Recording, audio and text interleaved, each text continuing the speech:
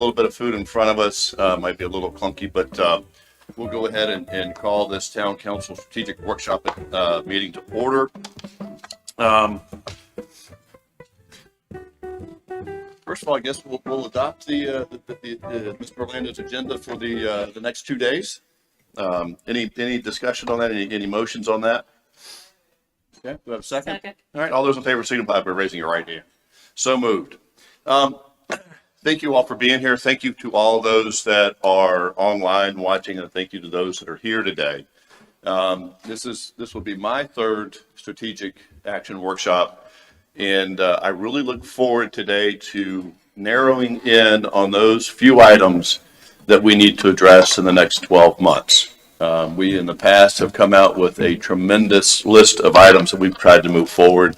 So I look forward to narrowing that down and being a little bit more specific on how we do things and what we do. Not only for the next 12 months, but hopefully we kind of created an idea of where we need to go in the next 2, 3, 4, 5 years. Creating an idea of where we go and a plan is really important. This will be a very discussive day and everybody will be involved. And let me see if there's anything else that I'm thinking of at the moment.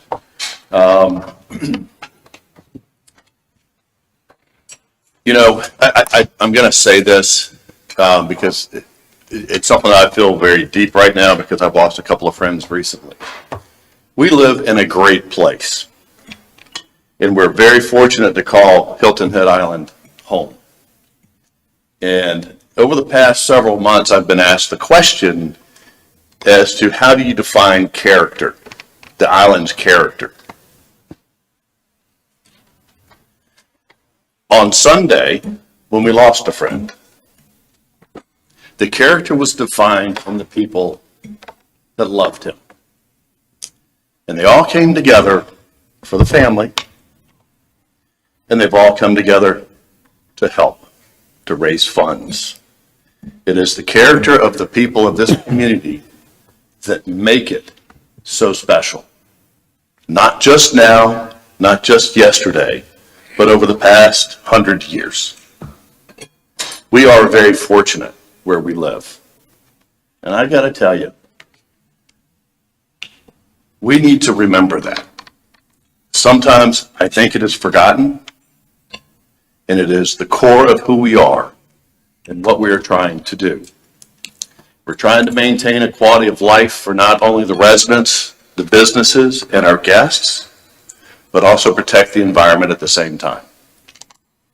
So as we go through these next 2 days, I want us to keep that in mind as we look to make decisions on how to better our community. It's what we all want. Yeah, how we get there might be a little bit different.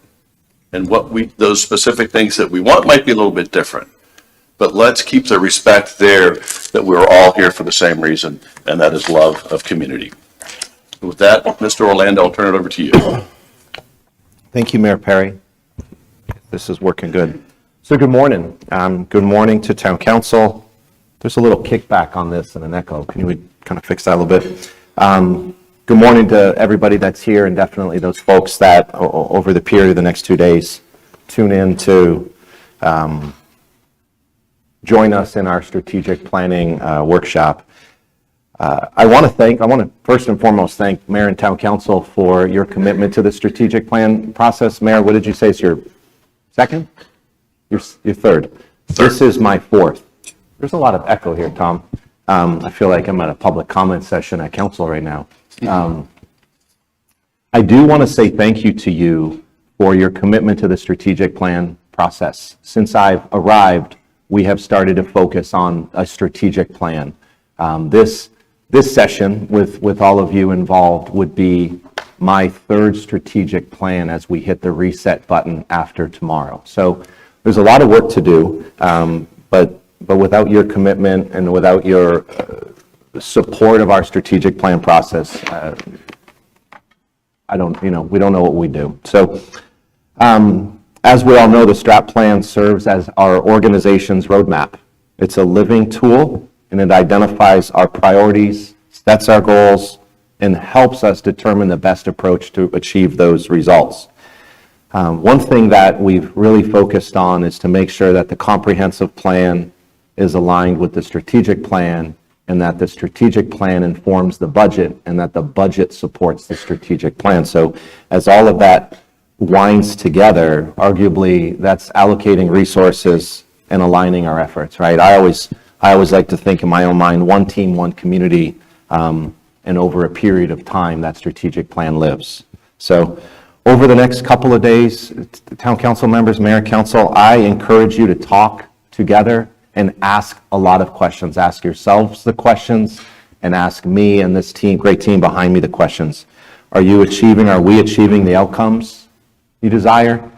Are there areas where we need to course correct? Are we addressing all the priorities that are critical to our future? Are we clear on our respective roles? Your role, my role, the role here, the role of the community with their input and acceptance of what we're all after. And I feel like that's important so that it helps us remain proactive, productive, and really keeps us focused. So to prepare leading up to this workshop, this great group behind me, we reflected on what's working. We did a deep dive and a lot of reflection, a lot with this man right here, but a lot of one-on-one and a lot of team discussion. We asked, what are we doing well, and how can we build on the success of what we're doing well? We asked, where do we see obstacles, inefficiencies that need attention? Our inefficiencies, our senior team inefficiencies that need attention. Is it process? Is it procedure? Is it understanding the direction clearly? We asked, are we aligning our work with the priorities of town council and the needs of the community? Are we setting clear, measurable goals for our projects? Do we have schedules? Are we on track? Are we not on track? If we're not on track, are we communicating why we're not on track and adjusting the schedule, but being clear to communicate it? And then we also started to ask, what bold ideas should we explore for our island's future, for our community's future, that we're currently not thinking of, right? It's easy to come up with the to-do list, but are we thinking of some bigger, bolder ideas that we know are going to we're going to face in the future? So as I started to prepare, I started looking for a couple of quotes in strategic planning, and I've always find, Peter Drucker, he said, the best way to predict the future is to create it. And I really think as we tie our strategic plan to that, our success depends on the plan we put in place, but it's also how we collaborate and stay committed to it and stay the course. I want to take a moment at this point to do a couple of things. One, I want to say a very special thank you to our assistant, our fearless, never wavering assistant town manager, Sean Colin. He has worked incredibly hard in his new role, preparing for this workshop. His leadership is second to none, and his dedication is a huge part of this year's preparation. So everything you see in your binder, the presentation, the work with MASC, MRB, me, Kim, everybody, Sean has had a big help. So I wanted to say a very special thank you to you. I can't say enough about our senior team behind me. What you have is an amazing, talented group of people that care about Hilton Head Island. And they're the ones that drive forward the organization and oversee the delivery of our great services. So what I'd like to do is real quick to have everyone introduce themselves. So if you could just, your name, your role. Tom's going first. Good morning, Tommy Sunday, Director of Technology and Innovation. Been with the town almost 3 years now, and this is my 24th year in local government IT. Thank you, Tom. Bob Brumage, Director of Public Safety. I started the same day as Tommy did back in 2022. Kimberly Gammon, Town Clerk. I've been here 2 years next month. Derek Coates, I'm Facilities Director. I've been here a little bit longer, almost 20 years total. Chris Blankenship, I'm Fire Chief. I've been here 23 years. Good morning, Lisa Stauffer, HR Director. I've been here since 2012, however long that is. Good morning, I'm Nicte Barrientos, Planner of Economic Development, and I will also be here today for Spanish to English or English to Spanish translation. Missy Lewick, Director of Planning. I've been with the town since 2019. Jeff Netzinger, Director of Engineering and Projects. I've been with the town for 8 years. Good morning, everybody. Sean Loninger, Assistant Town Manager, overseeing the operations side of the town. I've been with the town since May of last year, so approximately 9 months, but it's my second tour here in the Low Country, so glad to be back. Good morning, Thomas Boxley, Executive Director of the Gullah Geechee Historic Neighborhoods Community Development Corporation. Give you a minute to soak that up. I've been here since November of 2023. Welcome. Good morning, I'm Renata McNulty. I'm part of the town's communications team, work in the social media department, and this is my second year with the town. Good morning. My name is Zeno Samaras. I'm the Director of the Built Environment. Been here a little bit over 2 years. Good morning, Ben Brown, Director of Strategic Initiatives. I work closely with the leadership team and the community to advance priority projects, policy initiatives. I've been living and working on the island for about 24 years, and I've been visiting family on the island for about 40 years. Good morning. Natalie Harvey, Director of Cultural Affairs. I've been with the town since 2022. Good morning, Angie Stone, Assistant Town Manager of Community Engagement, and I guess I'm the long-standing 24 years with the town. Good morning, everybody. Heather Woolwine, Communications Director. I started with the town in September of 2024, so coming up on 6 months. Good morning. I'm Adriana Burnett, and I know some of your faces, but I've been physically here on the island for 8 months and counting, and I love every minute. And I'm Sean Cohen, Assistant Town Manager, oversight over strategic initiatives. I'm in my 19th year. I've worked with several council members for a long period of time, including when they were on boards and commissions. And I look forward to a productive 2-day session because the output of this will help drive my work program and working with Mark to deliver what you expect. So thank you. Great. I think that's everybody. LaQuinn. Who are you? Good morning. My name is LaQuinn Andrews. I'm actually the associate attorney for the town attorney, Curtis Coltrane, but I've actually been working with the town in some sort of capacity since 2021. We're proud of LaQuinn. LaQuinn started with us a few years ago as an intern while he was still chasing his law school dream. So it's great to see one of our interns stay with us, and a great story. So welcome as well. We have a few people with us today. We have Heather Simmons-Jones and Matt Horn with MRB Group. They'll be guiding us through our discussions today and tomorrow. And MRB's experience in strategic planning, public engagement, community development, and so on and so forth. They'll share more with you when they speak in a few minutes. They'll be incredibly valuable to us today. Their role is to be the facilitator of this strategic plan workshop over a couple of days. And so they'll jump in and out today, and a lot of their work will be with us, with you tomorrow to understand the priorities, I would say the initiatives, the goals, the strategies, and the priorities. So welcome. We're very happy and grateful to have you with us. Another warm welcome to our folks and friends from the Municipal Association of South Carolina, Charlie Barano and Desiree Fragoso. Welcome. Good morning.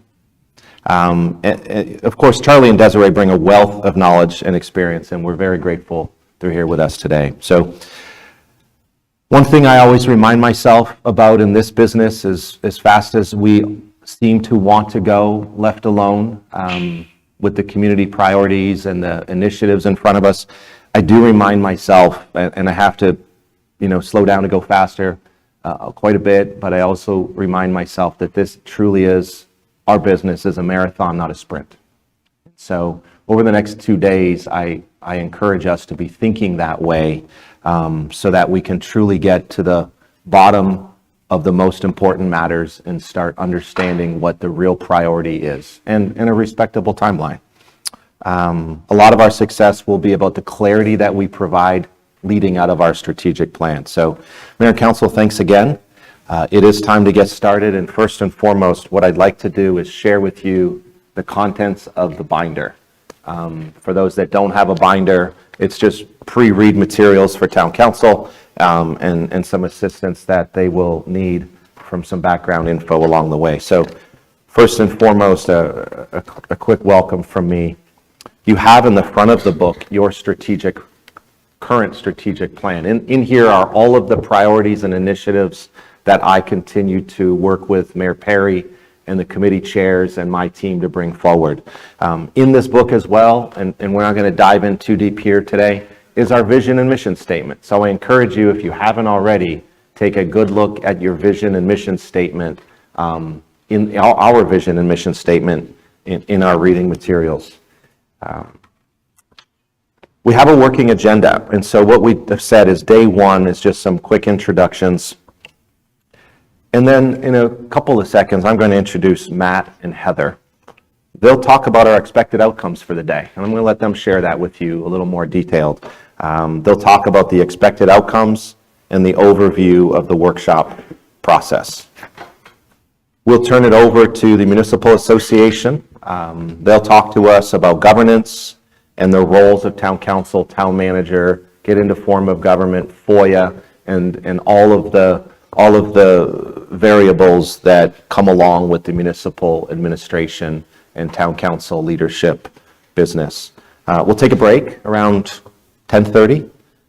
Talk a little bit about our budget calendar. I always think it's very important that you all understand, or that we might remind ourselves publicly about the calendar as we prepare for budget. My style is to involve you early, to talk with you throughout, talk to you before first reading, and bring first reading at the first Tuesday of May and the second reading at the second or at the first Tuesday in June, and in between have a couple of Town Council budget workshops. So I'll go over that.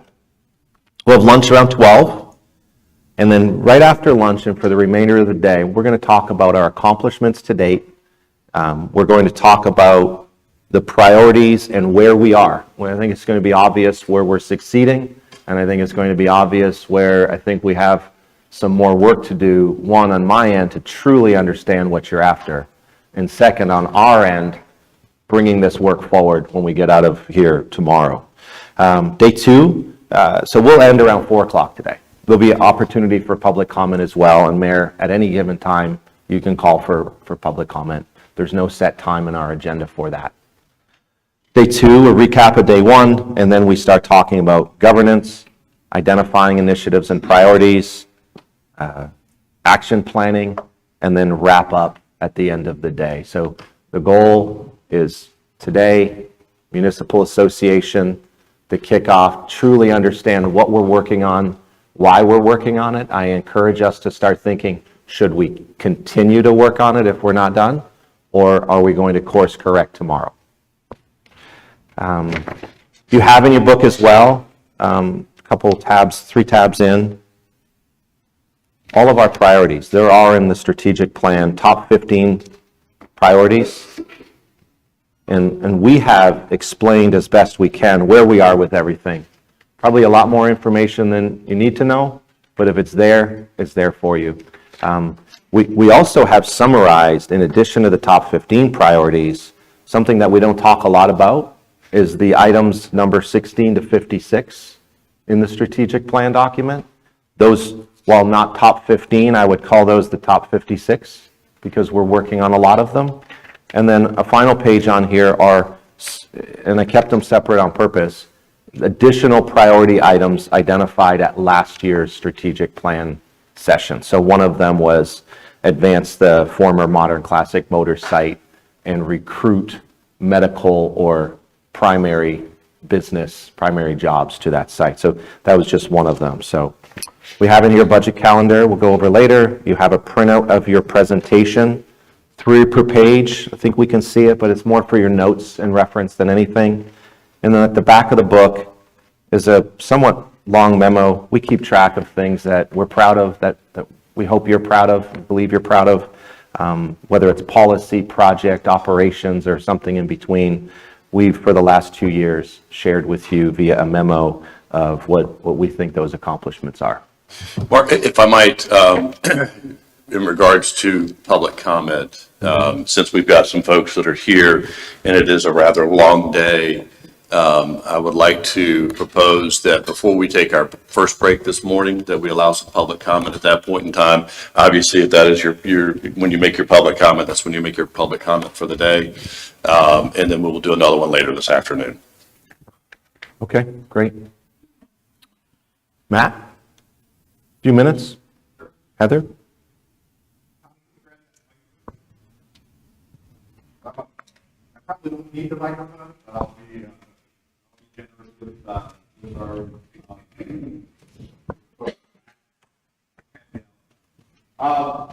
So my name is Matt Warren. I'm the Director of Strategic Growth and Development at MRB Group, and I'm joined by Heather, who I'll let introduce herself in a moment. But just a few words on MRB. We are about a 100-year-old company who for 90 plus of those years has dealt exclusively with local government, nearly exclusively today even. About 85% of our work is with local government. We pride ourselves on drawing our talent, drawing our teams from local government. So I'm a former city manager, former department head in local government, spent about 20 years supporting local governments. And Heather has a similar background. That informs our approach. We had the pleasure of talking with a bunch of you over the last couple of weeks, and I can just tell you that between Heather and I, we call ourselves local government nerds. It's our favorite thing in the world to do, and that's why working with MRB is such a pleasure. Can you roll that slide forward? So my background is I got my start in economic development in a small community in Virginia, and that's where I learned that what I think a core principle of MRB Group's strategic planning process, which is great places don't happen by accident, right? The mayor this morning asked us to kind of take a moment and put Hilton Head Island into perspective, right? A virtual, if not an actual paradise, right? A place where people dream of retiring to, relocating to, moving to. So in my background, as I worked my way up through the ranks, I ended up across the Broad River in Beaufort.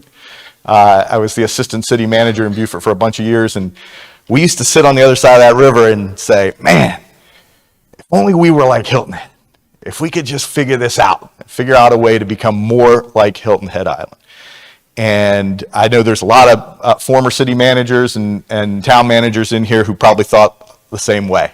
If we could only figure out how to be more like Hilton Head. Well, along the way, I met a woman who's from the north. And so I have spent the last 15 years in upstate New York. And if you want to know about a place who wants to be more like Hilton Head, come on up to upstate New York.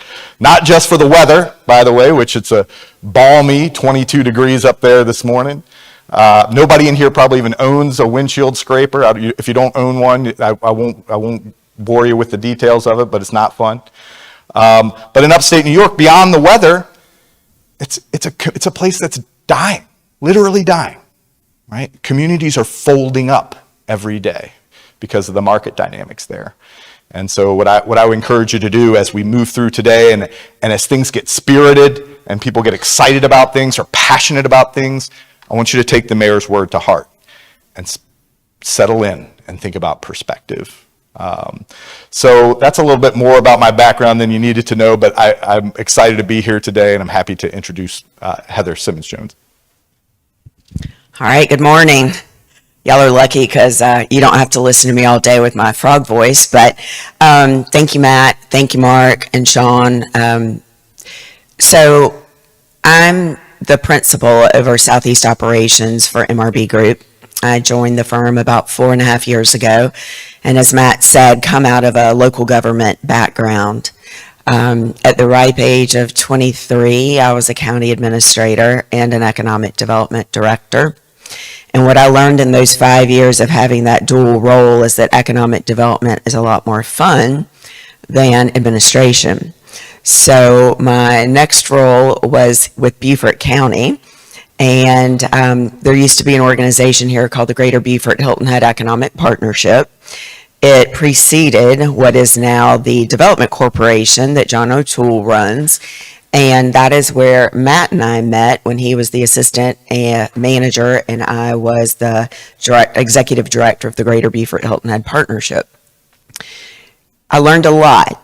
I learned a lot in that Beaufort County 4 years, one of which is that rivers can be very deciding factors, that they can be divisive if you want them to. And I think one of the things that Matt hit on, and one of the things you'll hear us talk about a lot over the next 2 days, is really being deliberate about trying to get to consensus, right? That's the way we all win. That's the way we all set our goals and expectations from these 2 days. We've got to gain consensus. And so I will pause there and say there's 2 things that I'm hoping that we really concentrate on, and things I would ask of you, kind of a personal privilege moment, and that is, be present. It's easy when you're giving up 2 days to have things going on in your personal lives, having your email going off and your phone and all the other things, but we can't do it without you as council members, and so I'd ask that you be present. And secondly, I'd ask that you participate, because it's not our plan. It's the town's plan, and so we want this to be interactive and engaging. After I left Beaufort, I went on to Anderson County, South Carolina, where I was assistant county administrator and was over the economic development department there for a number of years. And then took a turn, decided to get a graduate degree in HR, and at that point went and started my own firm for a couple years doing economic development and HR consulting, which brought me back to this area. Worked with a lot of the municipalities in Beaufort County on economic development strategy and a variety of other ways in order to progress those communities in which I was working. One of my clients at the time was Greenwood County, South Carolina, and that's when I got the chance to work with Charlie Barano. He was the city manager there, and I was serving as CEO of the Economic Development Public-Private Partnership there. In that time, in 2016, we announced the largest capital investment in South Carolina with a Japanese company named Teijin, and had a really good time there. It was a great opportunity to grow and learn and really work closely with the cities and the county. Upon leaving Greenwood, and I know some of you will appreciate this piece, and that is I wrote a strategic plan for this fledgling organization at the time called Palmetto Green. I was a charter member, and when we wrote that strategic plan, it has now become the state's first sustainability action plan. And Palmetto Green turned into Sustain SC. So that is one of the organizations that I've been involved with through the years. Also led the state's federal program for broadband, Connect SC, lots of SCs in here. As I said, I joined MRB Group about 4.5 years ago, and in that capacity, we have been in every region. We've worked with the smallest of communities, and it's really amazing to get to see what Matt and I love to do come to fruition in the way that it has with the firm that we're with now. We're very passionate about helping you get through this process. We're very passionate about working with the communities, leadership, and each of you, and we're really just excited to be here over the next 2 days. So thank you for letting us partner with you.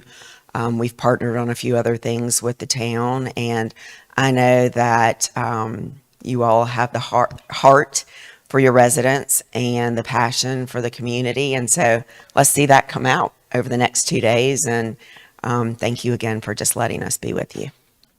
Sean, you have that clicker?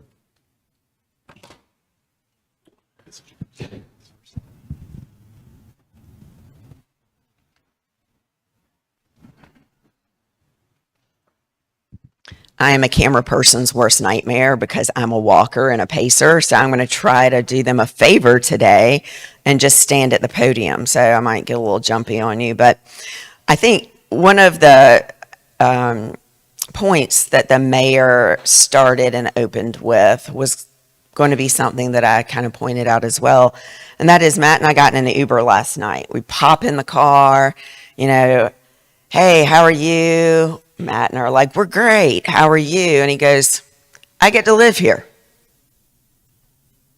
And I was like, looked at Matt. I'm like, that is amazing. He gets to live here. And so that's the place that we want to kind of start from today. You all chose to live in Hilton Head Island, South Carolina. Or you might have been born here and be someone that decided to stay for 5 generations. But it's by choice. You get to live here. And I think that just resonated so much with me that really that's what this is all about, is continuing to create the right sized solutions, the right plan for a place that you all chose to call home. I said I wanted you to be present. I wanted you to participate. And really what I'd like to start with this morning is, what is strategic planning? Why are we here? Why did you spend 2 days with us? Mark hit on some of those pieces. And, you know, if you're like me, I'm super type A, right? So every day I've got a list. I'm trying to check off things on my list. If I do something that's not on my list, I write it on the list just so I can check it off. That's how much I like a list. And oftentimes we get kind of lost in that, right? It's like, oh, let's get to the next box. Let's check the box. Let's get to the list. Let's just go ahead and cross it off. But sometimes when all we are trying to do is check a box, we miss the steps that get us to that result. And one of the things Matt's really going to kind of talk about over the next 2 days is making sure that we have the foundation in place so that when we get to the result, we know how we got there and we all did it together, right? So one of the things that I just want to kind of point out is, while we want to keep our eyes on the prize, we want to get to the result, we have to balance that with making sure that, you know, we're doing it right. And it's not just to check a box, but it's to get there the right way. As council members, I know you get calls and emails, and there's always the issue du jour, right? There's this resident is concerned about this item, and this resident has a different concern. You're trying to manage all of those things. And if we're not careful, we end up just kind of floating around, right? We're just out there trying to do the best we can. But when we have a plan, we can go back to the plan. Is it in the plan? Yes, it's in the plan.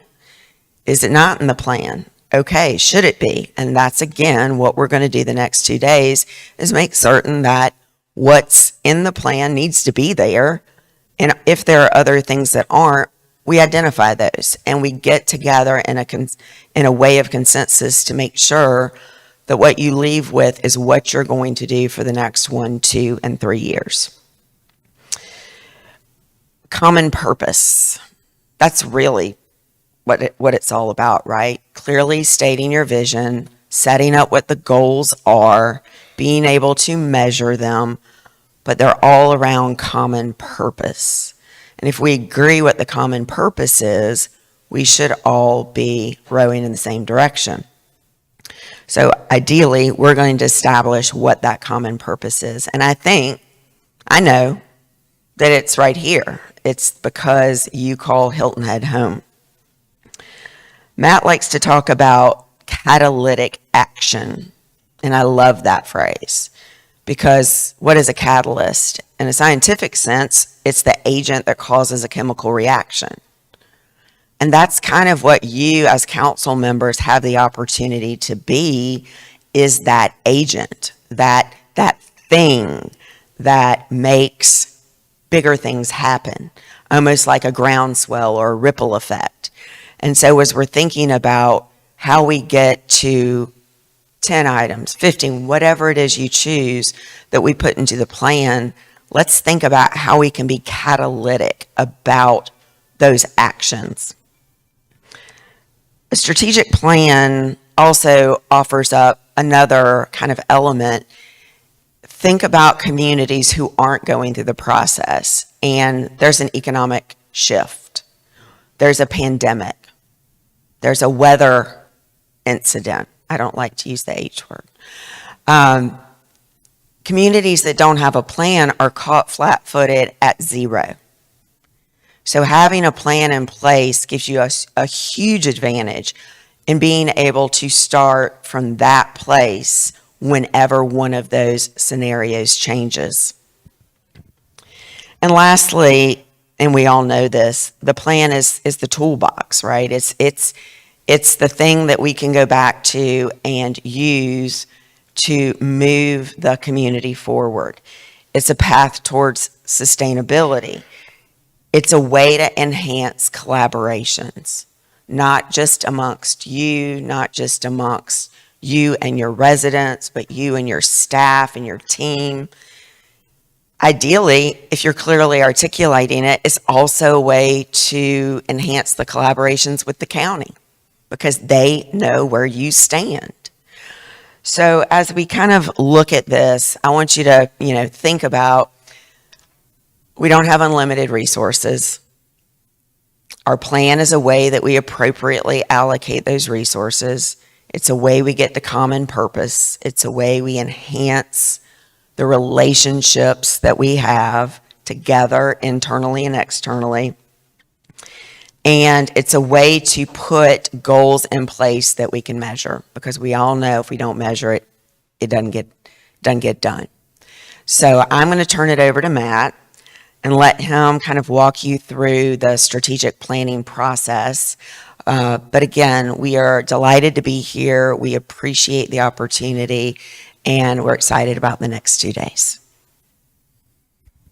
All right, thanks, Heather. Great overview.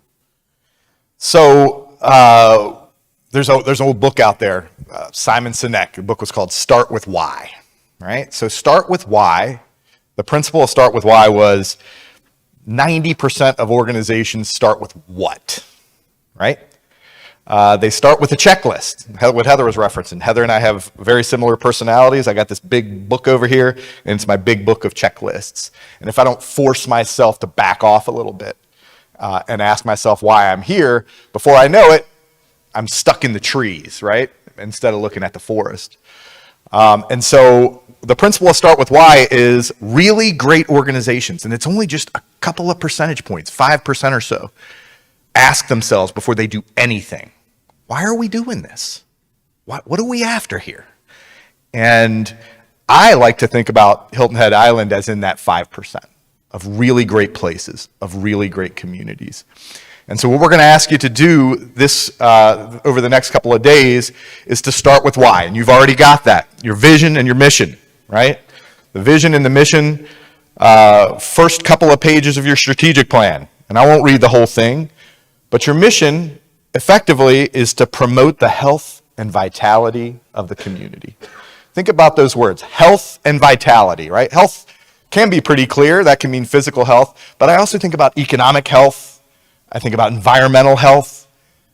And so I think about social health, how connected our community is. That's your mission. That's what you're here for, the health and vitality of the community. And your vision is to build an inclusive and diverse community, right? So if we can start from there, if everybody came in this room today to do that, then we're ahead of the game, right? And so Charlie's going to dig into to how the operational roles play out. But when we all went to city and town manager school, they told us council deals up here in the policies and the vision, and managers deal down here. I'm going to get this wrong. There we go. Managers deal down here in the strategies. Now, I knew it was too fancy for me to work on. Managers deal down here in the tactics, right? And so that's great. It looks good in a textbook. Somebody's got to write this stuff down. But in real life, the closer we get to strategy, the blurrier the line gets, right? And so there's no question that city council or town council's role here is to define vision and mission. You've done that. You've done that by virtue of your comprehensive plan. Your comprehensive plan lays it out well. There's no question that the town council's role is to establish goals. How do we know this community is moving forward in the way it should move forward? How do we know we're getting there? And then at strategy, council sets those mileposts. These are the big chunky things that are going to help us move closer toward our vision. Now, beyond that, council has to start to back off, right? Because at the end of the day, the staff needs some ability to move around. Now, we'll talk about this later, but there's some accountability. There are things you can do, metrics, things that you can do to make sure you're doing all the right things. But every great strategic plan starts with that vision, which you've got, identifies a few goals, which you've got, and addresses strategy and tactics, right? So one of the things we're going to ask you to do, so we had our great places don't happen by accident, right? That's one of our taglines. Our second are the 2 rules of strategic planning. 1, get the big things right. The catalytic actions. Get the big things right. And 2, not everything's a big thing. Right? Not everything's a big thing. As we poured over the Hot 51, the Fab 51, in your current strategic plan, we saw a lot of checklist items, right? A lot of to-dos in there. Things that were certainly important to people, but when we ask ourselves, what are the big things, we really have to focus, right? When I was a city manager, I had a candidate for mayor call me and pre-fire me. He just wanted to let me know that when he got elected, I was out.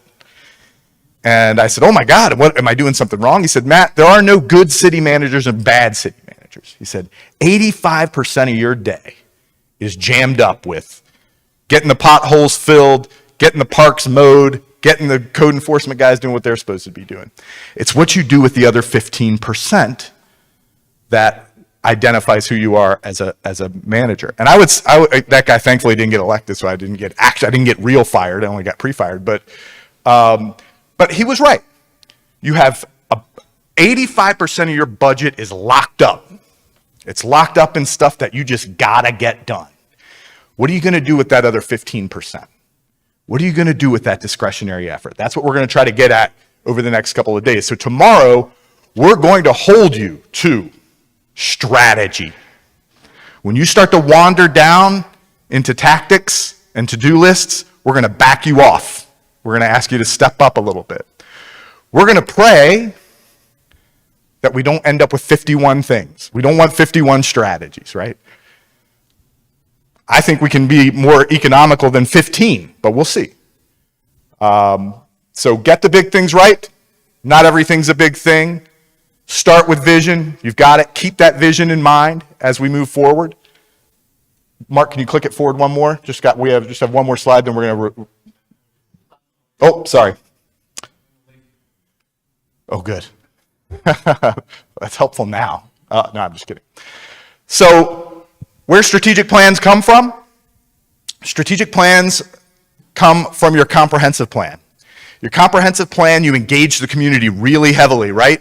They participated, they helped set the vision, they effectively let council know where they want this place to go. So the comprehensive plan informs the strategic plan. The strategic plan is the implementation tool of the comprehensive plan, right? So you toggle back and forth between strategic plan and strategic action plan. It's a strategic action plan. What are we going to do? How are we going to move this thing forward? And we're going to talk a little bit about that tomorrow. So council's back in the role here of adopting an annual operating budget that's going to moderate that strategic plan. How fast we can move on the strategic plan depends wholly on a couple of things. 1, the resources you are willing to allocate. And 2, your commitment to policy direction. Your commitment to moving these things forward. Mark's going to show you an exhibit later. I don't want to do too many spoiler alerts here, but Mark's going to show you an exhibit later that talks about the legislative action, the policy action that's needed to drive some of this forward. And I can tell you, there's not a lot of room to miss. There's not a lot of room to dilly-dally. There's not a lot of room to table and kick it down the road a couple of months. If you're going to move strategy forward, you have to be action-oriented. But that annual operating budget is going to meter how fast your strategic plan moves, how fast or slow it moves. And then what that does, once you give Mark the resources he needs, Mark and his team the resources they need, he can engage in strategic management. He can tie his budget performance and his staff performance to those big picture goals, those strategies and tools, those strategies and tactics that are laid out in the plan. So it's going to be a fun couple of days. We are gonna again try to hold everyone accountable to their specific roles. We're going to try to hold everyone accountable to. Heather was getting at some of our ground rules, which are be present, be here. You're already here. That's great. The third rule, Miss Patsy gave me something that we called it serendipitous today. She's a tea lady, so she picked up her tea packet this morning, and her tea packet, the name of the tea is Harmonic Mint. Harmonic Mint. So what we're looking to get done here over the next couple days is going to require us to be harmonious. That doesn't mean without conflict, by the way. We should have conflict. We should have conversation. But let's be harmonious about it. Let's remember why we all came here. We all came here for the same reason, because we want to make Hilton Head a great community to live and work and invest. And so when somebody is droning on like I am right now, just remember they're doing it for the right reason. They're coming from the right place. So it's going to be fun, and we're looking forward to it. So we'll turn it back over to Mark and Sean. Well, thank you, Matt and Heather. One thing that I also want to say is you see the microphone and the laser pointer and the paperwork. I didn't say a big thank you to Kim Gammon for showing up early, showing up days in advance, almost on a recon mission to make sure that we have everything we need today and the materials are all set. So, and then Kim's also the person that's going to be helping put the agendas together and the packets together for everything we do. So a very special thank you to Kim as well. So with that, Charlie. Yeah, I'll go back to that. Here.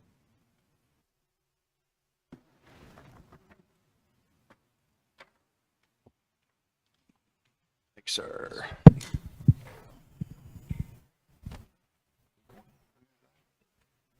You want me just to skip that? Or cover that? You'll go back up.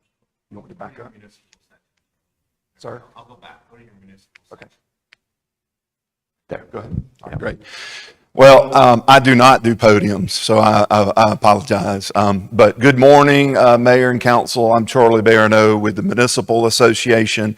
As Heather said, yes, I did work for the city of Greenwood for 20 years, was their city manager for 9 of those years. The slides that I have, I'm going to try my best to not use the slides. I'm going to talk to you. The slides are more meant if you want to look at it later. They've got a lot of references. I know that some of you may be relatively new, so it's there for reference. These slides, too, have been shown to a lot of communities. I've been with the association for 6 years. I've given this exact same presentation in Myrtle Beach, in Florence, in Sumter. So none of these slides are specific for Hilton Head. This is what we give for governance for all.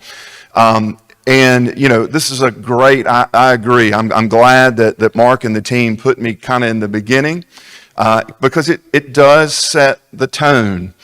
If we can't get the governance right, then all the rest is going to struggle. And that is the truth. I'm not gonna, and I think I saw the mayor had used the word harmony, and I heard the word harmonious. I love the word marriage. If y'all didn't realize it, you're married, and so welcome. And we're going to talk about that. I hope you're not going to raise your hand like one council member did, and he looked at me and said, "Well, I'm ready to get a divorce."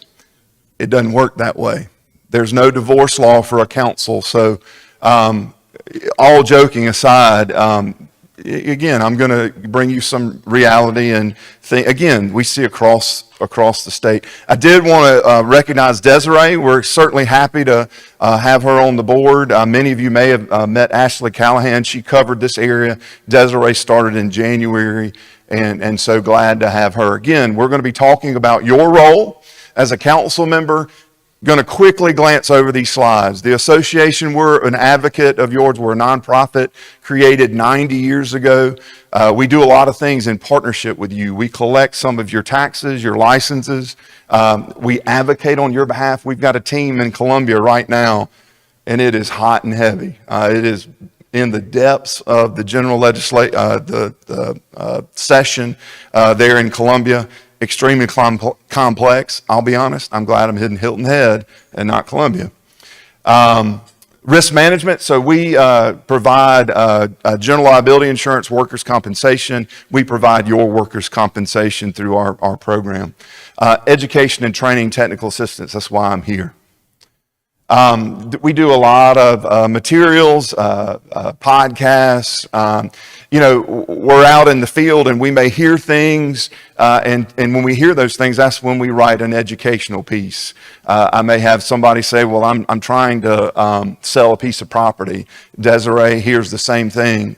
We're going to write an article about how you sell a piece of property. So make sure that you're keeping up. Civility and respect. So we live in a world of social media, right? TV. I don't have to tell y'all the complexity of what goes on every day. And so in 2021, our board adopted a civility campaign because it was needed. And I thought it was interesting, the other two components that they adopted that year was we need to focus on workforce retention. These folks over here, and I should have said first, recognize and say thank you. I meant to start. Thank you for your service. You've got a hard job, and so thank you. And I did want to recognize the staff. Mark is right. All the work that put this on, I was having flashbacks sitting over here going, did I make sure that this councilwoman's Diet Coke was, because again, as a city manager, those are the things you're making sure that everybody's comfortable, that the mic worked. I was having some flashbacks, but so back to civility. Again, civility, workforce, and economic development. Those were the three goals of our board 5 years ago. And those things tie together, right? If this group can't be civil here, again, marriage, team, we're not going to retain our workforce and we're not going to bring in economic development. Y'all know that? I don't have to tell you that, but it's critical. So the importance of that is very important. Some of our upcoming meetings, of course, we were snowed out just a few weeks ago. And so those of you that may be participating in our Municipal Elected Officials Institute, it got pushed up to March the 26th. So hopefully some of you that may want to take session A or B, you can still sign up for that. And then we're going to be right here in this beautiful space come July. So great to be back in Hilton Head for the annual meeting. Again, I'm going to go quick, but the next few slides, and when we get into the form of government, I think are the reason that I was asked to speak. These are the most important slides that if we cannot, and it's hard, back to marriage, if we can't get these right, we're going to struggle with the rest of it. We really will. So the election is about you, right? All I care about is winning. And then you get elected, and then you realize, wow, I got to get 7 people now to agree with me. That is much harder. And so, and certainly I know y'all have awards. We had the same thing in Greenwood Award, a setup. And you want to represent your constituents, but the reality is you've got to be strategic now. We're married, right? And if I could wake up with my wife and say, hey, I need you to do this for me today, she's going to look back at me and go, honey, I got a long list. Sorry, take care of yourself. So you've got to work through those things in your life. And so councils that are effective learn that. They learn each other. Y'all have got to get to know each other. I don't know how else to tell you, to build trust. One-on-one, have coffee together. I don't know. Learn about each other. Learn about each other's family. Learn about each other's birthday. The more those personal relationships that you can have with each other, the better, because again, it builds the marriage. It truly does. And those councils that say, well, I'm just not going to invest that time. I got too much else to worry about. You're going to struggle. I just, in my 25-year career, I've seen it. This was my council, and this was our strategic plan session in 2015, held at the Dr. Benjamin E. Mays Museum. Again, strategic location, same here. I think this is a strategic location. We talk about economic development. We are in the engine of y'all's tourism right here in this facility. But you got to recognize each other, right? Those were some different folks up there. I had everything from an attorney to a real estate individual. I had individuals that were mill workers. I had individuals that were not, had no high school education. Each of them was different, right? Some, all I had to do was text them. Some, I had to call them. Some, neither of those worked. I had to take the time, go to their home, and sit on their front porch swing with them to get the message, to allow them to listen, let me listen to them, and then vice versa. My point is, it takes work. It's no different than a marriage. It takes work. So it's not just the council meeting. There's a lot that y'all have got to do as a team outside of this space to make it work. And so you got to embrace all that, right? To make it work. And again, I've never been an elected official, so it is not easy. But again, you signed up for this to protect this amazing space of Hilton Head. I mean, I got my shrimp po' boy sandwich last night. I'm happy. But the challenges that we see, you got to do your homework. You got to be ready. Being present, as Heather said, is critical, but I hope that you've read everything before, that you've called Mark, called the city attorney. I don't understand this, help me. The more we can ask questions before the meeting, the better.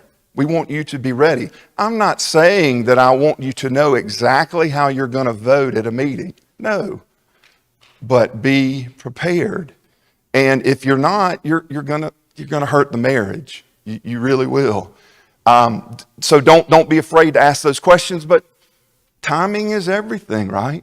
Sometimes it would be better if we had asked those questions in advance than at the meeting. We're going to talk a lot about the form of government. You'll hear a lot from us about staying in your lane. Whether you like that or not, it's your role. And if you get out of that lane, that's typically when I get phone calls or I read about you in the paper. I had one council member that I was up at 5 a.m. this morning dealing with things that they were dealing with that I warned them. You don't want to do that. And now they're in a statewide article of what I told them. You don't want to do that. But they did. And it's okay. We learn. And I say that none of us are perfect, right? We're all human. We're married. Got to have some grace. Got to have some forgiveness. But we got to work together. Praise in public, criticize in private. I love this quote from Vince Lombardi. Don't use your council meetings as an opportunity to be negative. It's just not the time. Don't call out each other. Don't call out the staff. The staff may be wrong. I'm going to tell you, as a city manager, oh my gosh, I made tremendous mistakes. Every day I still make mistakes. And I thank my council for never throwing me under the bus publicly, because guess what? When you do that, we're not effective anymore. You've just taken away our ability to do our job. So closed door, hey, you know that thing that you did, I'd rather you not do that. That's the kind of meetings that we need to have. Again, marriage, team, trust. It works that way. This is a former mayor out of Canada. He's used by ICMA a lot. ICMA is the International City County Management Association. George Cuff. And again, we want y'all to play the role. We need to see that you're working together. Not saying you need to agree, because you're not going to. You're all from a diverse background. But at the end of the day, we have to civilly work together or we're not going to be effective. In addition to the word marriage, I see the council manager form of government described as a dance. So whether you want to call it a marriage or a dance, I don't dance. I warned my wife when we got married. I said, honey, I don't dance. Don't ask.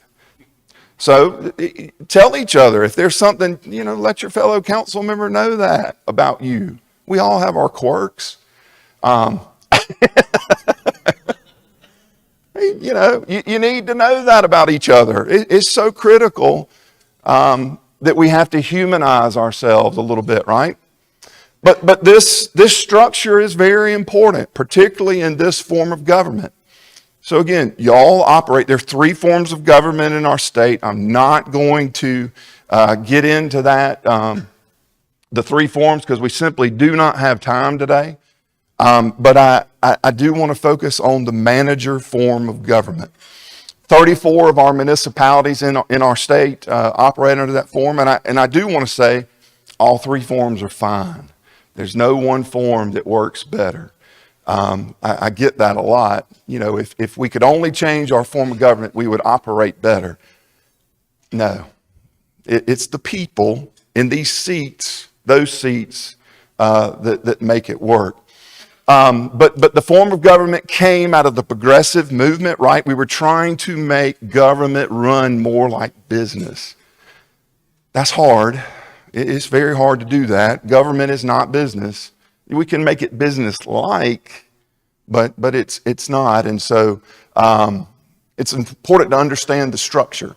So again, I point this out in state law because it specifically says this in state law, that council basically should not interact with the staff. You hire the manager to carry out your policies that you'll be talking about later today and tomorrow on a day-to-day basis.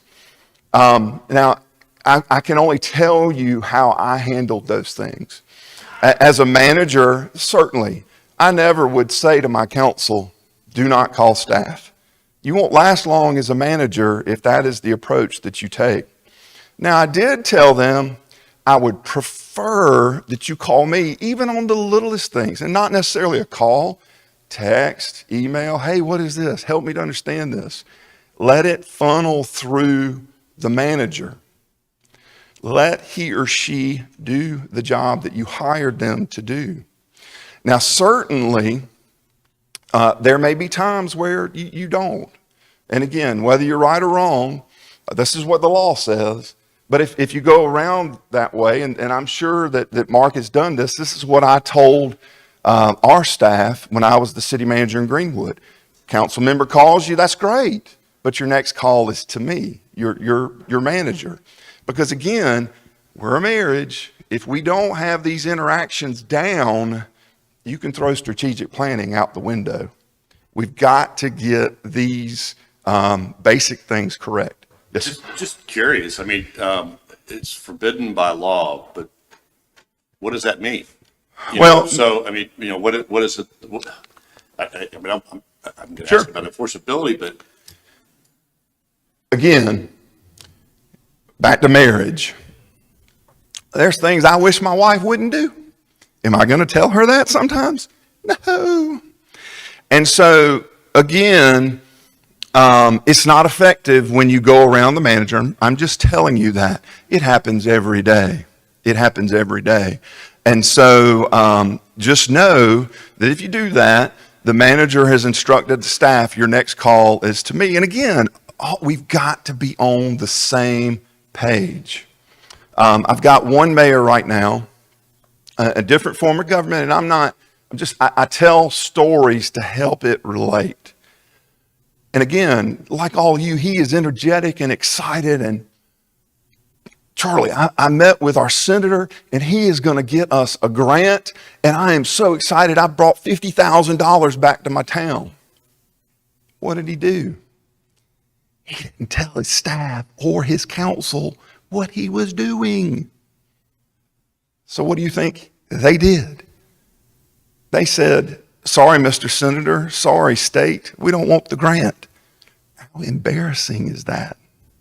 So when we're not singing together, when we're not married, we're going to do things that impede our ability to get our plan done. So just, again, keep that in mind. Don't leave here saying, well, Charlie said we can't talk to the staff. It's not what I said. Because we're in the rural, you know all these folks. You may live next to them. You may go to church with them. You're going to talk to them. Just keep that in mind.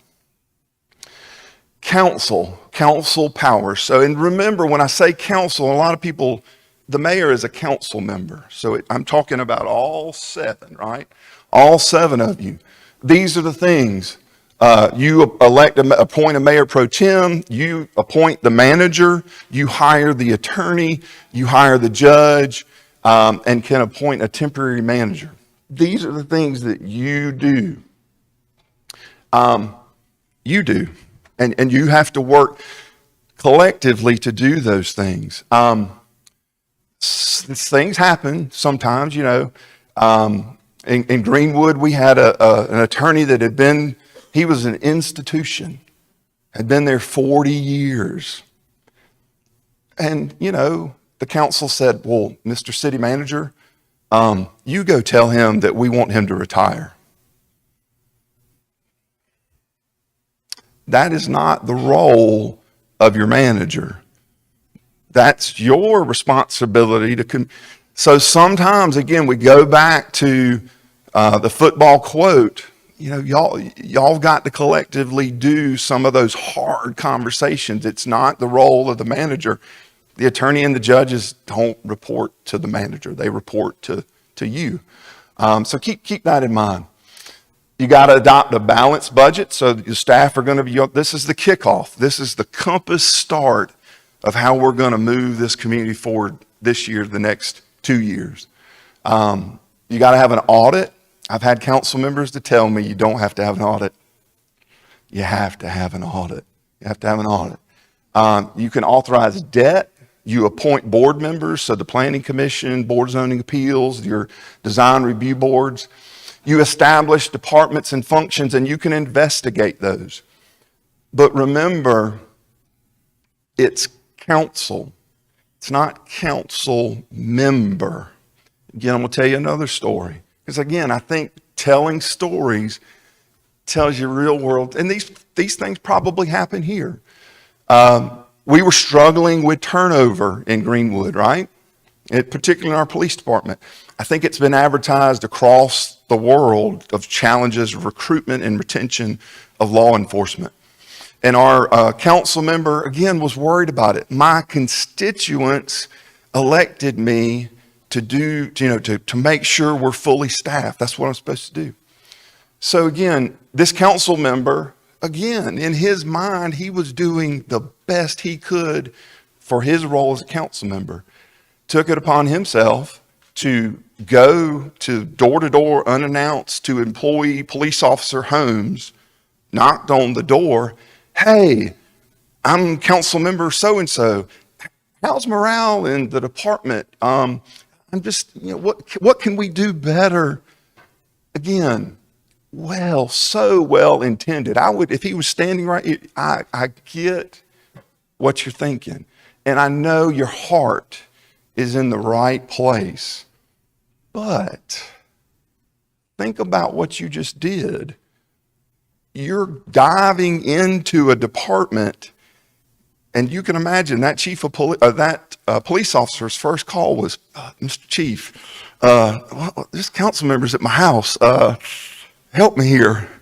And then the chief's call is to the manager. Mr. Manager, I don't know what your council members are doing, but so again, I'm just telling you, well-intended things that you might do, always take a step back. How is this going to be perceived by my team that I'm married to? Am I going to get myself in, again, maybe there needed to be, I'm not telling you we didn't have a problem. Maybe council did need to investigate, but that's a decision for 7, not 1. So again, I hope that I shared with you some real world stories. The mayor's powers. And I've never been a mayor. I certainly worked for a number. It's a tough job because most citizens do not understand the form of government. Most citizens, if we come to town hall and you were to ask most citizens, who can I call to fix something? Most citizens say the mayor. And so your mayor, and this is what I hear across the state, is probably getting a lot of those texts, calls. When I was the manager, I mean, my goodness, I couldn't even sit down in the pew at church without somebody, I see y'all are recommending a tax increase. But anyway, that's what we signed up for, right? It's okay. We knew this. My point is, the council members, you've got to respect that pressure. But at the same time, the mayor cannot operate in a silo. He or she has got to be sharing with you whatever form of communication you have, whether I just told you text, phone call, coffee, y'all have all got to be on the same sheet of music. Because again, we don't want the mayor out there, I'm getting a grant or I'm doing this, or it's not going to work. I'm just telling you, I see it every day across the state. Again, the mayor can call the special meeting, acts and votes just like a council member, but you're kind of the captain of the ship. It's a tough job. You're trying to keep that ship, going down. I tried to dance, y'all. Did y'all notice? I did. Social media. I personally love social media. And that's okay. I know many of you may not use it. If you do, just remember, and really this is remember to everything that you say. You now speak for all of you, and you speak for Hilton Head, right? I don't want to see the national news media here for a post that you made on social media. I've had to deal with that in numerous locations across our state. Just be mindful, post positive stuff. I get that you have a First Amendment right to say what you want to, but again, you're now with 7 people, and what you say will hurt your marriage. I'm telling you. And I know you can't control your family members and your friends, but they can hurt you too. There's nothing worse than me getting a phone call. My wife, this was from a council member, my spouse, is furiously messaging about another person on county council. Oh, heaven help us. We don't need that stuff, right? So if we can try to tamp that down, don't do it. Remember, if you do have a page, you're managing your own election account, that's fine. But keep it in mind, you have probably created a public forum, right? And so you cannot block people. You cannot delete messages. Keep that in mind. You can get yourself in hot water quickly with social media. Planning role. I think I'm doing good. Yeah. Going to get a little bit faster. Certainly, I've already said that you appoint planning, board zoning appeals, architecture review. And I know planning and development is very sensitive. I would ask you to, again, you've appointed those, and many of you served on those boards before you got on council. Let them do their job. Let them do what you've appointed them to do. It is not your role to attend the Planning Commission meeting, the Board of Zoning Appeals meeting, the Architecture Review meeting. Again, the perception of that, just think perception. Oh my goodness, council members in the back, why are they at this meeting? Are they trying to steer our decision one way or the other? If you want, I think that y'all know, I think all of yours are videoed, right? Y'all, yeah, stream. So watch the stream. Ask your manager what happened at the meeting.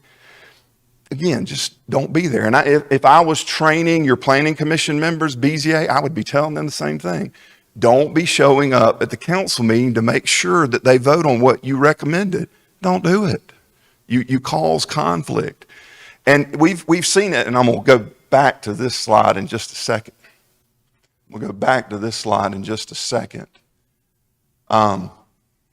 We've seen it where a mayor didn't represent, just knew a citizen that went before the Board of Zoning Appeals and said, Board of Zoning Appeals, y'all don't know what you're doing, and you need to approve this appeal from my citizen. The Ethics Commission slapped that mayor with a multi-$1,000 fine. You cannot represent under the Ethics Act an individual before one of your bodies. So again, I know we use the term, sometimes we just got to pause our energy. Keep those things in mind. The way that you're planning, y'all, I'm making a mess of this. The way that your planning is set up, again, you're the legislative body. It's set up like our national system. You set the policy. The executive body is your planning commission and your planning staff. And then the judicial body is our Board of Zoning Appeals. That is that way that system works. Now, we watch TV every day, and even our federal system is awash in this. We can't get it right in Washington. Try to keep those things separate.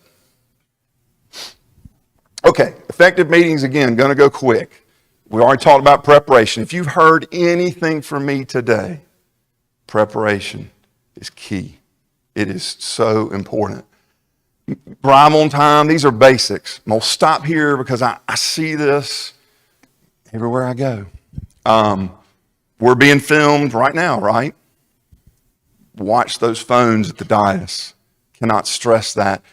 We have, and I hope this isn't going on here. I don't think it is, but I don't know. The perception with your phone, well, certainly if you're looking down, people, your fellow council members, are they engaged? Or, Heather said, are we present? Put that, and my wife calls me out. I'm bad. I've got 2 of those things over there. They're awful. But you got to be present. But the perception when you have your phone out is, are they getting a text from the audience? And maybe the audience, or they're telling the audience what to say? And you think it doesn't happen? It happens all over our state. Don't do it. Keep that phone in the pocket, turn it off. When we're at the meetings, just don't have it out. It's so important. Charlie, just curious, do any other municipalities have ordinances or rules in place regarding phones on the dais or in executive sessions? And I'll get to executive sessions. No, I'm not aware of any. The challenge with having any rules for elected officials is the enforcement. You're elected. There's nothing that, we can censor you maybe, but we don't want to do that. That causes unnecessary drama. So again, back to marriage. I'm just telling you the things I see every day. If you do these things, you're going to be going to seek a marriage counselor. I'm just telling you. Avoid side conversations. It's just, these are the little things. And I would watch my council members. If 2 of them on this side were chatting, I assure you the 2 over here were thinking, are they talking about me? So keep that in mind. Body language. I cannot stress, oh my gosh, body language. And we smile and your citizens watch this. And so if they're at the podium and I don't know, I told our staff at the association, I was in the City of Columbia's meeting and I watched Mayor Rickerman in the City of Columbia. When the the speaker was at the podium, his eyes never left the speaker. Now, he may have in his mind been thinking, oh, but he never showed it. He showed respect for the full, whatever duration it was, 3-4 minutes. And he said, thank you very much. We'll take your information under advisement. Please have a seat. It was respectful. It was courteous. And again, I know you're going to hear some things where you just want to roll your eyes, cross your arms, get out of that room. But you got to bear through it, and you got to show that you're present and engaged, because if you don't, it will elevate the tone of that speaker much worse, much worse. You're all equal. Just keep that in mind. All 7 of you are equal. All kinds of different meetings. The only thing that I'll say here is there's strategy to this. There was strategy to laying out this agenda.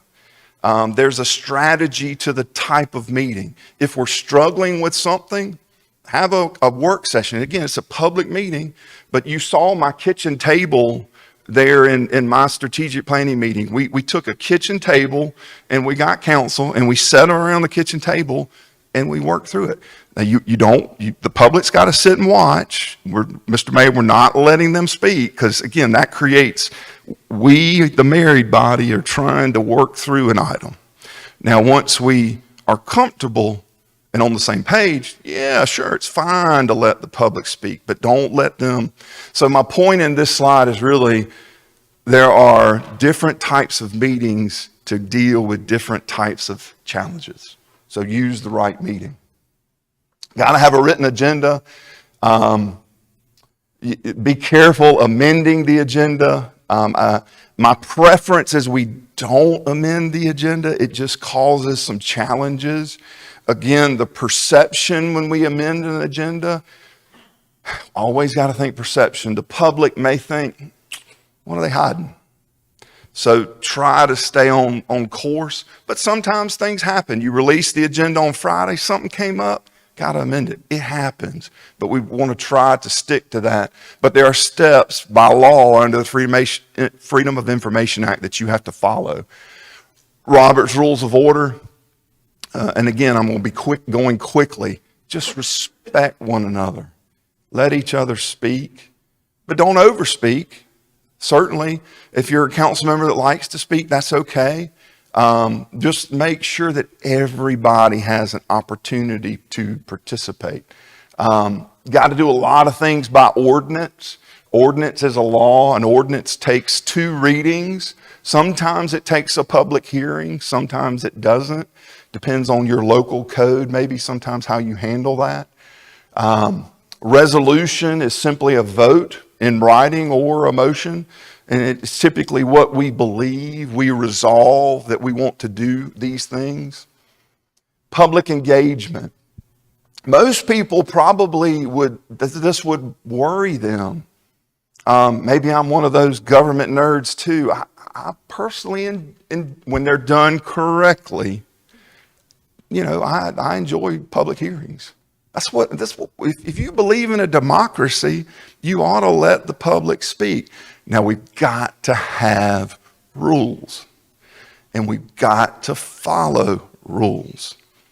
3 minutes, state your name and address for the record, listen to them, have a seat. Many council members will tell me, well, I'd like to ask a question.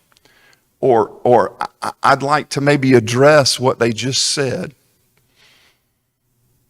Again, going back to thinking about a marriage, I urge you caution. The timing may not be right to ask questions. Remember, if you do as a council member want to ask the question, you have to address your chair. Mr. Chairman, can I ask a question? The reason I prefer you not, again, when a citizen speaks, you're simply hearing, you're listening, you're taking what they're saying under advisement. Do not feel compelled that you have to do anything. We're just listening. The mayor, the best response, in my opinion, thank you for your time. Mr. City Manager, would you contact the speaker and see if we can determine what is going on in this situation or whatever, or we'll get back to you. If you feel like you need to talk to that speaker, Mr. Chairman, could I ask the speaker to stay after the meeting? I'd like to maybe have a conversation. My opinion, it's just a better way to handle those situations. Again, back to that body language. If you're a finger pointer, sit on that finger. Just don't bring your finger out. Just, again, tone, level of voice, all of those things are so, so critical. Because again, if we elevate the blood pressure of our citizen because of our tone or our body language, again, we're not going to have a productive meeting. Not going to go into all this. Again, this is there for your reading. Executive session did want to focus on this because we do see these matters. Certainly, there's only certain things that you can go into executive session for. 5 matters. I'm not going to go into each of them. But the point with executive session is don't overuse it. Get in, get out. Because what? The public perceives that we're talking about things, right or wrong, that we shouldn't be. So, and to the point of executive sessions that can get complex, remember that those are protected discussions. We should not have council members, and I've seen it. Let's use another story. Certainly in the manager form of government, y'all are not, you normally should not be having personnel discussions. Maybe you could have them from time to time, but typically the manager handles personnel matters. Another form of government, council's in executive session discussing personnel matters. It's a tough topic with an employee that they're going to let go. And again, I get the council member, again, heart maybe is in the right place, but made a bad choice. What did they do? As soon as the meeting was over, they called the employee and told them exactly what was said. Y'all are going to be calling me and asking me, Charlie, how do I get a divorce? So don't do those things. And I understand and I respect fully that many of you, transparency is a hot button word. We all want it, right? I want it. But there's also, you've got to couch that with the law and strategy. There's a time and a place for transparency. There's a time and a place for strategy. So keep that in mind. And let's be honest, if the council member, I get this question a lot, well, Charlie, what can we do to the council member that went outside of executive session? Not much. You can censure them. Maybe you, out of your own wallet, you can bring a court action, but that goes back to the civility slide. And we're not dancing anymore. We're not married anymore when we do those things. So just keep that in mind. Not going to cover some critical compliance. We're going to go through these again. Finances are so important. You got to have a budget. It's got to be balanced. Got to have a public hearing, right? Got to have an audit. You do not want to show up on the treasurer's non-audit compliance webpage. I know you're not there. If you ever show up there, y'all should start being you should start questioning. We got some cities that are there. But again, you're responsible at the end of the day for the town's finances. I'm not going to get into the general fund limitations, special source. Funds held in trust, again, you collect your employees' FICA, Medicare, insurance. The town has got to be remitting those payments. Again, we know that that's happening in Hilton Head. Sometimes it doesn't happen in some of our communities, so just keep that in mind. Risk management, did want to point out that yes, you can be sued as an individual in your individual capacity. Now, the town does carry coverage for you, right? And so you shouldn't be fearful that you won't be covered unless you do the things that I've kind of talked to. if you were the council member that went out of an executive session and talked to that employee and maybe shared defamatory statements with, there may not be coverage for you if a lawsuit was brought and you just went, we talked about roles, you just stepped way outside of your role when you did that. If you commit a crime, if you do something unethical, and we'll talk about ethics, there may not be coverage. So keep that in mind with that. The Freedom of Information Act. Again, we all want open and transparent government. If you haven't seen the guide the Press Association puts out, it's a great guide to understanding the Freedom of Information Act. I can give you a 2-hour presentation on that. Not going to do that today. Open meetings, we always want open meetings. Be mindful of technology pitfalls. Certainly, if we're emailing back and forth with all of you, texting with all of you, guess what? That's an illegal meeting. So we can't be doing that. Now, we have to be strategic, right? There's ways that we can share information and not get into meeting challenges, but just be mindful of that. Be mindful of everything you put in writing. It's simple as this. If I put something in writing and my mama sees it on the front page of the paper, I better have made sure that it was good because I don't want to upset my mother. I don't. So don't put stuff in writing that, again, is just negativity. Don't need to do it. If you do it, again, that mission, the vision just went. The Ethics Act, you are covered by the Ethics Act. So in less than 60 days, I hope, no, we're down to 30 days. Each of you has got to online submit your statement of economic interest. So hopefully you've done that. If you haven't, make sure that you get that done. There are ways that you can get into trouble with ethics, right? I've had council members that were maybe on an arts board, or I had a council member that was our theater's pianist, right? And so the theater paid him to play piano, right? Well, who gave the theater the money? The city. So could he vote on the budget? He couldn't vote on the budget that got him the piano money. So you got to be very thoughtful. From our little communities, I get these calls all the time. Council member is a pest control person. All of a sudden, he's starting to do pest control for the town. Is that a problem? Yeah.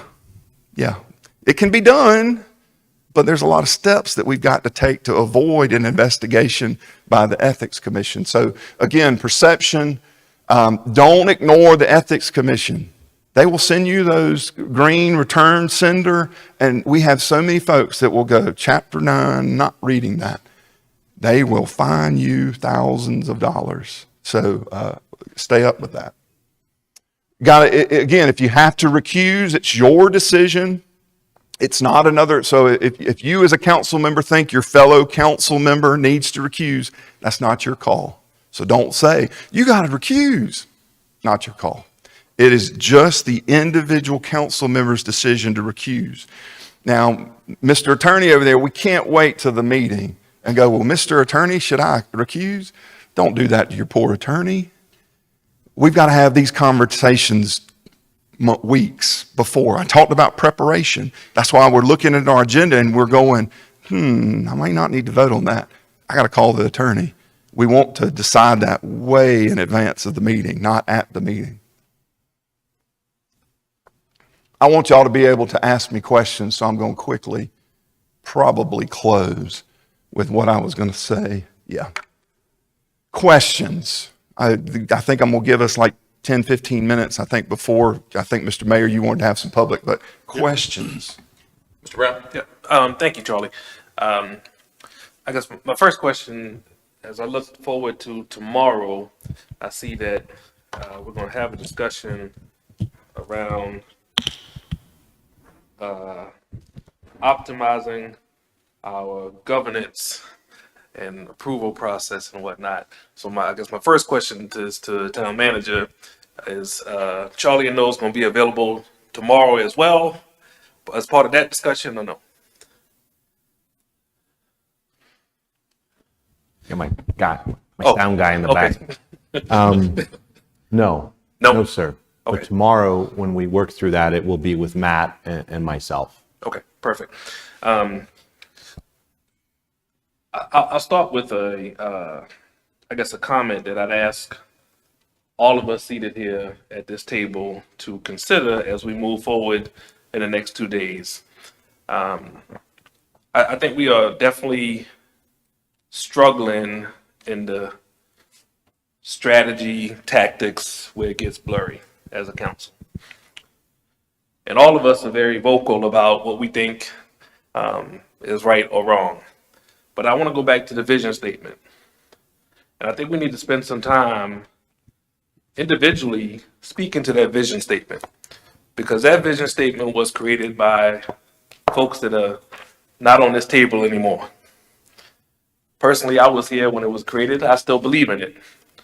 But if there are council members that don't believe in the vision statement, then I think we got more work to do than just deal with the blurry lines and tactics and strategies. Okay, so I want us to publicly talk about that. Okay, now when it comes to what you've been telling us, Charlie, I think the communication piece we do struggle with. As of recent, we have been pushing out information to all 7 of us, and then at times where we are communicating back in that email thread, okay, either our thoughts, concerns, or whatnot. Now, I'm hearing you say that that is in a legal meeting, all right? So I guess what I'm asking you is some ways that we can accomplish that same goal and not be out of compliance. That's a great question. And there's truly no way to know without the facts of the specific circumstance. And ultimately, whether it is or isn't is going to be up to a court. So I can't, tell you, but just know that replying to all probably is not a good idea. And so if we've got to talk through it, decide, is this elevating to where I showed a called meeting, a work session to discuss kitchen table to deal with that item? Maybe it is, maybe it isn't, I don't know. Sometimes, again, it's that one-on-one coffee where, and it takes time and it's intentional, we're checking in with each member, engaging their thoughts, and sometimes it's a text, sometimes it's a phone call. Every circumstance is different. But I will tell you that we have to be mindful of the Freedom of Information Act, because what that does is it builds confidence from the public. And if the public doesn't have confidence in us, then when we really do some things where we need the public to support us, in Greenwood, for example, we needed them to adopt the capital project sales tax desperately. I feel like we had done a good job of being as transparent and open and correct as possible. Well, when the vote occurred, they passed it. So again, that's how all that ties together long term. There's no specific answer. It's not easy. Thank you for your answer. Be the sort of deliberate to provoke thought as I ask these questions. And let me just first go back a little bit and tell y'all that I plan on letting my hair down for the next 2 days, okay? We need to communicate. We also need to be in compliance. And I think what we need to do as a council is realize that there's a thin line between the two, all right? So before we judge each other, before we allow the public to judge us, when we have individual or conversations amongst 2 or 3 of us at a time to talk through things, then it's not that we're not being transparent. Yeah. We're trying to get to a place of consensus. That's right. Okay. All right, thank you. Other questions, comments? Ms. Becker? I just wanted to say thank you. Sure. Over the years that I've been on council, there have been occasions when I've called you directly to ask you questions, and you're always available and provide great advice. And I just wanted to say that you're valuable to us. We appreciate your presentation today, and we hope that you'll come back soon. Oh, yes, ma'am. We tremendously value to be your partner. Any other comments? Well, I will agree with Ms. Becker on that, and that, thank you. You know, it's easy to listen to this and then walk away from it, right? And then kind of forget what our role is in those fine lines that we have to make certain we don't cross. Stay in your lane. Your role is X, A, B, C, and the rest of it, you know, is somewhere else. But we've got to really adhere to that because it is about the public's trust and how we decide to move forward on various items. So thank you for that presentation very much. Thank you, Mr. Mayor. Mr. Orlando? Yes, sir. Thank you, Charlie. That was awesome. You had asked that we fit in public comment prior to break. We have scheduled break at 10:30 or so. Yeah, So I think now is a great time for If public we've got comment. anybody that's looking to make some public comments now for the day, then absolutely. For those that need to maybe head out. Ms. Gammon? Did we have sign up? No, sir. No, okay. Anybody in the public wish to make some comments at this point in time? Going once? Going twice? Gone, okay. Let's take a break. Okay. Give us looks a couple minutes.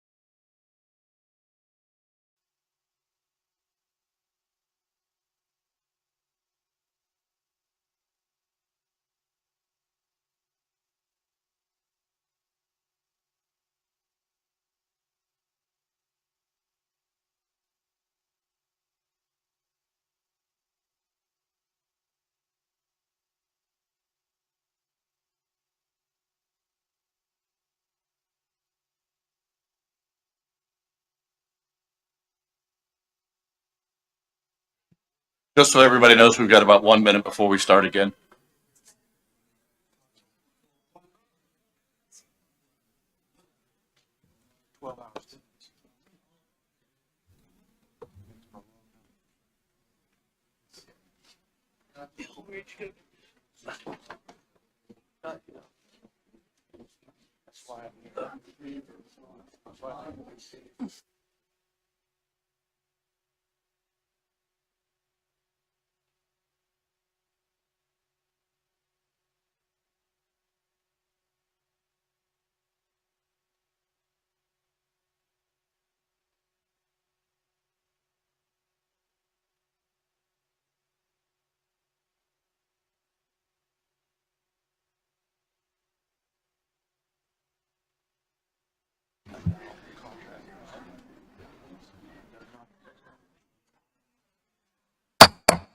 All right, if we could bring this meeting back to order, and Mr. Orlando, I believe I get to turn it back over to you. Yes, sir. Well, I enjoyed, I'm sure some of you, I'm really echoey over here, Tom. I'm sure some of you could teach a course in what we just heard. Some of you have heard it 3 or 4 times over the last years, but from my perspective, I just think collectively it's important that we all hear that message at the same time. So I appreciate you sitting through that. I appreciate Municipal Association being here. And we're going to dive into a little bit of our governance in the sense of our structure, right? So I wrote something down earlier that says, I think the right people, right? The right people with the right process give us the highest probability for the right outcomes.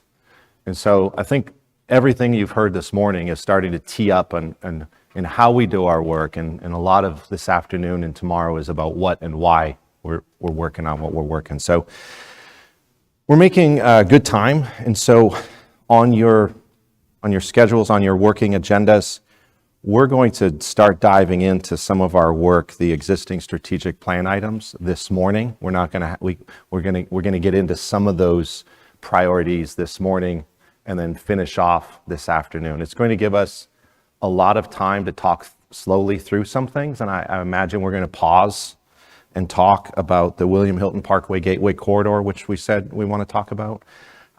We can talk about a couple other topics.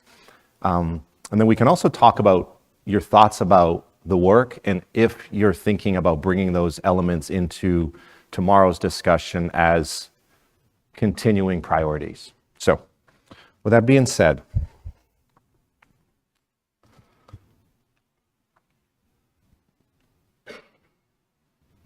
we've seen this, we've used this, it's been in the presentation before, but I do think what is important is that everybody realize that town council appoints town manager, town attorney, and the town staff work with me and for me in that regard.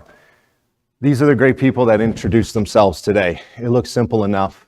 We have Sean Colin as our assistant town manager, and as you know, Sean is a special projects guy.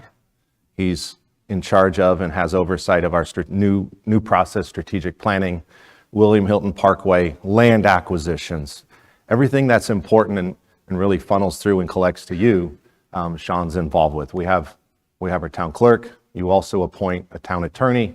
And then we have our line of departments, including Sean Leiniger and Angie Stone, assistant town managers, with some direct oversight of different departments and different functions. So from a people standpoint, that's our town leadership. From a procedural standpoint, a process standpoint, we have an org chart that we drew up to simply show the various appointed boards, commission, committees. And so the citizens of Hilton Head Island, the town council of Hilton Head Island, the appointment of the town attorney, the appointment of the town manager, in the same organizational structure that you see on the prior page, right? Public safety director, communications director, finance director, fire chief, human resources director, assistant town manager, community engagement. A lot of the work Angie does are the things that we enjoy in the community, the connections, the events, the festivals, the special events, and so on and so forth. Then, of course, Thomas Boxley, our Executive Director of our Gullah Geechee Historic Neighborhoods Community Development Corp. Sean has oversight of the operational side of our business, planning, facilities, IT, technology, built environment, a lot of special projects. A lot of our built space is focused there, including some of our strategic plan priorities we'll talk about today. And of course, our engineering and projects director.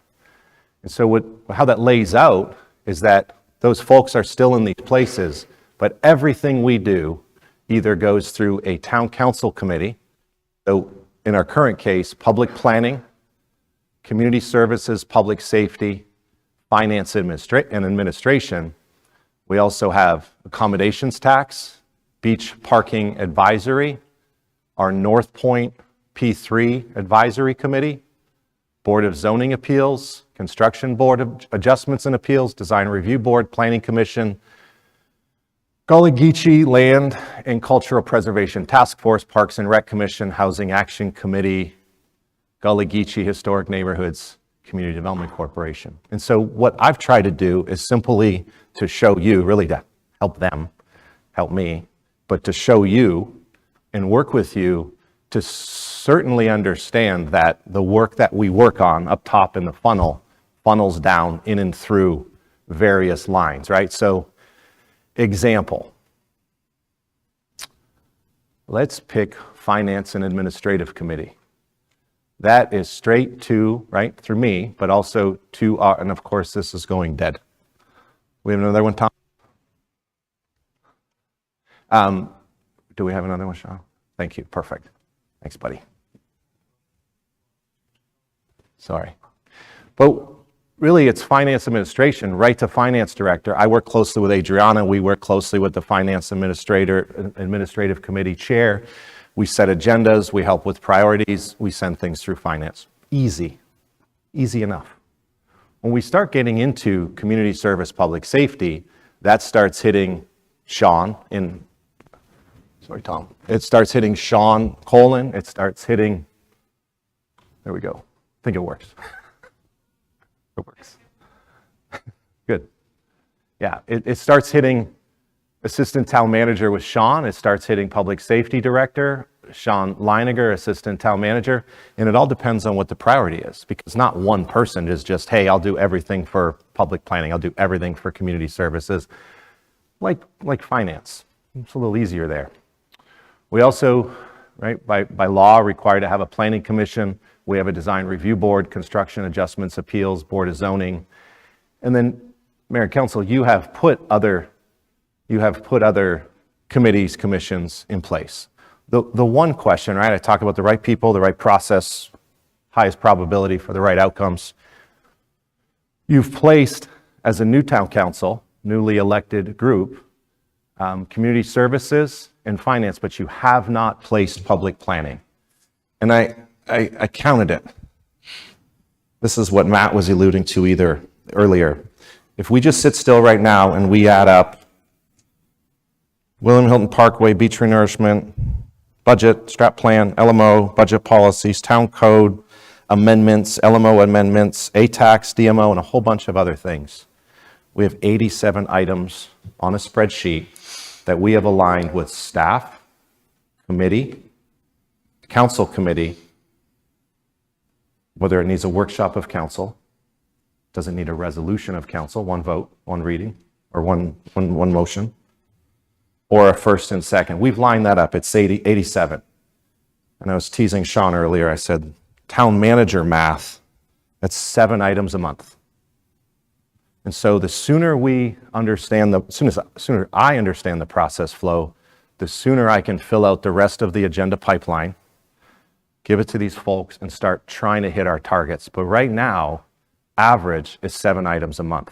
So that might be 3 to community services, 2 to finance, 2 to public planning, 1 to somewhere else, 1 workshop, and then it comes to you. And what's starting to happen, and we've seen it, I think that what we have to accomplish today is truly understanding that process flow.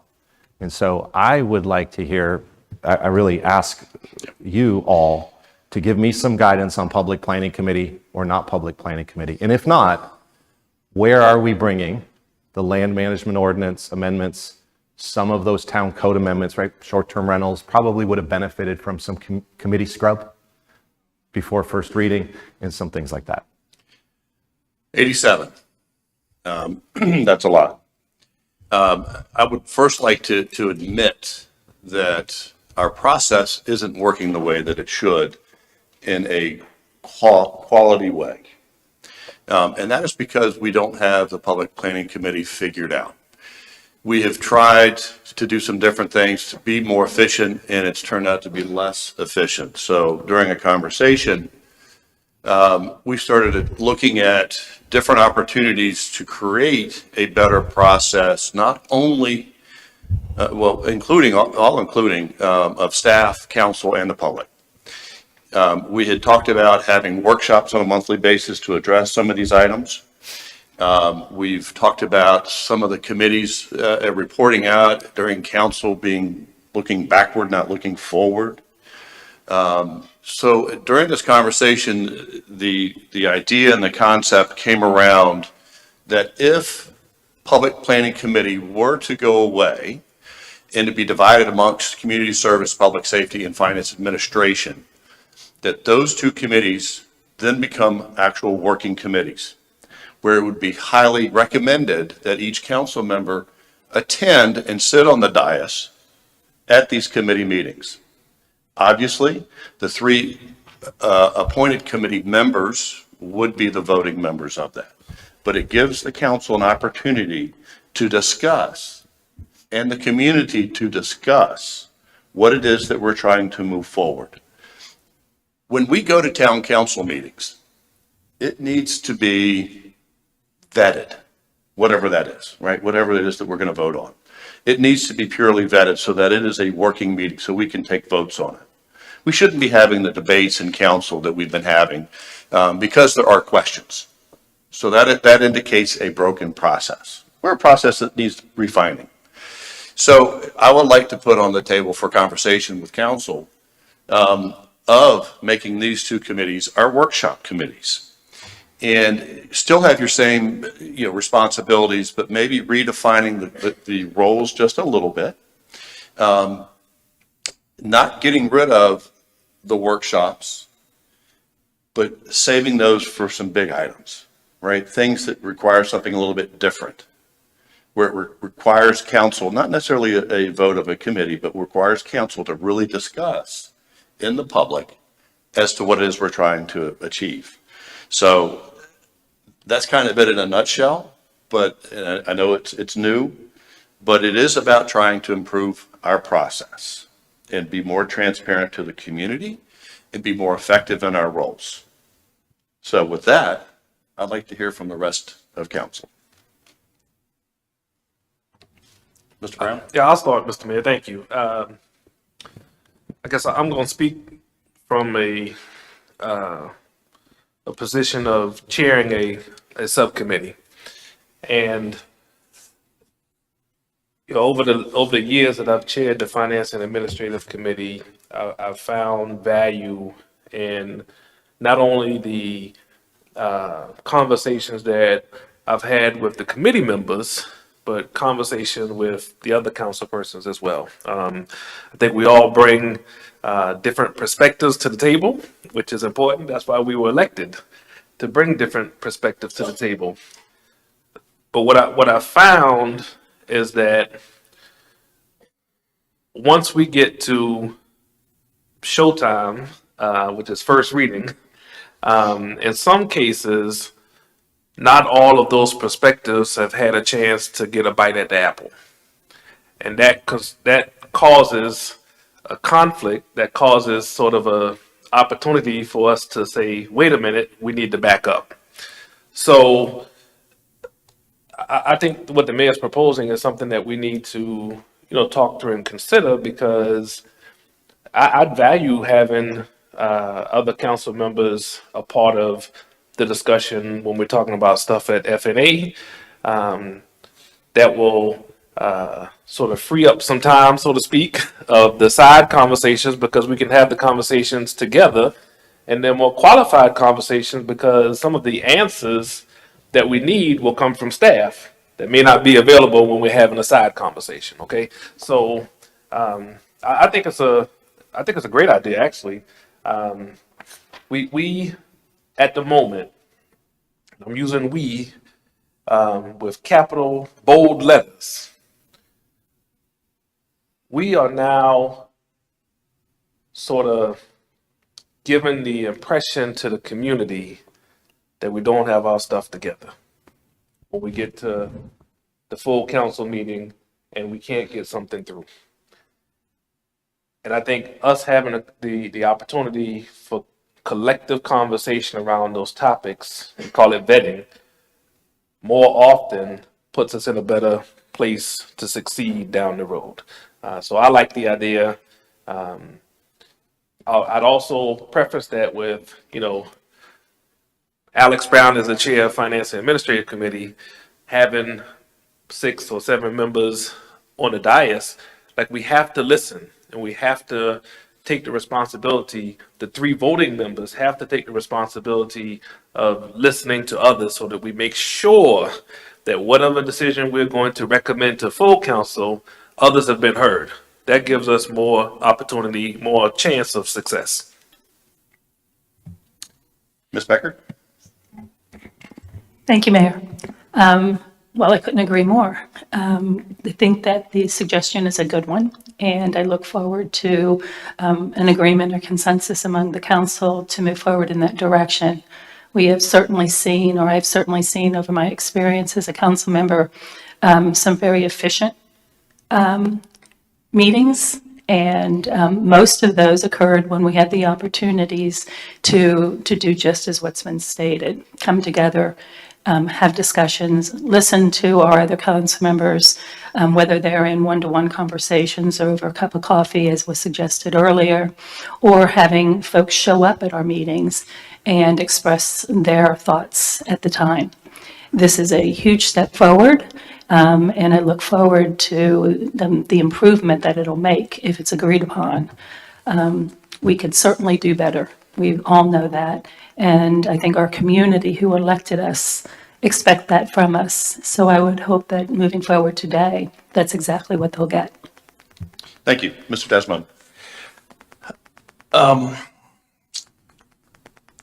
For me, this is going to take some vetting in my head. It's going to take me a while to let this soak in because it seems like it's diametrically opposed to what Charlie had to say this morning, for one. And it seems like we're circumventing the process of having a council meeting before a council meeting. I just think we need to trust the process and we need to follow the process. It's always been follow the process. And to make that change now, to me, just means it's the people, it's not the process. And so I think we need to trust each other, communicate inside and outside, let the committees do their job, vet it properly, trust the vetting, and go on the agendas. But I'm listening. All right, other comments, questions? Ms. Donner? So I'm just, that was really loud. I'm just processing what has been said. And one of the things that I do agree with is that it's good to have other voices of town council members during those committee meetings. But I prefer what happened at the Finance and Administrative meeting that we just had, where it's clear who's on the committee because they're sitting on the dais and they have more of an opportunity to dig in with their expertise on the subject. But other council members were in the audience and the chair asked for them to speak and give their feedback. So that's where I'm sitting as to whether they need to be on the dais or they should just be in the audience and given the opportunity for that dialogue. So still processing. Okay. Ms. Bryson? Yes, sir. Thank you. I'll see if I can get this in the right volume and order. So a couple things. First of all, I'm not opposed to the suggestion of a new process this way, but there's a couple of other observations I have. One is I have to admit a bias. Having practiced local government law for 31 years with a specialty in zoning and land use, I'm kind of partial to a planning committee, but also I'm mindful of we have a planning commission and what is their role, and some other advisory groups and what is their role. So my thought today is, what if we had a blank slate? Right now, by our municipal code provision, it says we shall have these three committees. It says we may appoint other committees from time to time. So I don't know whether a South Carolina statute requires us to have, and I don't think it does, requires us to have these specifically named committees. So it seems as though now we're standing the process on its head because we have three different kind of shoes. So let's say I want to go hiking and I only have a dress shoe and a tennis shoe. Don't I need to get a hiking boot? Or let's say I want to play racket sports and I want to play golf. I'm not going to use the same shoes. So shouldn't our decision based on our strategic plan be what drives us to set up our committees in order to handle the workflow?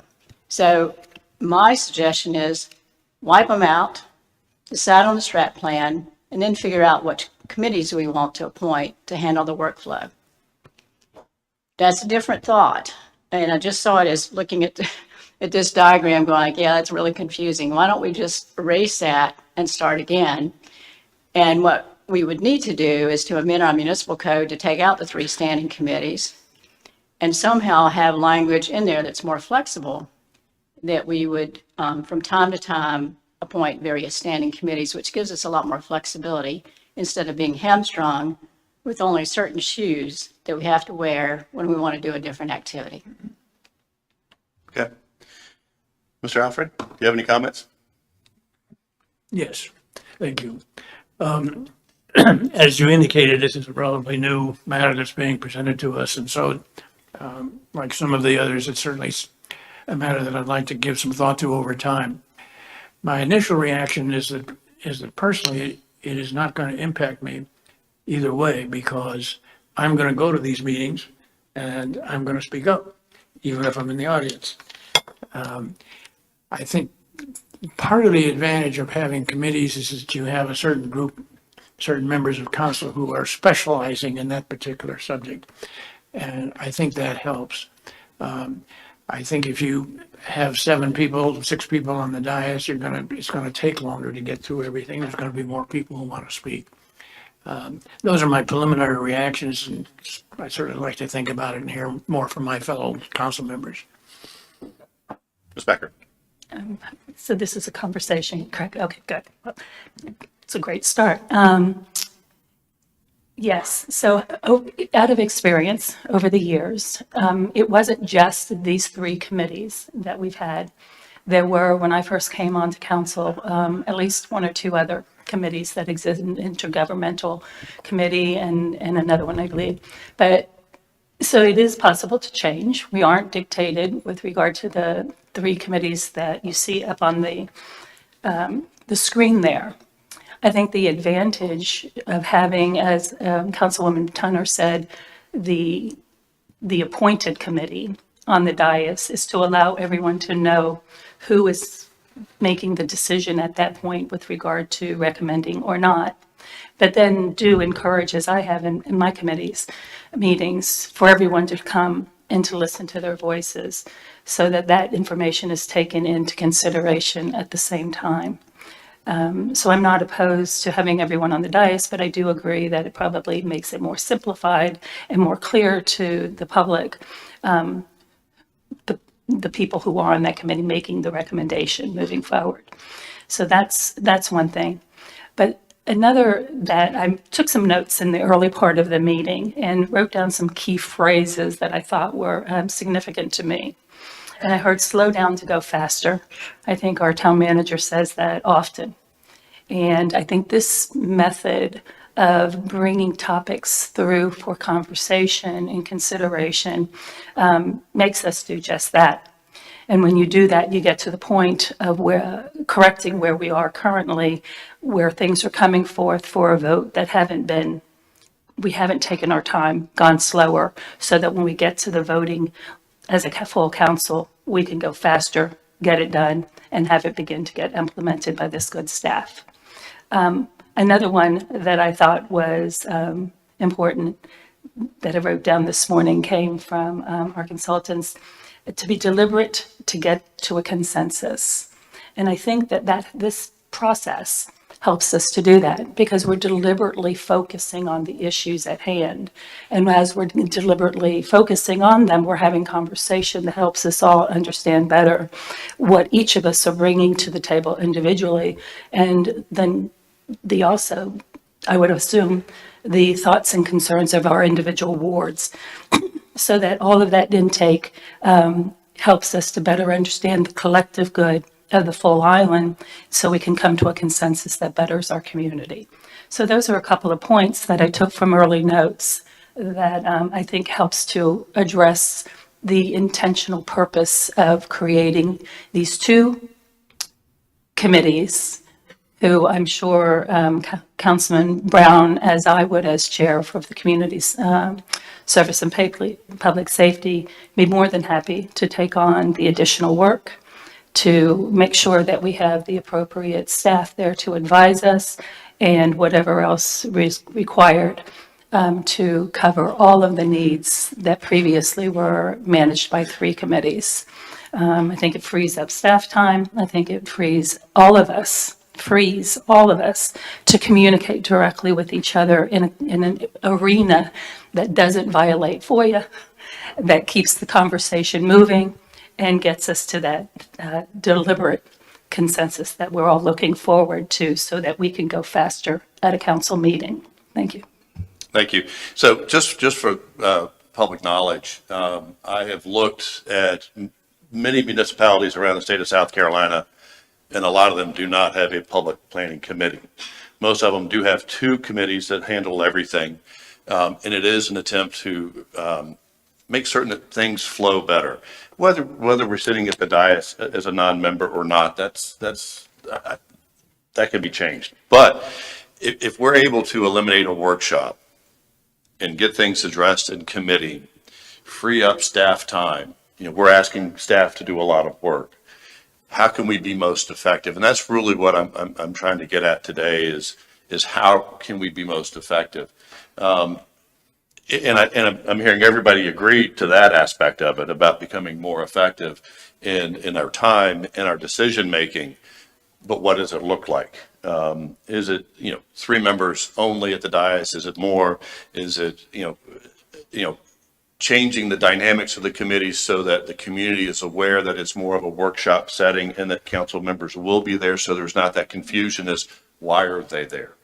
I really want to make certain that the pressures that we put onto the town manager and that he then puts on staff doesn't create an employment issue.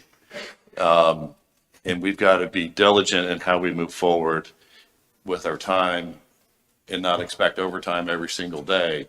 But I also look to the town manager to help guide us a little bit on this as to the feasibility. If we were to make such change, I know that some meetings would have to be adjusted on their times, because right now FNA is the same time as Soloco. So there would need to be an adjustment of calendars that'll need to be looked at. So any other thoughts or comments? Ms. Tunner? Then I think it gets to the interesting part of trying to decide how you split up the work of the Public Planning Committee. And I think there's some natural, like, for example, trends and assessment report. makes perfect sense for that to go to finance. If you look at something that is just very rural related, like short-term rental, that, that could potentially go to finance it. But then you have all the district planning and LMO. So I think it'll be a really interesting exercise to categorize what that work is and see how you allocate it between the two Absolutely. teams. Mr. Brown? Yeah, I agree with what Councilwoman Turner and Bryson are proposing, that we take a look at a blank sheet of paper, so to speak, and sort of create the committees along with the workload, okay? So we are more efficient, all right? I think that's definitely something we need to look into. Ms. Bryson, I saw you light up a second ago. No? Okay. Any other comments? So Mark, I hope that kind of gives you, some direction from council. It gives me a lot of direction. It's actually great. Sean and I, we're smiling at each other half the time because here's what's about to happen. And Ms. Tunner raises the most important question that I grapple with Monday, Tuesday, leading up to our meetings on Thursday when we look at agendas. What goes where, right? So I can make a case that we should change, less is more, right? So if we look at it, 3 agendas, 3 sets of minutes, 3 postings, 3 meetings, and if you're all involved, we need 3. And there has been a bit of I would say, a little back and forth with the Planning Commission role since I've been here. It's just my honest assessment of it. I think Town Council needs to vet, right? They have to at least provide some clear direction of where you want me to go accomplish. And Planning Commission is part of the team to accomplish some of it. They have to be able to come up with their own ingredient. They have to. But that doesn't mean they come up with their own priorities. So when you set the priorities and we go off to accomplish it, we work with them. We bring an application or we bring a zoning amendment or we bring the land management ordinance through Planning Commission. But it has to be scrubbed at committee because at first reading, in my opinion and in my career, that's the business meeting of council. The readings are the business. The resolutions are the business. They're not, with all due respect, for me to realize, wow, we thought we had it right. Apparently we didn't. And that's all. And I just think it's a process. It's just figure out the process, trust the process, work the process. All right. So, because pretty soon we're going to come up to several land management ordinance amendments. And the reason I bring this up so delicately, but also specifically today is, where do you want me to bring the LMO amendments? Because I don't want to bring them to first reading of council straight from Planning Commission. Okay, that's helpful. It's very helpful. All right. So takeaway, Sean has some notes. We're going to rethink the 3 committees. I would say, just to help us out, Planning Commission by South Carolina Code, Design Review Board by LMO, amazing help and amazing appointees to those boards in the board and commission. Construction Board of Adjustments and Appeals, Board of Zoning. These are untouchable. I would also remind us that the Gullah Geechee Land and Cultural Preservation Task Force, and I'm going to get through some of the priorities that they set in place with our strategic plan, our work to date. But we've also talked a lot about their role as a subcommittee of Planning Commission as we start getting into our land management ordinance. And so Parks and Rec Commission, there's a Parks and Rec master plan. You all have approved several master plans for parks. We are implementing them. I do think that we have to do a different, better job with Parks and Rec over time to get them involved where we need to, so they're not just a blanket, we don't need you for 5 more years group. But we have to refine that role, and I know Sean and I have had those conversations with Derek on how do we get them involved now that the master plan's in place, now that we're implementing it. Implementation's through capital programming, through prioritization. So, Housing Action Committee. I encourage us to meet with the Housing Action Committee sooner than later. The great part of their work is they're eager, they want to help. You will have some policy items that we'll talk a little bit about. The Housing Displacement Mitigation Support Plan. They in their work when Finding Home, the document was approved. There's several things that were asked of me to do. one of which is to put a measured dashboard together. That's underway. The mitigation displacement plan underway, getting closer. But we also have North Point and a few other initiatives. And how do we best work with them? Because what is their role to staff and what is my role from you has to be talked about at some point. North Point Public-Private Partnership Committee, our Housing Advisory Committee, Ben met with them. We met with them often. Once the development agreement was set, we didn't meet for some time. Now that we're talking about zoning, text or map amendment, ground lease, we're back together with the group. The Beach Parking Advisory Committee, haven't put that in place yet. It was a vote of council 5-2, I think, late last year. I have a good outline of what I think we should study and report back on by the end of this year, and I'm just looking for the right time to get together with Mr. DeSimone and you and put this committee together as council asked me to. Ms. Becker on the committee, right? So that helps already. Where did I go? Oh, Gullah Geechee Historic Neighborhoods Community Development Corporation, Board of Directors, Executive Director, a strategic plan, and several initiatives lined up for a lot of success this year. And our Accommodations Tax Advisory Committee, one thing that we're going to work on with Finance and Administration is an improved, I would call it standard operating procedure more than a policy on A-tax, on the application, on the qualification, and on the processing of council, including how y'all vote on the 20 different or 30 different asks in the grants. So I think that's everything. I'm going to move forward and take a look. One thing I would like to do is sit down with Mayor, Chair of Finance, Chair of Community Service. Charlie said not to point, and I'm pointing. Community Service, Public Safety Committee, soon to show you this 87 list pipeline at 7 point something per month.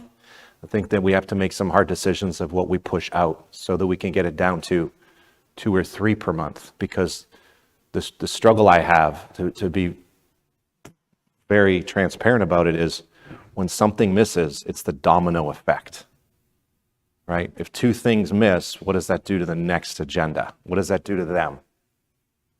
Okay. A little bit about budget, and we saw this earlier, comp plan, strat plan, budget, and really the implementation. So I like to talk about budget on a day like today, simply to tee up that budget isn't just a blind look and a what did we do last year assessment. If I could, Mark, since everybody's had a moment to kind of massage what we just discussed, if there were any other comments that anybody wants to add regarding, the PPC and that structure. Mayor, I did light up that time. I think it's going to be difficult with those 2 existing committees that are now functioning to channel everything one of 2 ways. There's some clear distinctions, as Ms. Tunner suggested, about short-term rentals, because that finance, there's a lot of finance in that, but there's also a lot of planning in that. So I think that's going to be difficult. I think that what we are going to have to do, just thinking of it procedurally, is we're going to have to deal with what things are coming up now to go those 2 routes. But if we can go back and create, and I'm okay with 2 buckets, 2 committees, and everything goes through one or the other. What I'm concerned about is that maybe one might be more heavily loaded one way or the other, and how do you balance that out? But I think they need to be renamed, because I think you can't divide up planning purposes and go to those 2 existing named committees. Ms. Becker's correct. Over time, if you go back in the history of the names of the committees and their functions, they have changed over the years. And so I would strongly suggest that if we can, let's create those committees, hopefully not each year, but have flexibility within the municipal code to say you may appoint 2 standing committees each year, or whatever language gives us the most flexibility. That takes a little bit of time to figure out how to do it, and 2 readings of an ordinance, which can't be on the same day. So we've got to have an interim strategy and then a longer term strategy that I hope is not long term. Absolutely. Absolutely. Ms. Bryson's helping me wrap my head around bringing some land management ordinance amendments forward, so thank you. Yeah, and that, I'm just going to segue off of what, and build upon what Councilman Bryson said. My next thought is, how do you get this done? How long does it take? What is the process? Because we don't want to do anything to slow down the work. We're already at the end of February. March is just around the corner, and we need to make sure that we don't slow down on what we need to do while putting this on, putting this together. I'm thinking, to slow what down? Because I want a foundation right. If we don't have the foundation right, we have to stop trying to change the engine of the plane while we fly it. And I'll get the ordinance quick. I see LaQuinn taking notes and Sean taking notes. It's a simple amendment to an ordinance. We can bring that through. But I encourage us to truly understand that 87 items can't come forward as 7 items per, and that's your current workload, right? And they're town code amendments, parking, enforcement, beach rules, alignment with renourishment. It's just a matter of, and I do think that when we sit down and go through this together, we have to make some hard decisions of what's not coming forward as much as what is coming forward. And I'm going to encourage us to think that way. So, Mr. Brown. Yeah. Sorry. This is important.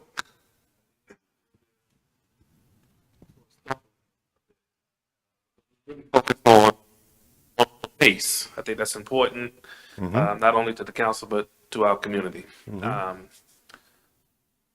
So I just want to hear.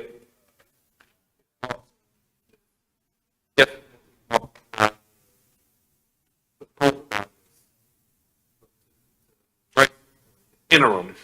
Okay.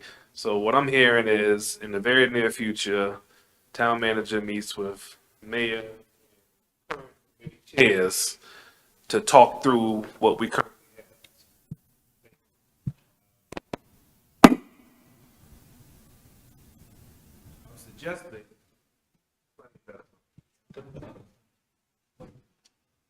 do a try again. I'm suggesting that when we come out of that meeting, if there's consensus around the table today, that we are going to make sure that all voices are heard during the vetting process at the committee level. If that's what we want to do, I think we move ahead with that. And I mean, we can talk about if it's on the dais or not, but I think we need to commit to that because we have been tripping up with that particular piece when we get to council. So I think we need to, I want to walk out of the room between today and tomorrow with that understanding. And obviously Mark has some work to do, but I think that's an important ingredient of this if we're looking for success. Yes. And I check that, and I'd say I have a larger sense of urgency. Oh. So are you basically asking for 7-person committees? No, we're asking for input from all council, but you've got 3 appointed members on committee. I mean, there might be some legal side to it that's got to be figured out, whether you're sitting at the dais or not. But it is about creating a workshop atmosphere in committee that specializes, that moves things forward. So I'm going to repeat what I'm hearing. I'm hearing keep the 3 and 3 on the committee. Y'all, I think I heard a lot today about who's sitting on the dais or not. My recommendation is all 7 members of council don't sit on the dais for a committee meeting when 3 members are appointed. That confuses the audience, the public, the staff, and I think it will take a lot of time to talk. But I also heard that the committees are going to work, as you already do, with the rest of the town council to understand, example, short-term rental. Do you like the definition? Do you like the smoke alarms? Do you like the provisions that we thought we said in workshop?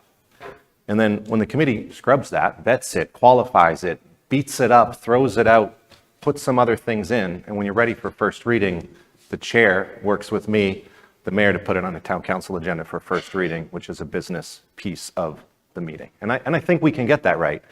To Ms. Tunner's great point, we're not slowing anything down because we can push some of those things through current committee. We're going to rename them, we'll fix the code, but let's remind ourselves, we're not even 24 hours, well, almost 24 hours ago, we were talking about a $48 million beach renourishment and how we're going to fund it. I have to bring that back to you.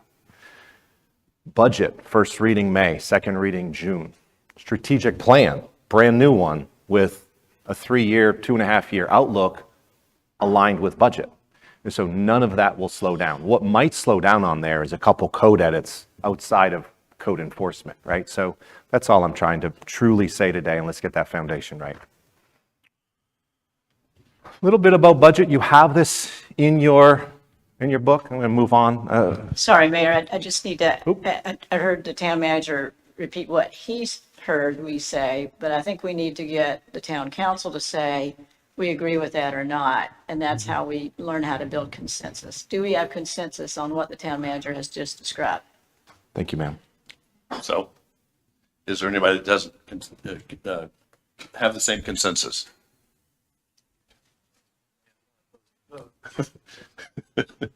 Most likely, there's pretty much consensus across to explore this and how it looks. Obviously, we've got to determine as a council when we go to the code rewrite of it. So, And to that point, I think that it puts us back in that cycle again, where we've just had some discussion about an idea that would improve process, get us all to a better place as we function and the rest. But if we're doing that now and then bringing it back at the code point, then we're putting ourselves back right in that cycle of, okay, we all said this, we have a consensus at the table, but the staff and Mark are going to do the work. And then when it comes to that vote, we're going to open it up again for discussion. I think when we say we have consensus for Mark to direct staff and himself to do work, we ought to mean it. So consensus means consensus. If there's tweaking, I understand tweaking, but I don't want to reopen the conversation again when we're trying to make a determination of putting it in the document. I can bring this code amendment back in 30 days. I'll work closely with the team. well, first and foremost, I think it's determining where we place some things right now. Absolutely. Until we get everything working. Correct. So that we continue to move forward and don't stop in the process. Step one. Yeah. Step two, that will force the issue of what the committees are and aren't. And then the third is bring a code amendment forward while we're doing this other work. Does that make sense? May I ask, what don't you agree with if there's not an agreement? You're good? Okay. All right, so budget, and real quick, we have 20, what's that? Yeah. I hear 5, which is enough. I hear 5, which is enough. There's quiet Steves on the end of the table here, and one is scrunchingly quiet, and one is just quiet. So you don't need 7 to move this forward, but I'm just interested to know, and this, again, we're batting around what this is, for the purposes of, I think, what the manager might need to walk away from. This is going from 3 committees to 2. That's what I understand to be on the floor right now for discussion. Mm-hmm. Steve's, where are you on 3 committees versus 2? Oh, I have no problem with that at all. I'm just talking about the way you want to structure these meetings, where council shows up in the meetings and of course everyone's going to speak. Yeah. And it's basically a council meeting in a committee meeting. And I just think that's not the way we should be doing this. I think we should rely on the process, trust each other, let the committees function the way they want to function, let the committees do the vetting, and let the council vote. I like to say, I'm not a lawyer, but I play one on TV, right? So I think your lawyer will have to help you make a distinction between, in my mind, when we're talking about a public meeting or an assembly of body, doesn't matter which side of the room we're sitting on. If there's 7 of us in the room, it's a council meeting in a lot of ways, right? And maybe even legally. I think that's a question that your attorney will have to parse out. Steve, What do you think? Oh, I don't have a problem with reducing the number of committees. We've been functioning that way already now for a number of months as a practical matter. My basic concern is similar to what has generally been expressed. How do we move things through in an expeditious manner? Yes. And I think we struggle extensively with that. Having two committees may or may not help, but I don't see a reason we shouldn't try it. I sort of want to react to Mr. DeSimone's concern about the difference between building consensus and actually taking action as a body. At any given time, the seven of us could be in a room. But in this particular case, what we're suggesting is that only 3 members are voting. And I'm gonna go back to the vision statement, which says that we're to be a diverse and inclusive community. Diverse in thought first. And thank you for somebody that said that we build these committees based on expertise. So I'm assuming that I got some expertise in finance. But I have colleagues that have different perspectives in the finance expertise business as well. But there may be something that somebody else on this council is thinking about that doesn't have the expertise, but it makes sense in our overall decision. And right now we're missing that opportunity. I don't think it's a thing of trust, us trusting each other. I just think it's a thing of opportunity. So those diverse opinions matter with us getting to a good product at the end. So that's sort of my reaction to his concern about 7 in the room. And, you know, again, we're having a discussion. So that's why I wanted to react to it out loud. I appreciate that. Yeah, but I'm not concerned about that. I just think it's all about trusting the process. And if you have an issue or an idea that you want before committee, pick up the phone, call the committee chair yesterday, talk about it. The committee chair will ask those questions and vet it for you, and it'll happen. Instead of showing up and making it a very uncomfortable, what I would say a very uncomfortable process for the public, for the chair. And scenario is 4 council members speak and they want yellow. The committee votes and it's red. What happens when you go to council? It's gonna fail. Yeah. It's green. Yeah, that's the whole point. You know what I mean? But the committee moved it onto the agenda. Yeah. Right. So what use was the committee? So why even put it on the agenda? This is where I'm headed. We're losing our process. So just to jump in to add my 2 cents, I hear what you're saying, Steve, and I think that, and I've heard the others as well. And a suggestion that I would like to make is that we continue, where appropriate, to pick up the phone and speak to each other, to go out, as it was suggested, and have coffee. Not only to discuss items that are important to us in our community, to get onto an agenda so that we can discuss them as a collective, but also to get to know each other. Because it's that manner of understanding what's going on in each person's lives, to the extent that anyone would want to share it with another, and just our basic philosophies, that we might find that we have a lot of similarities that will break down some of the barriers that we've had previously. Having said that, I would also like to suggest that it's not a requirement to come to each other's meetings. It's not a necessity that all 7 people show up. Certainly the 3 members of the committee need to be there to take it all in. But we can also rely on those conversations that we've had on the phone, etc. And we can understand each other's broader perspective if we get to know each other better. And then we could incorporate that into all of our thinking. And so we're not so blinders on with our own thoughts as the sole connection to the topic. So everyone is always welcome, in my opinion, I certainly would encourage everyone to speak.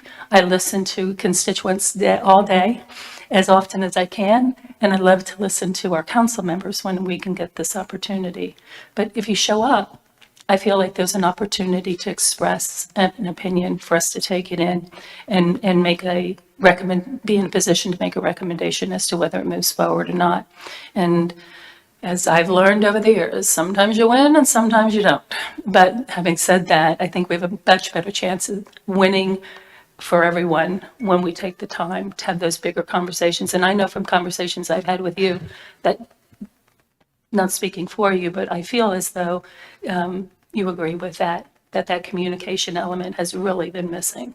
So hopefully this process will help a little bit in that regard. Having the unique opportunity of having done this in a different era, under a different atmosphere, under a different world,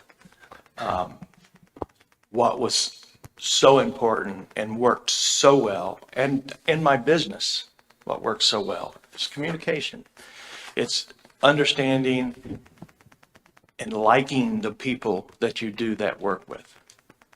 That's why early on, when elected, I made those suggestions of what we should be doing that never happened.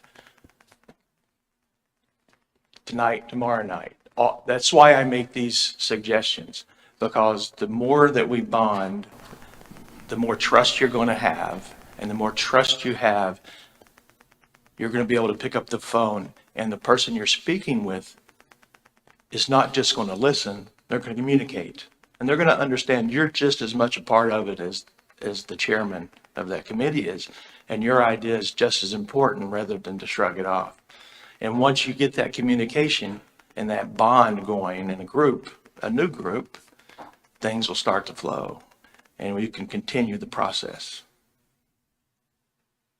This is great. My 2 cents. Yeah, it's great. Committee chairs have a responsibility, and a heavy one. And we're going to have some opportunity when we look at finance, whatever they're going to call it, F&A or CSPS for today, the affiliated agency applications, the town code amendments that are coming forward. So there's going to be a lot of opportunity for us to work on this. My feedback is now that I know this, I can push some work that I think is your priority, and especially after tomorrow, I'll have some clarity on what that is and isn't. Push that through the committees and start getting it right. There's no worse place for someone like Mr. Leiniger, who heard council in a workshop, worked on the priority and brought it forward, and we feel like we got it wrong. Right? We just do. The short-term rental ordinance with the questions, and some of that was September was the workshop, election was November. We found the next available date because we're trying to get things in, and we're trying to get it in by the season so Bob can do what he needs to do and we can do it. And again, that's my whole purpose of, not go slow, but let's slow down to go faster. All right, this is helpful. This is very helpful, and thank you. So back to budget real quick. We are getting to a point, we're getting to a point late February into March, affiliated, so I'll fast forward, right? We've worked on budget. I've met with you recently, right? Just start asking you about budget, start talking to you about projected revenues.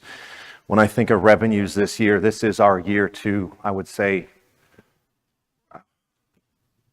calibrate our expectations. Property tax is up a little, H tax is looking like it's lower, A tax is looking like it's lower, government transfers in looking like it's lower, permit fees might be equal or a little bit up. When we really look at all the revenues and we examine it, we are at a flat budget. And with the exception of the one-time work from fund balance, i.e. beach renourishment as one example, i.e. Islanders Beach Park as another example, i.e. pickleball as another example. Other than that type of work, our budget's flat. So to afford the state mandated, health premium increases, to do some more work when contracts escalate, even though you negotiate them downward, to do more costs more. And so what Adriana and I are doing with these fine folks over here is really scrubbing this budget. We are trying to keep a flat budget. I am trying to put in there performance-based advancement, just like in the past. I'm trying to put in there covering all those state mandated health premium changes, some of your expectations, and those recurring items. But we have a flat budget. So in some areas where we have to increase, we have to find ways to decrease. So know that we're cutting as much as we can. Know that we've brought new revenue into the town budget over the last few years through short-term rental, through other different new revenue streams. But I think we're getting to that point right now where there's a capacity of funding, and there has to be an equal line with expectation.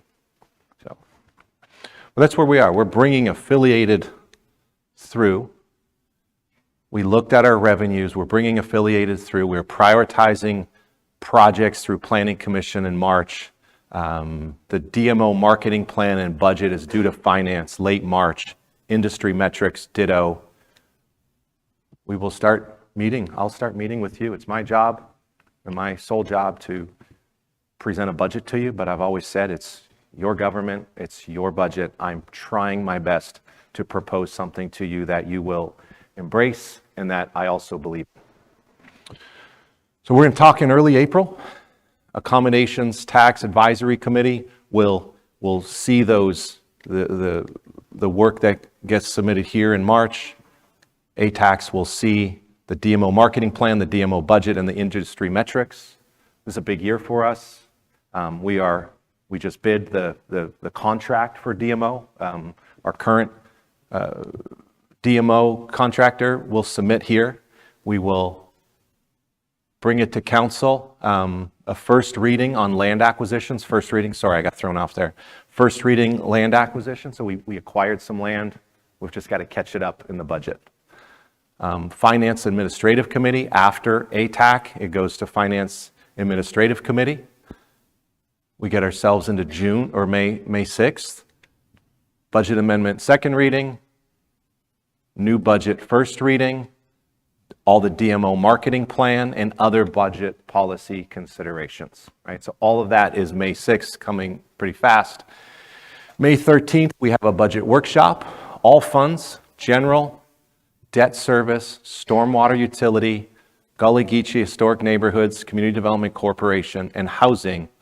All of those funds are in one workshop, so we have 6 funds. All of those funds will be one workshop. Workshop number 2 is capital programming. We're going to show you this year what we've always worked on, but really refined behind the scenes is a 5-year prioritization of projects with the live priorities funded, right? And so we can't build what we don't have funds for, and if we have the funds, we're going to show you where they're placed by source of revenue. June 3rd, second and final reading of the budget, and in the same way, some decisions that we can jump in. I'm going to propose an April workshop to bring the work back to you that we heard about yesterday on beach renourishment. All right, we're going to bring back that strategy and that balance between debt and full funding cash reserve. And I think that Adriana and I and Rennie Heiser put a good strategy together yesterday. So I'll bring that back in April and align it with the budget.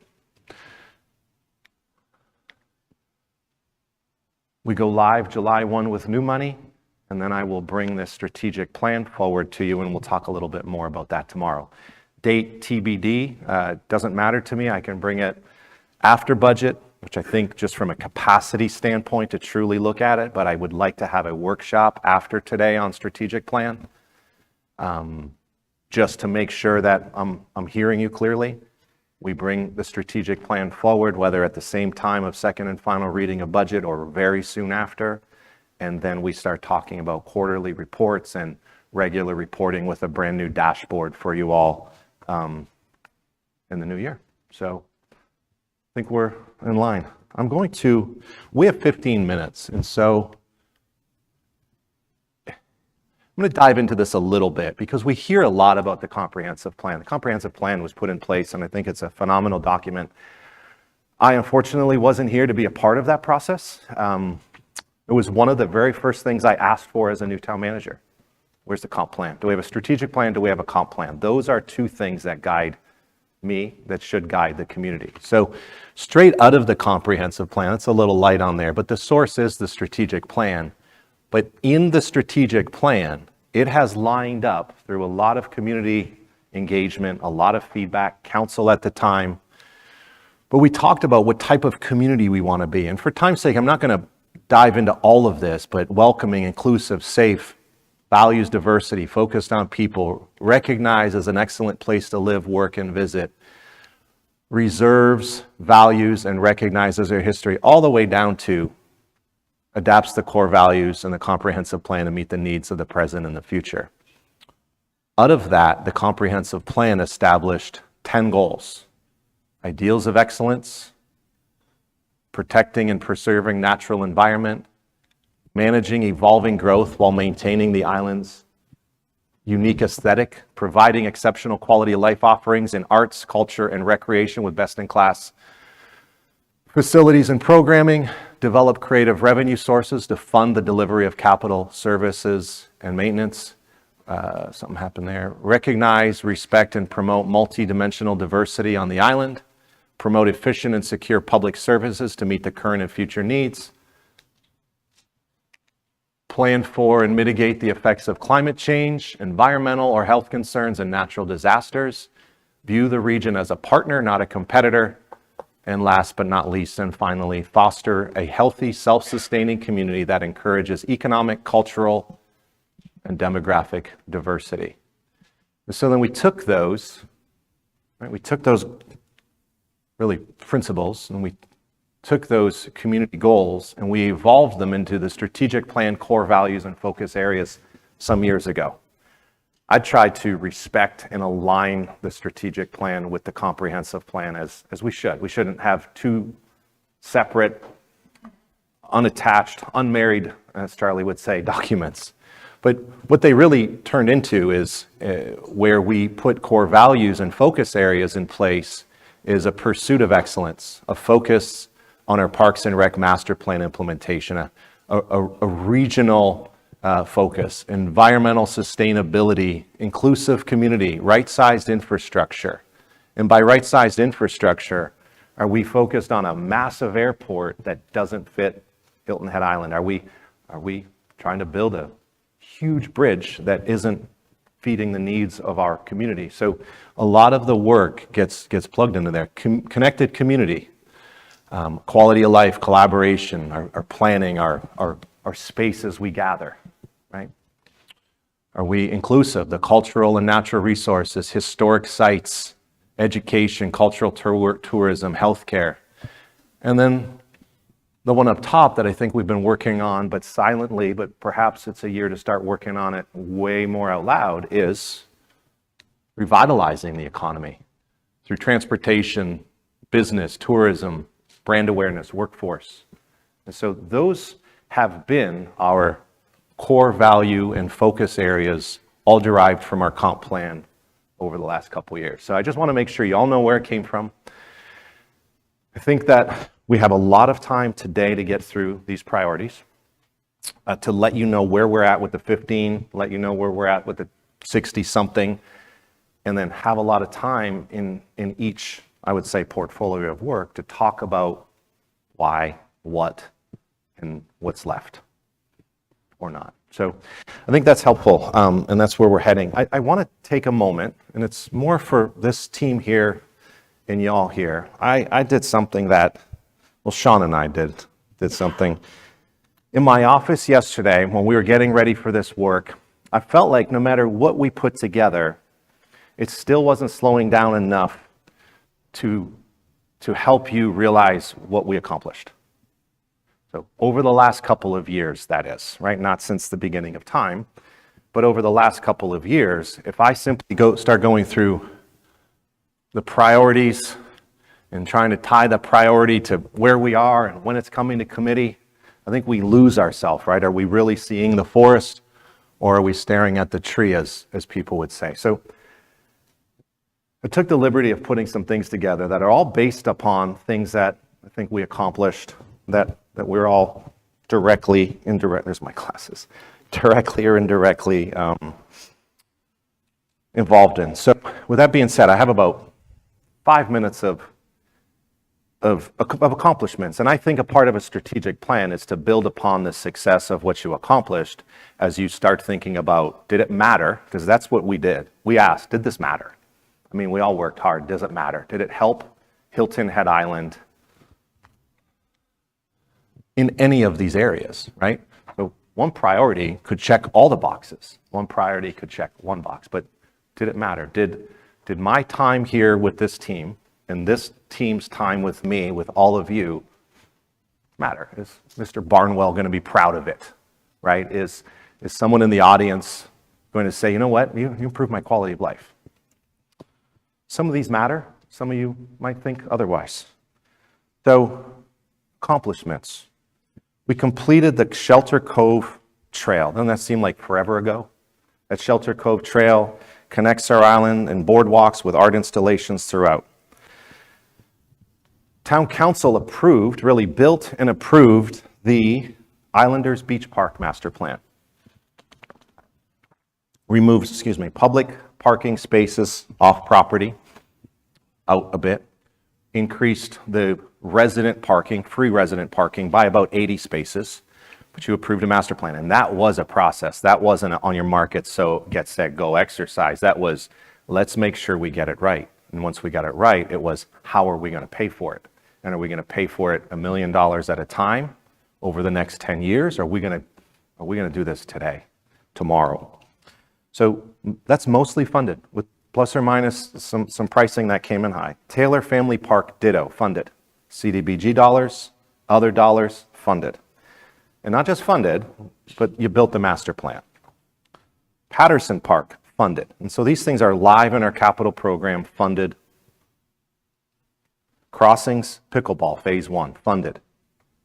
So the 20 plus are under design and state permitting within the next 30 days to go live under construction in the coming months. And we'll talk a little bit about that schedule, but funded.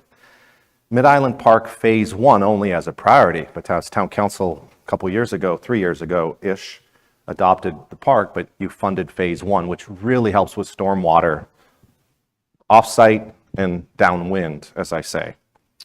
But I think the simplest things we did, we had a little bit of fun with this, we put 2 beach volleyball courts at Coligny Beach Park.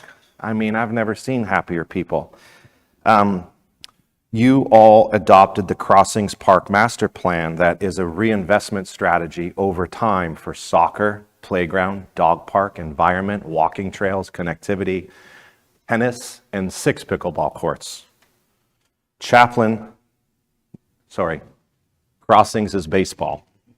Pump track, skate park, pickleball, 5 baseball fields instead of 3, and a revamping of that site with a Hall of Fame, a Walk of Fame, a part of that project. So that's Crossings Park. What we're live on right now is phase 1 pickleball. And so I think accomplishment were public policy items. I guess it's lunchtime. Typically when they turn the lights out and I'm anywhere, I know it's time to go home. So I hope that's not the case. Chaplain Park, I already said that. Shelter Cove Phase 2, master plan, right? The piece of the property next to the property that's already built that became such a huge success. Town Council approved a master plan.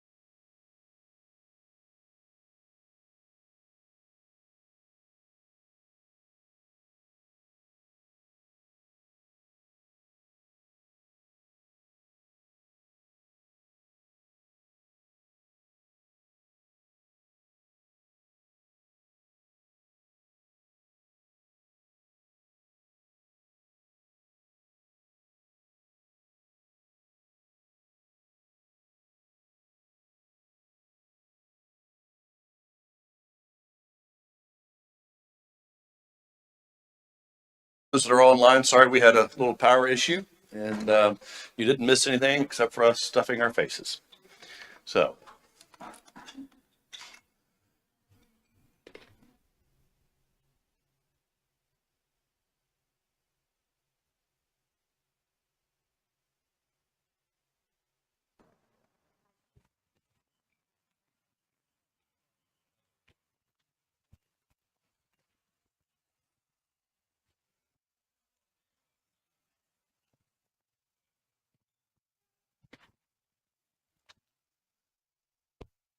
I'm ready.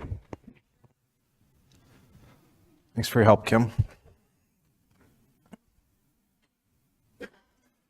Well, where was I when the lights went out? Just trying to get this to a point where it's not echoing.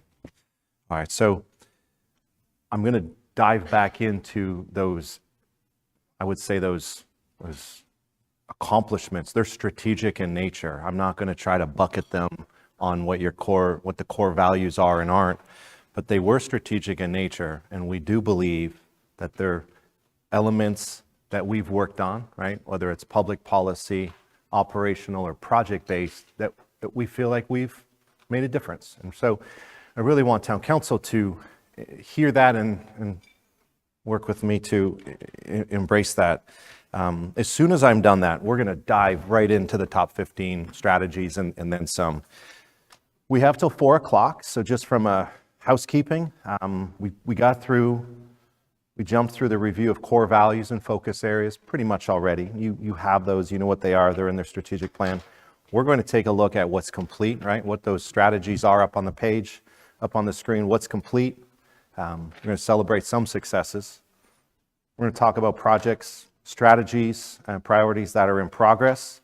And then at some point today, probably a couple hours into this right now, we have till 4 o'clock to start talking about projects that if they're not done, are we bringing them forward to the, I'll call it V3 strategic plan. That is as much of an important exercise as me telling you where we are with the land management ordinance, right?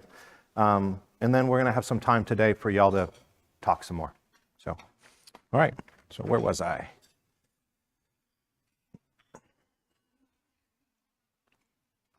I was at the part where we acquired Barker Field. That I think was some years in the making. It was a land swap with Beaufort County. We also acquired at the same time Old Schoolhouse Park. At that time, we funded and built 6 pickleball courts and resurfaced the basketball court. There are some issues with the resurfacing, but we tried to make something new that was old, and we're fixing what's out there. We also celebrated a mural to celebrate the history and heritage at the Rowing and Sailing Center not that long ago. Beach parks. We have our beach renourishment permit. That's 2 years in the making, and congratulations and a big thank you to Jeff Netzinger and Sean Colin and everybody that worked on that permit. But that was a big lift because we now know what our expectations and rules of engagement are on that permit. We put MOBA mats at all beach parks to provide a barrier-free access to the beach. We also put a barrier-free ADA. I say barrier-free because ADA is someone in a wheelchair or someone just having a hard time walking up a ramp. But we have that pavilion at Islanders Beach Park. We had a ribbon cutting. We celebrated that. Doesn't seem like that long ago, but it's on our accomplishments list. We replaced boardwalks for the first time in a long time at Folly Field and Dreesen Beach Parks. We established a beach ambassador program, and I think that we learn a little bit about it and get a little bit better at it every season. We improved the Palmetto Bay Arrow Road Point Comfort intersection. Striping, lighting, kiosk, and a more pedestrian centric place. And I don't know what pedestrian friendly or pedestrian safe looks like, but I think that when you start looking around the island, we're not trying to stripe it to make it look like the big city, but I think that when we have inconsistent striping patterns and sometimes it's worn out and sometimes it's 2 lines and sometimes it looks like piano keys, when you're a motorist and you're driving through, you have inconsistent signs that show you where the crosswalks are and aren't and where you should walk and not. And so we've used that corner, right? There was Chief can allude to this, there were some pretty significant injuries at that corner. And so without lighting up the streets with street lights, we have, and with your help and guidance, we have started to light up the intersections inside of the streets in busy areas with low-level ambient lighting, but lighting nonetheless, without creating a different place, right? Character, our unique character that we have on this island. We're not trying to light the sky up. It's a dark sky environment. But that was our first case study. And I think that went well because we didn't just show up with a can of paint and a concrete truck. We worked very closely with the Department of Transportation to start thinking through this.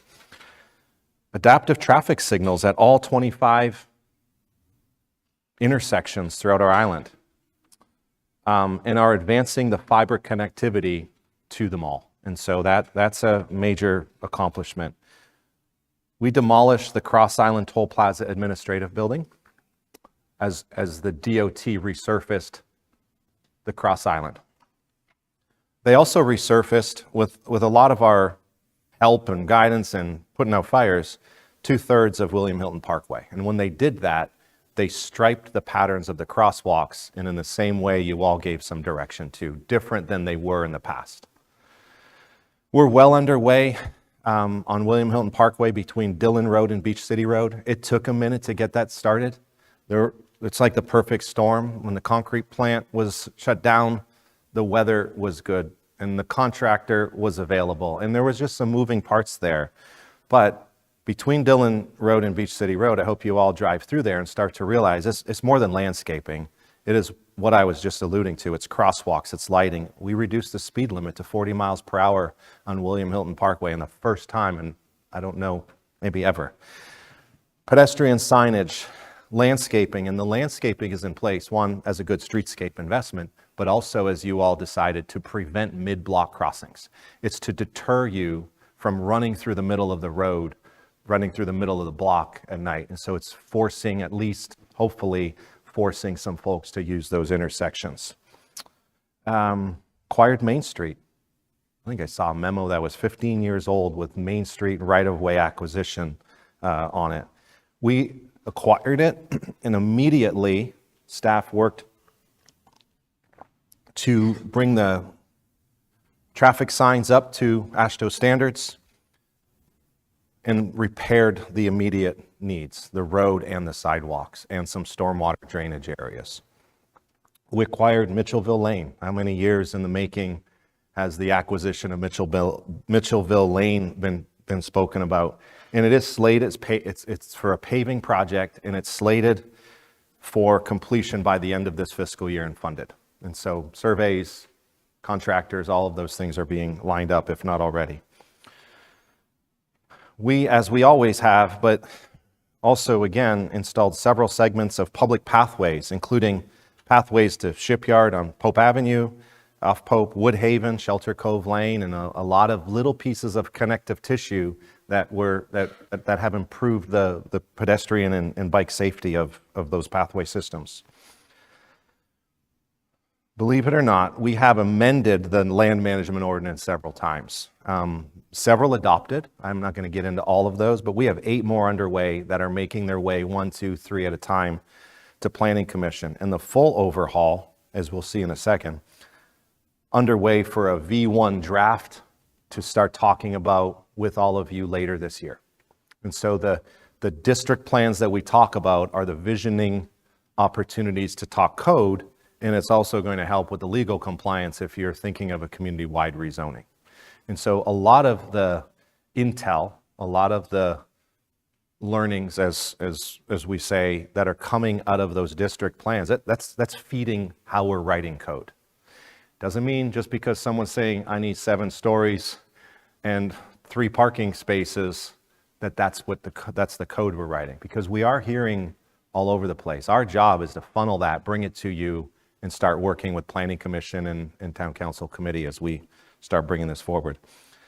The Mid-Island District Plan was adopted a little more than 2 years ago. We established a beach parking program. We go live March 1st. Yeah. Established from scratch a short-term rental program. And and this is our year 2 where we approve, right? Review and approve 7,000 permits a year. And we don't just stamp them and get them out the door. There's site planning, there's parking, there's safety reviews on some, there's quality control that goes into that. But we also captured costs through fees and licensing and whatnot. That's more than a couple $1 million a year on a baseline for short-term rentals. We established an integrated pest management program. It's live. Derek is implementing it. Put in place abandoned boat removal ordinance and started working with a nonprofit to remove a few boats. And Mayor Perry brought Bob and Bromage and Josh and I out on the river, and it was eye-opening. It was eye-opening to see how many abandoned boats out there, but also eye-opening to realize nobody's funding that.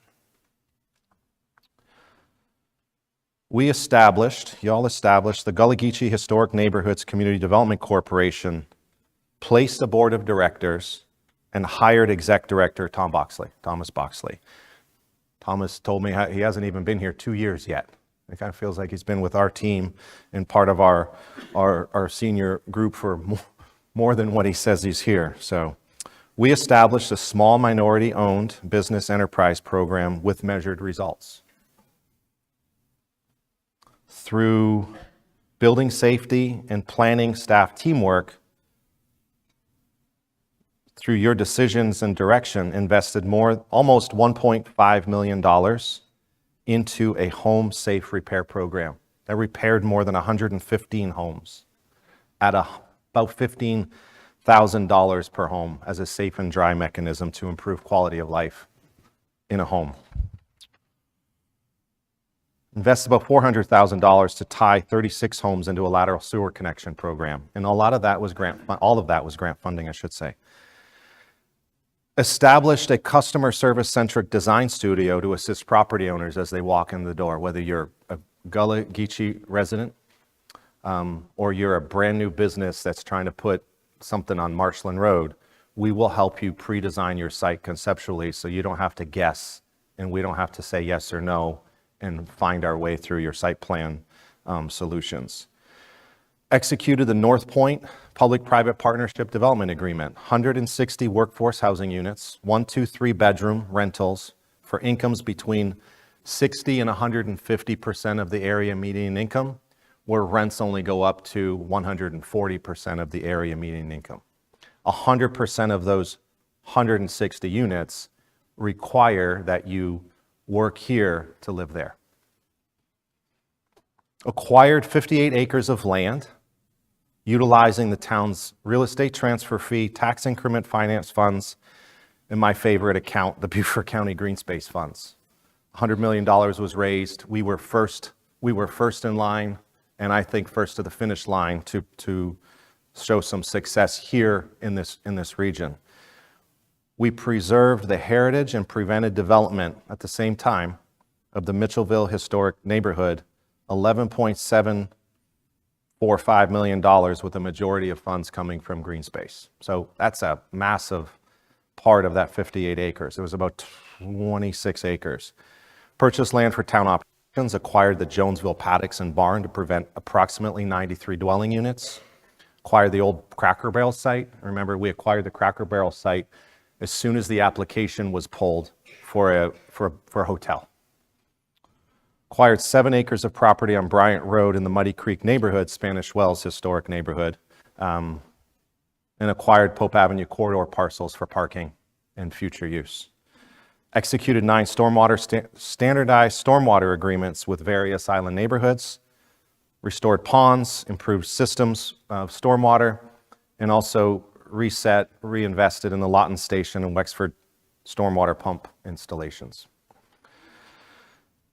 Reduced millage, it was planned, but I think the town council kept their word, and it was a prior council and the future council, but you kept your word even with the transition to reduce 5 mills that was tied to emergency management funding. That's incredible. Reduced more than $57 million in debt, principal payment debt, right? Not interest, $57 million of debt reduction in the last 4 years. And I have to say this, I'll pause. The folks before me have put this place in a great place. This This was a gift to start realizing that we were at a point where we're starting to pay off that principal in our debt. What amazing decisions by Steve Riley and his team prior to me arriving here. But I think true to their word and true to our understanding, we're continuing to pay down that debt principal every year. We enhanced town revenues through additional revenue streams, short-term rentals, development permit fees. Growth wasn't paying for growth. Parking, investments, and then more than $14 million in grant contributions came in as a transfer into our budgets over the last 3 years. So $14 million of grants. And 5 of it was from the state. Thank you to Senator Davis for the Gullah Geechee Community Development Corporation. I forget how much the county put in here. Maybe I have it. Sean's my conscience. Whenever I need a number, he knows exactly. Here it is. $3.7 million of that came from Beaufort County for traffic control and transportation. Signals, about half the money you see going into and being invested in the Northridge area between Dillon and Beach City. And so I think Beaufort County's been a good partner to us in the sense that they said, if you can handle improving the traffic signal system and the road system, we're going to help you with those dollars. And those dollars came from different sources, especially, and I think the majority, through traffic impact fees. Traffic impact fees collected on our island, coming back to our island as a reinvestment. Invested in an entire new fire rescue vehicle fleet through lease options and reserve fund expenditures. Improved our bond ratings, right? We hear AAA, that's exciting. We still have some that aren't AAA, but across the board, we have, as much as we've done, we've still improved our financial position as it relates to our bond rating, which I think we really have to focus on. We're doing a lot, but at the same time, we're improving our financial position. Some things that don't come to y'all. Lisa Stauffer, our amazing HR director, our people whisperer, and our leader, she helped us as a senior staff establish a town employee corporate social responsibility program that allows 10 hours of time during work hours to volunteer at an area Hilton Head Island nonprofit. So whether you're coaching a soccer team or helping at a nonprofit, food bank, children's center, whatnot, Deep Well. To date, over the last couple of years, staff has raised more than 2,000 hours and contributed all of those into the area nonprofit. So it's an amazing amount. So rather than fundraise, we time raise. We all have expertise and we've all been pretty involved. So more than 2,000 hours the last time I counted, Lisa. So we'll see what that gets to at the end of this year. And thank you. We won 2 national website awards. We were recertified as a gold-friendly bicycle community. We significantly enhanced our connections on various social media platforms. You can see it. You can see when Renata started. You can see them. You can see the storytelling, and we are continuing to do a better job. And I know that there's still some ways to go with Heather's leadership here to start connecting the emotion of our community with the work we're doing. But you can see that those followings on our social media, Facebook, Instagram, all the other ones I don't even know about, have definitely connected us in our community. We are very focused on employee training, leadership development, and performance improvements. We implemented the Town Council Board, Commission, and Committee agenda software system. We didn't have a software system before Kim Gammon arrived. We used to write it on a whiteboard, throw it in a spreadsheet, hope for the best. Kim has a system in place that has a very sophisticated level of filtering all the various board, commission, committees, including and especially town council in the organization. We did something very similar with budget preparation and tracking software when Adriana arrived. We enhanced public safety on government sites, parks, and beaches, right? Not that long ago, we did not have a director of public safety. We had 2 code officers. They didn't look at our island and our government campus and our safety and as a liaison with the sheriff's office the way we are right now. Bob, how long you work here? Yes, sir.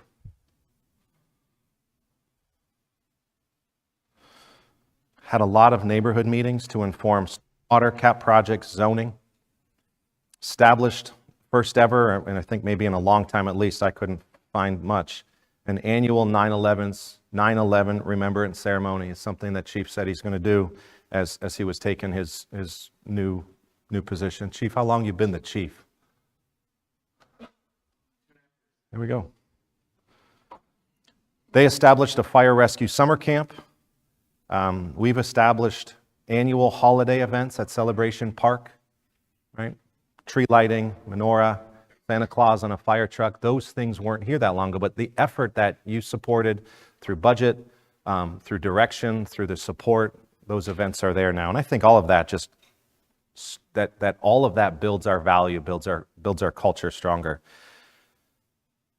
Established the Island Jams Music Festival, continued and enhanced, really enhanced crescendo events. Natalie, I don't know how you do it. I know you have a lot of volunteers, but you're amazing. Angie too. But that definitely scaled across the board. We're a fire-safe South Carolina community. Fire Rescue was awarded the Silver Mission Lifeline EMS Award from the American Heart Association. They launched, and it's successful, the Fire Rescue Equipment Academy. We addressed more than 21,000 beach violations last summer.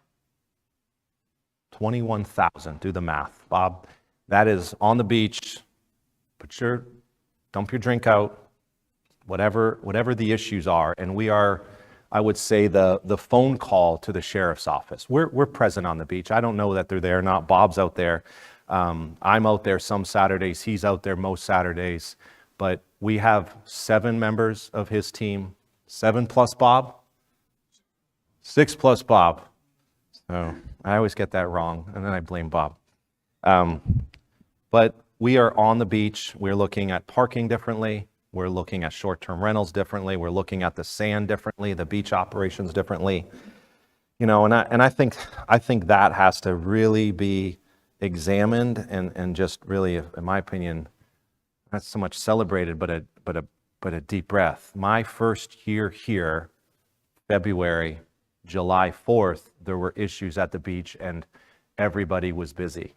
What was happening is our facility workers were in our bathrooms and there was some nonsense going on and we were calling 911.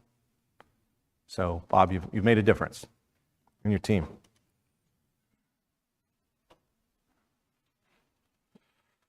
Implemented free Wi-Fi at all town public parks. I'm not sure if everyone knows that. Every single public park has free Wi-Fi. Tom Sunday and the team, thank you. Connected all town buildings, including fire rescue, with dark fiber loop for redundancy. We're going to do the West End next year. Just kidding. But do you remember when everything shut down not that long ago? It was interesting because I was at my desk, I had no idea. And my wife, Jackie, texted me. She's like, you said, what's going on? I'm like, I have no idea. My internet's working, everything's working, and it's our dark fiber redundancy. And especially because of dispatch, fire rescue, all our work that we're working on. Implemented a new CAD system for emergency dispatch. Supported more than 285 new businesses opening in the past 2 years. The one data point that I want to obtain is how many closed. But we supported 285 new. And that isn't, I don't mean ribbon cutting. I appreciate that you're there and we're excited and we take photos in our chambers there leading that. Upfits, permits, new, old, problems, fire systems, sprinkler systems. And I think that there's never a prouder moment for me, from my vantage point, is that when we go to a new business and we're not hiding in the corner embarrassed. That when we're there, we're proud, right? We opened a lot of new businesses on our island. And every minute of a building permit turnaround matters, right? We can't put the review in so fast and get it out and have a building inspector problem because the plan is off. I mean, we really work together and everybody knows my expectation and their expectation is that we're helping businesses open. We're not simply just reviewing permits. So predictable outcomes, time matters. And we're still not where we want to be. We measure that. Every single person that has a permit. Could be an address, could be a building permit, could be a subdivision. They get a survey at the end when we close out and we ask, how are we doing? We have that data, we measure our results. There's a lot of positive, there's a lot of stuff that hurts some feelings, but we're learning and we're getting better at it. Responded to, and we know this, and supported 2 named storms. I won't say the H word either. And a winter storm. And I remember literally mid-flight, we set up the debris management site with the recent storm. It wasn't quite the FEMA responsiveness. It wasn't going to have any reimbursement at that level, but we still took care of our residents because it matters. And then I would say that we have retained, and you hear this, we have retained and hired many great town staff members who truly care about this island. You heard today, 20 years, 2 years, 8 months, 15 years. 60% of our workforce live, 60%-ish of the town's workforce live off this island. So I appreciate them. I wanted to make sure that we took a moment to celebrate or at least acknowledge our hard work, because as I look through this and I read it last night, it's almost emotional because we're making a difference. Mark, outside of the daily operations, there's a tremendous amount of things that have been accomplished over the past couple of years. And one thing we've got to keep in mind is as we plan for a new park, as we design a new park, and as we permit a new park, it takes year upon year upon year. And so these accomplishments are very valuable to our community. And it is, in my opinion, we should be all very grateful and humbled at the work that staff has been doing. And of course, the work that council has been doing as well. So kudos to y'all. And I know we want to see more things. Right? And we want to see some shovels in the ground. And I know we're going to have that conversation later, but to get there, it takes the pre-planning and all the work that goes into it to get us to a point. So thank you. And any other comments from council? Ms. Becker? Thank you. Well, first, I was clapping to myself over here before I realized we probably would all want to clap together with the incredible accomplishments of our staff. I'm impressed and always proud. So I would like all of us to say thank you to them with a quick round of applause.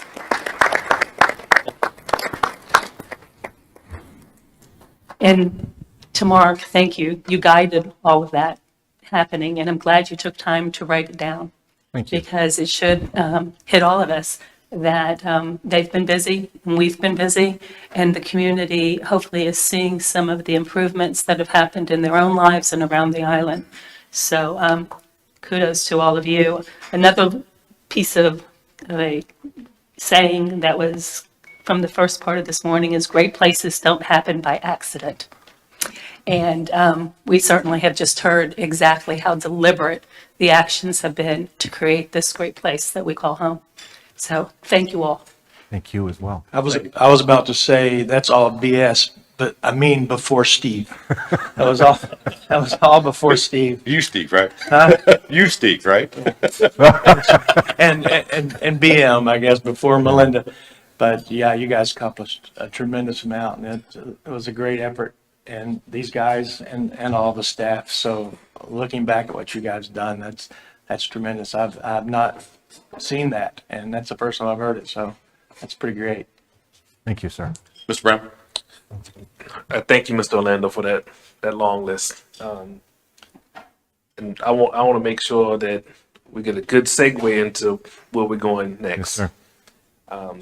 To my recollection, about 95% of what you just went over did not go through committee.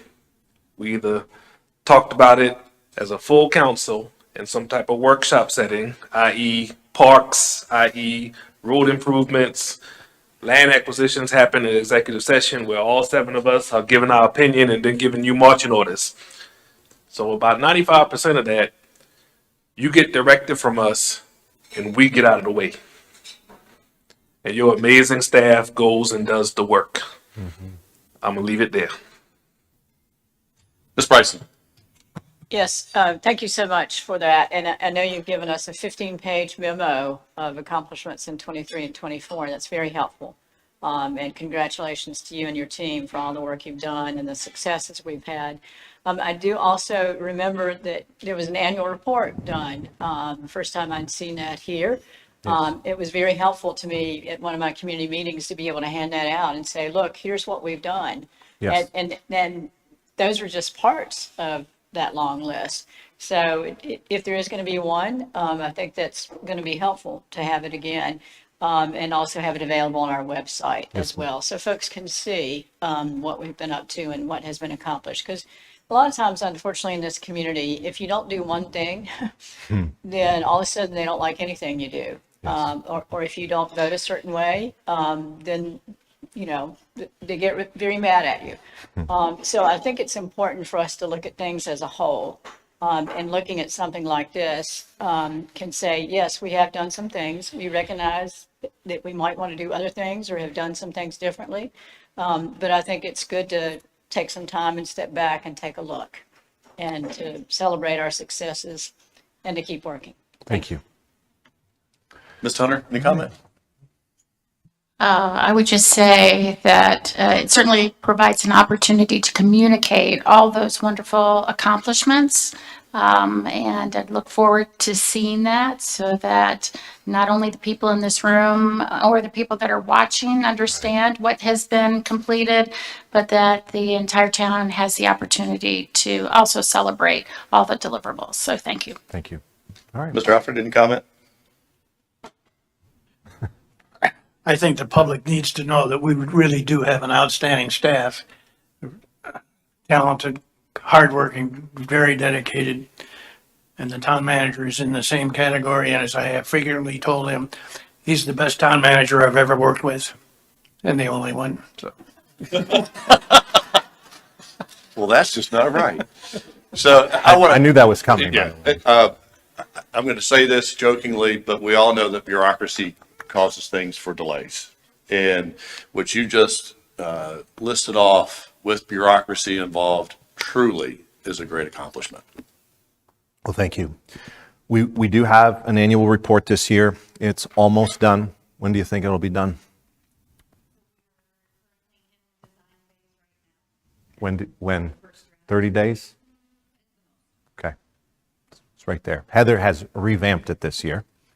It is more measurable, and I think that it is going to be our baseline to measure against for the future. And so several months in, completely revamping the way we do that. So we will get this message out along with that annual report together. So, all right, deep breath. Appreciate your comments, sir. All right, so we know that we have a strategic plan. You have it in your binder. It is on our website. We've talked about it. And it's important that we know that the strategic plan is lined up with top priorities and then everything else. And so we're going to go over that today.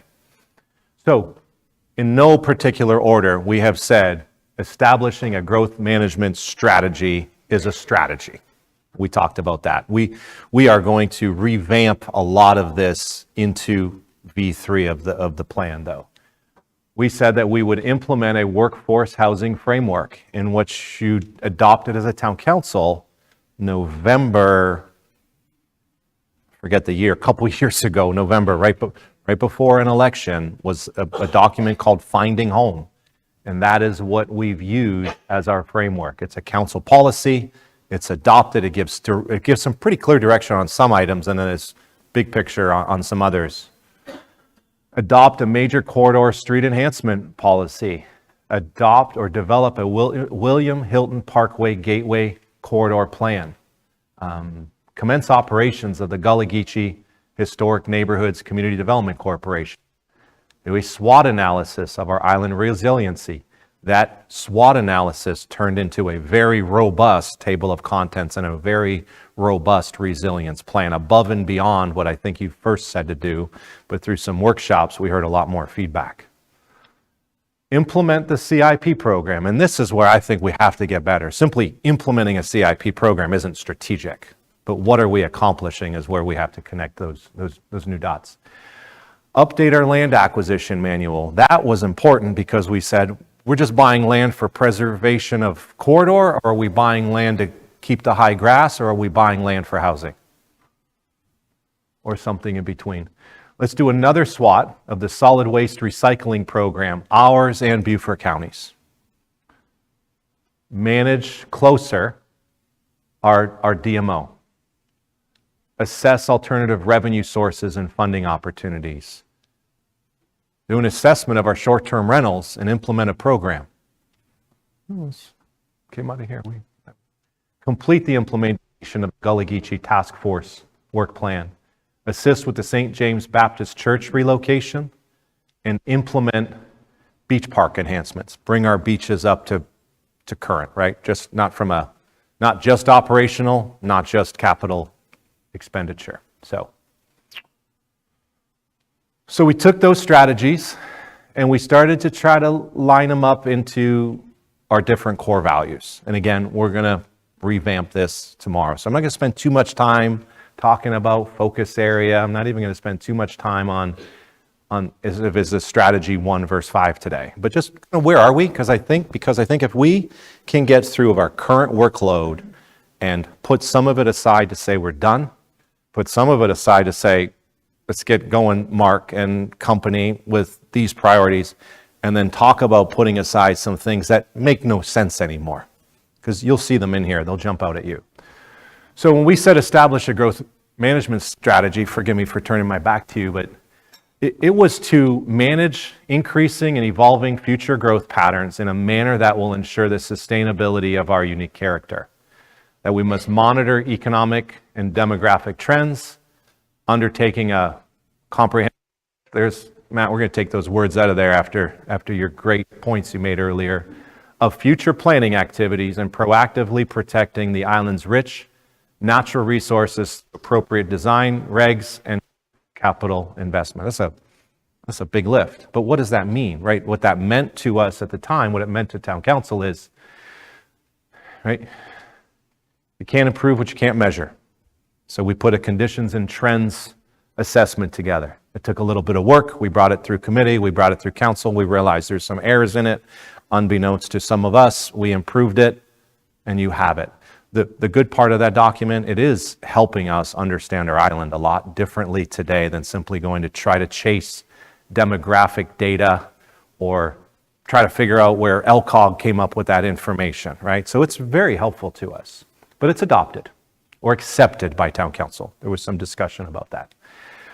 District plans adopted Mid-Island in 2022. And there are the Skull Creek, Bridge to Beach, Marshes, Parkway, Chaplin, Main Street, and Forest Beach. You have all been, I believe you've all been to recent community meetings to really start diving into those district plans. I will, for today, call it a district master plan.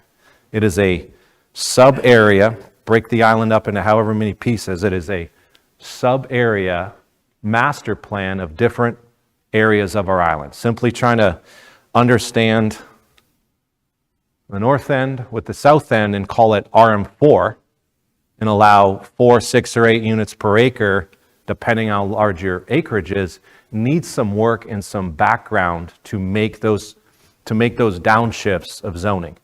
It also should inform us that maybe in some areas of our island on the water, 5 stories is fine.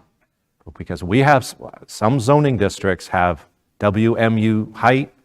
They have limited pervious, impervious coverage, and a whole bunch of design and development standards in code that is impossible to just sit in a room, hire a consultant, work to amend a code, and understand what the vision is. And so these documents have to be the area master plans. We don't need them so complicated, we don't know what's in them. But we also are going to have a hard time taking the land management ordinance as we know it, with 60 plus amendments since the last time it was updated, that are all in its own way a domino effect of causing another problem. Just update it. We've removed some things of the code that made sense, right? Staff waivers. The day I walked in the door, I said, I don't think that is appropriate zoning, and I don't think it's legal from my perspective. So we made some good edits, but how do we take how many residential zoning districts do we have? Yeah. 22 zoning districts on our island.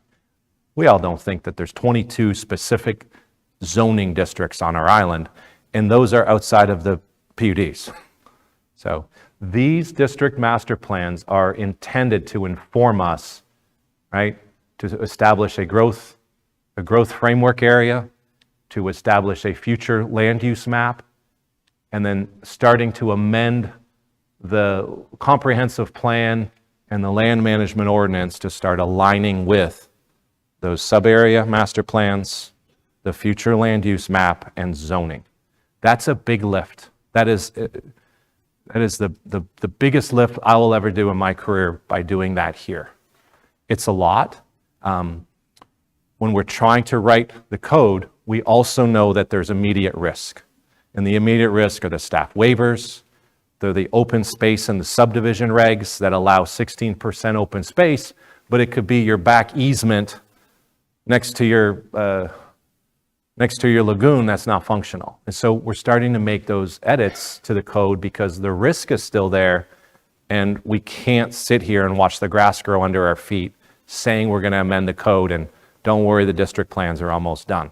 A lot of what you see up here, I'm not going to get into the details, you have it in your book, but since 2023 and into 24, we removed staff waivers. We allowed outdoor screened bike storage and light commercial.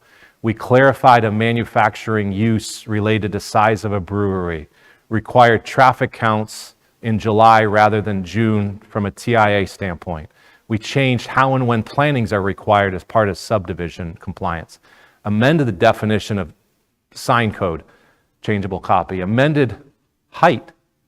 Added owner's consent for minor subs. That blows me away. That wasn't in there.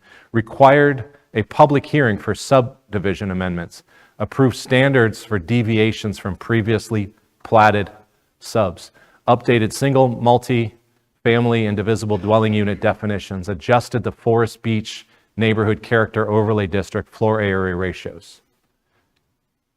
And what we're bringing forward right now is major subs and development plans through Planning Commission, subdivision regs, as I just said, for open space, pathway, sidewalks. Like we allow subdivisions, don't require sidewalks, but we want to walk. We allow subdivisions and we don't require functional open space. Open space to be counted as your stormwater lagoon. So that's what you're seeing up here, those immediate risks and improvements. Workforce housing density bonus, construction management standards, single-family mass scale commercial ditto, adaptive reuse of hotels and motels. We have to slow down and talk about that. It's multifamily, right? Because what we're talking about is multifamily, not less for, we can't give up so much that it's no longer identifiable. It's either single family or multifamily, and we have to get the code right. TIA for transportation, tree protection, sign regs, and then Missy and Sean Leiniger and a small team you don't see here today are working on amending the full code while they're amending those provisions. And so I think that I truly believe there's been success, right? We can measure the trends. We are well underway. We're finally at a point where we're coming up for air and getting out into the community. We're not learning anything new, in my opinion. We are hearing loud and clear what I think we've already heard over the last while. Right? We're hearing that quality of life, the traffic. If you're going to allow a subdivision, what about a turn lane? What about a crosswalk? What about a pathway? We're hearing a lot of that at the district plan work, but it's going to inform our code. This work will help us over time as the town council decides whether you're allowing a rezoning at a time or you're going to do a community-wide rezoning, which communities do, right? This gets parked, so to speak, until everything else is done. These code amendments have been complete in 23 and so far, or 23 and 24, and so far this year. These are on the elevator going to committee, coming out of planning commission, going to committee, coming to council. I would say that when we start trying to talk about what goes to workshop, what goes to committee, this is going to be a very good exercise. Because when we go forward with the entire land management ordinance and bring that forward, that's a town council, several workshop sessions. I would say that I think we start vetting and refining the policy, the code at committee, but not looking at the whole code chapter by chapter or piece by piece at that level. So some good work was there. We have improved our development review program. It's a new team, right? The folks that have been here a long time took planning director jobs elsewhere. We had to reset. We had a new building official come in. His name's Chris. Chris to Chris, but still. But from a building safety standpoint, from a development review standpoint, we've made some better decisions because we're measuring our results. I send you permit reports. You might look at them to see what is going to cause some controversy or what's going on. I look at them for that, as well as how fast are they turned around. Like if they're turned around in 45 days, is it on us or is it on them? Because when we get the process right, the quality improves.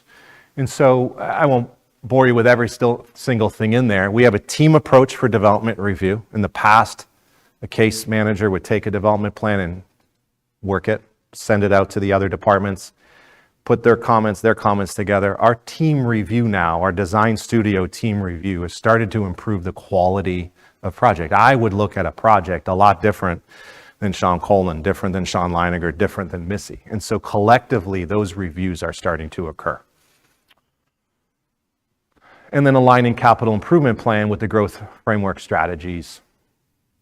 So that's the first big one, the first large strategy of amending the LMO. I'll cheat a little bit. When we look at some survey results, we know, or we heard, that the land management ordinance remains a priority of most, if not all, of town council to just start getting it done. And you'll see, we have 9 live, I think they're 9-ish live amendments right now.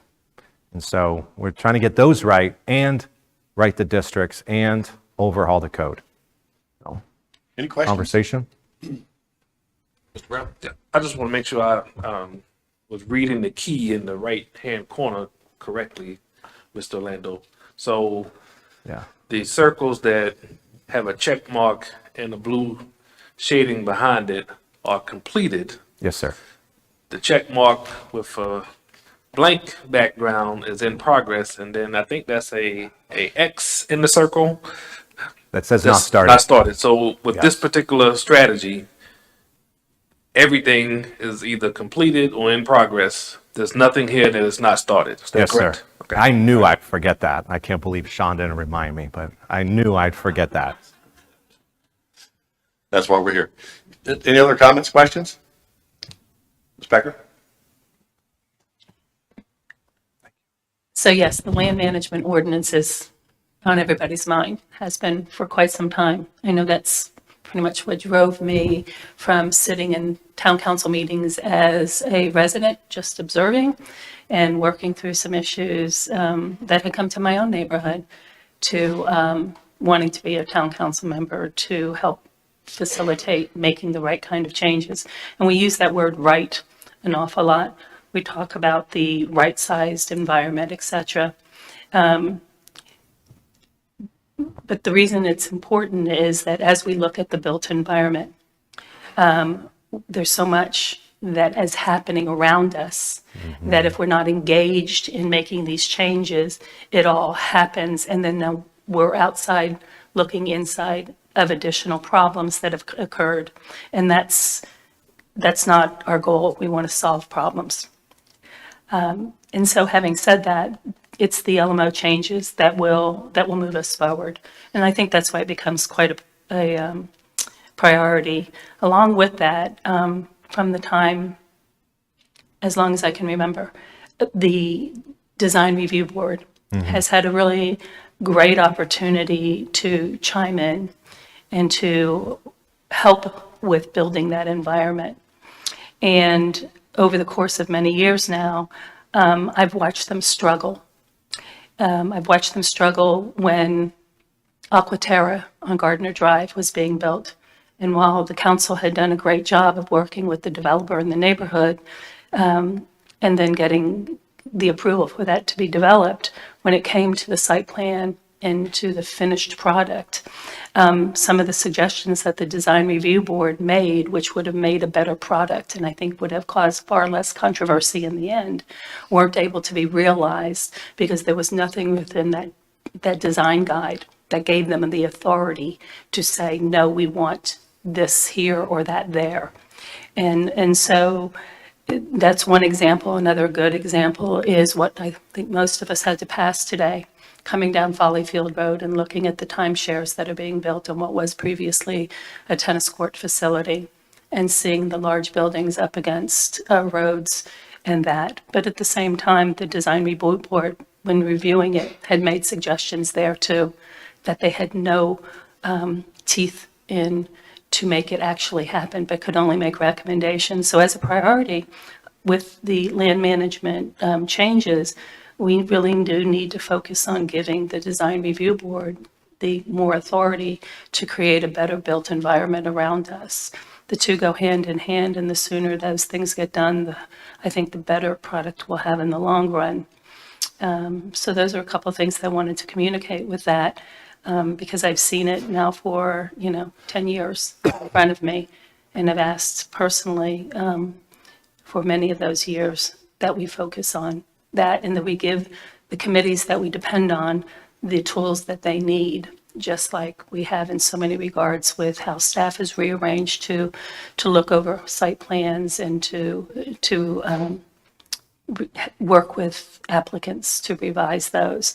So I think the more we do of that sort of thing, the more we have at our in our book to be able to force a better built environment, the better off we'll be. So just wanted to make sure I say that and put it on the record. I know you've heard it, Mark, as you hear me when I talk all the time, and I appreciate that. So I know you know it's important to me and to others, but just so that everyone is here knows we are focused on that, and it's important to the community. Ms. Bryson? Yes, thank you. A simple request. The materials we've been given in our notebooks, I can't read them. So if we could have overnight email to us these slides, especially on the strategies, so we can take a look at them. We'll do it right now. I think that'd be great because it would really help. And so with that having been said, I can only tell you it's slide number 106. Can you go forward? Is it the next one or the next one? The next one. Yeah, that list, the priority amendments. And I know they're coming through the pipeline now. And our planning commission can only adjust so much at one time as we can. And I think that we have not yet set priorities over which of the priority amendments we want to move forward first. And I don't know how that decision is being made other than maybe what's ready in the pipeline, what's drafted and what's been vetted by staff and our legal team. But I think we should have established some priorities within the priority amendments. And one of them, to pick up on what Ms. Becker is saying, I do agree about the design review board. And one particular issue that I've been pounding on for a while, and I don't know how many checks down it is, single family home and commercial mass and scale. So particularly with regard to the commercial mass and scale, large multifamily buildings along the shoreline, Design Review Board. I used to advise a disability review board. At any rate, the Design Review Board was frustrated a couple of years ago and asked the town council then to do something about the size, mass, and scale of those buildings. And here we are today, still looking at, it's in the list, it's coming down the pipeline. So that's one that continues to frustrate me. And I agree with Ms. Becker on giving more authority to the Design Review Board. So those are a couple things that I would note. And the final thing is that I think I'll credit Sean Cullen with this, and he added the word "and preservation" in there. So it's not just we have a growth strategy, but we have a growth and preservation strategy. And I think it's important to keep that top of mind as well. Thank you. Okay. Ms. Miller? This is the number one area that I hear from constituents, their concerns about the future development of the island. And whenever I speak about it, I reference the Trends and Assessment Report, which identifies and says that there's 1,500 acres of undeveloped land.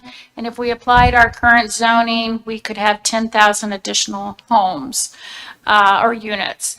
And I always ask, is this what we want? So I'm surprised it was only 66% that said that this was a high priority, given the important nature of it. Thank you. Other comments? If Mr. Mayor. Yes. This is the part where I want to make sure we putting the meat on the bone.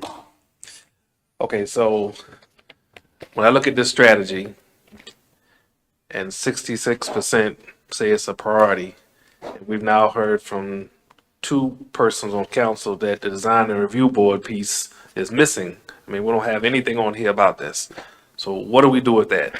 Because I don't want us to get into these items coming down the pipeline and then we start to talk about design and review board at the same time. So I'm just curious to know how we're moving forward with what we hear today. If it's going to be added to this list of, I forgot the number that y'all came up with after you multiplied, but it's 15 strategies.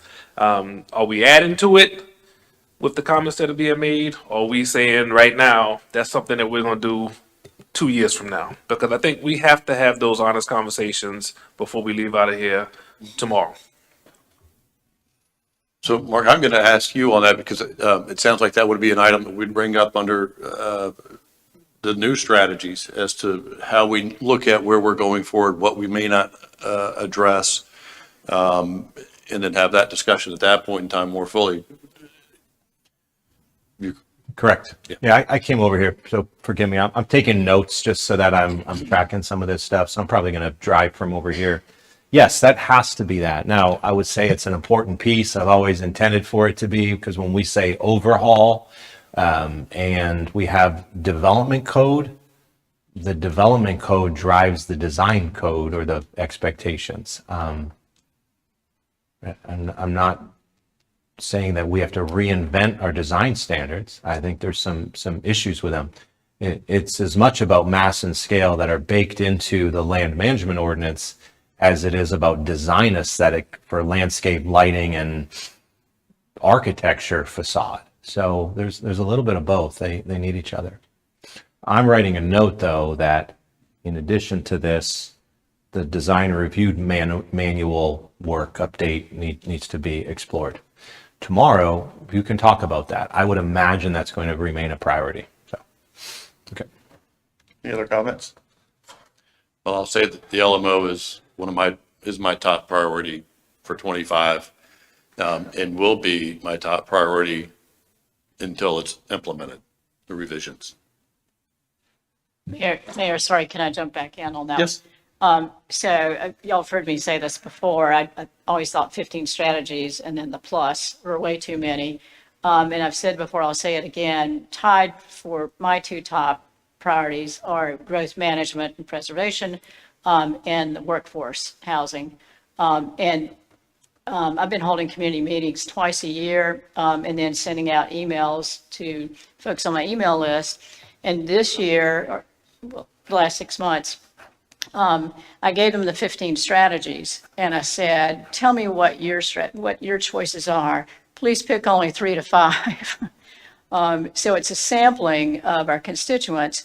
But what I've got back, and I have the tallies here, and interestingly enough, the 3 top vote getters are growth management strategy, workforce housing, and supporting the Gullah Geechee land and culture preservation. So that's a forecast of what I would say for tomorrow, just to give more support to this remaining one of the top ones. Thank you.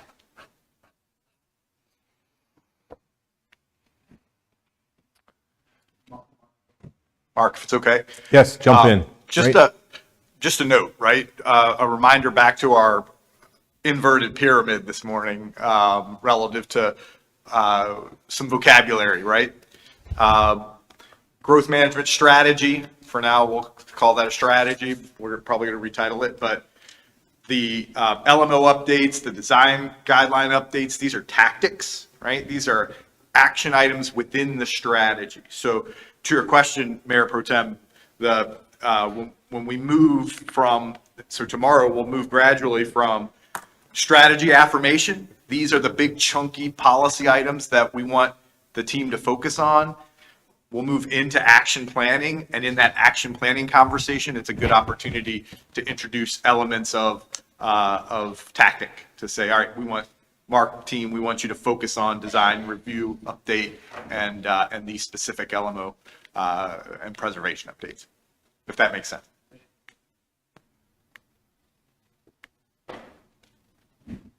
Next? That's great. Okay. Thank you, Matt.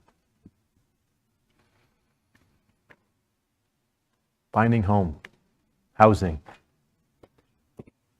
So the strategy is implement our workforce housing framework, and that framework was defined in a book called Finding Home.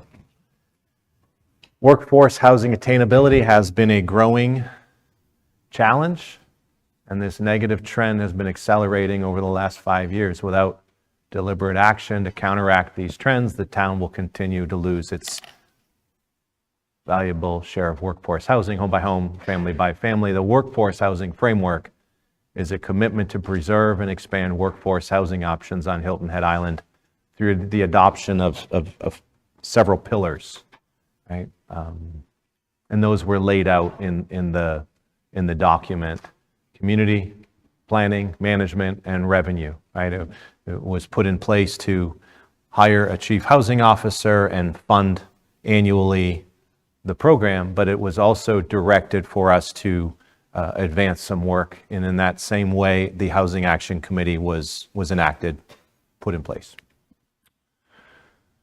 So, and Councilman Brown, thank you for reminding me about that top corner, because when we start looking at the accomplishments, or I would say, you know, I'm skeptical now to say that, because Matt said I can't cross things off a list. But, right. Great point. But to commit and maintain and support the partnership, Town Council approved the Habitat for Humanity partnership agreement and transferred them funds through the budget process. Ditto with the Coastal Community Development Corporation. I mentioned the North Point Public-Private Partnership Agreement, although back then we were thinking it's 170, but when we really looked at the site, 170 didn't fit. And then Beaufort Jasper Housing Trust was put in place in October of 22, and the town at the time, as part of the regional network, put in place a commitment to $1 million in change over time for 10 years. So we said we would engage with the Housing Action Committee, that we would create a multi-year workforce housing action plan. We have worked towards that. I would say that has become a challenge. I think there are different expectations across the board, which y'all want, different than potentially what's in the document Finding Home, and definitely some opportunity to align with the Housing Action Committee. Part of that was to establish a Muddy Creek neighborhood stabilization plan that is, for the most part, complete. I've been wondering how to bring that forward to you. Do we simply let it live in that district plan, because that's where truly it belongs over time? Do I bring it to you as a policy item and put it on your agenda with all these other items? Because what you did say some time ago was, let's do the stabilization plan before an RFQ is released for the property that was acquired at Bryant Road. And when we talk about an opportunity for a workshop, from my vantage point, at least right now, I would suggest this become a workshop item so that I can start understanding where you all want to head. The work is for the most part, complete with the neighborhood stabilization plan. The RFQ is drafted, and then we have the housing displacement mitigation support plan coming to town council very soon. And again, I believe, based upon what I heard today, it goes through committee. We hired a chief housing officer.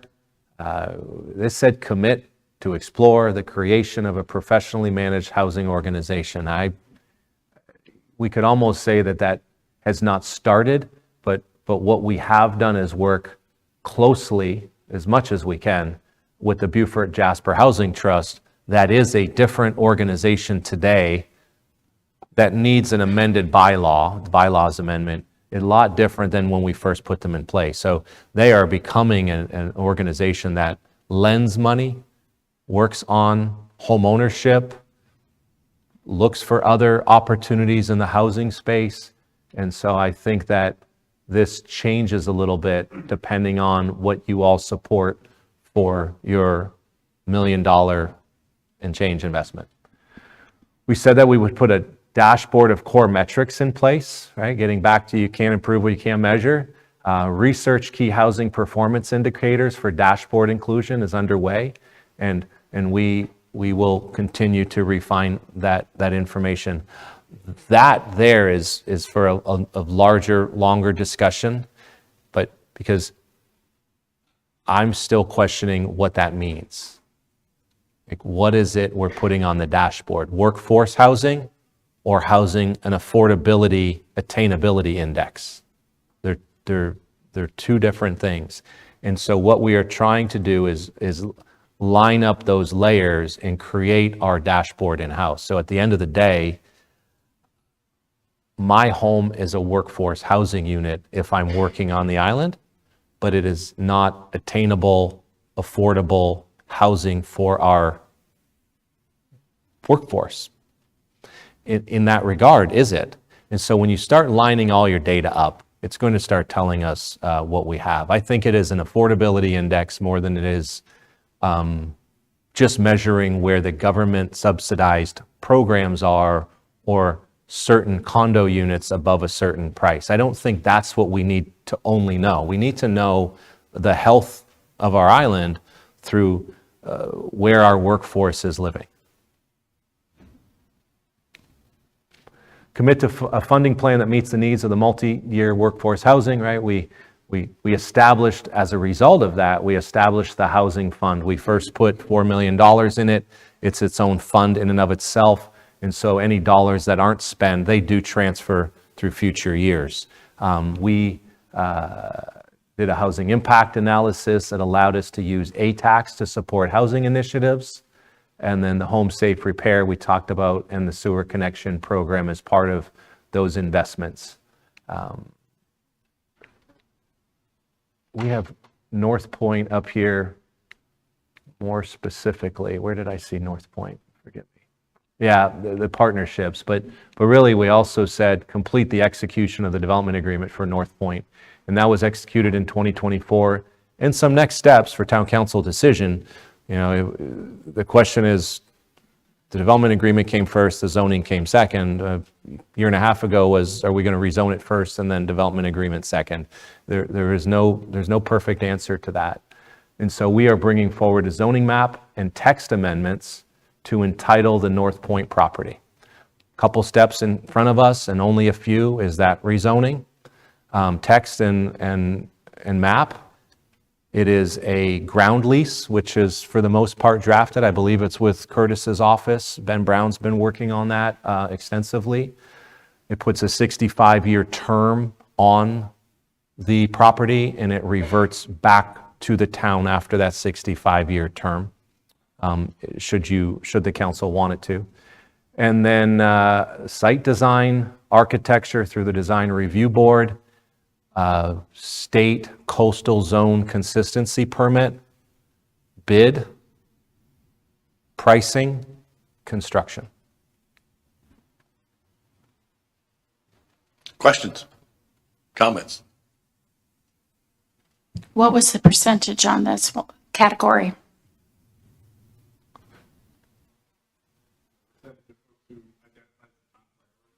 Yes, sir.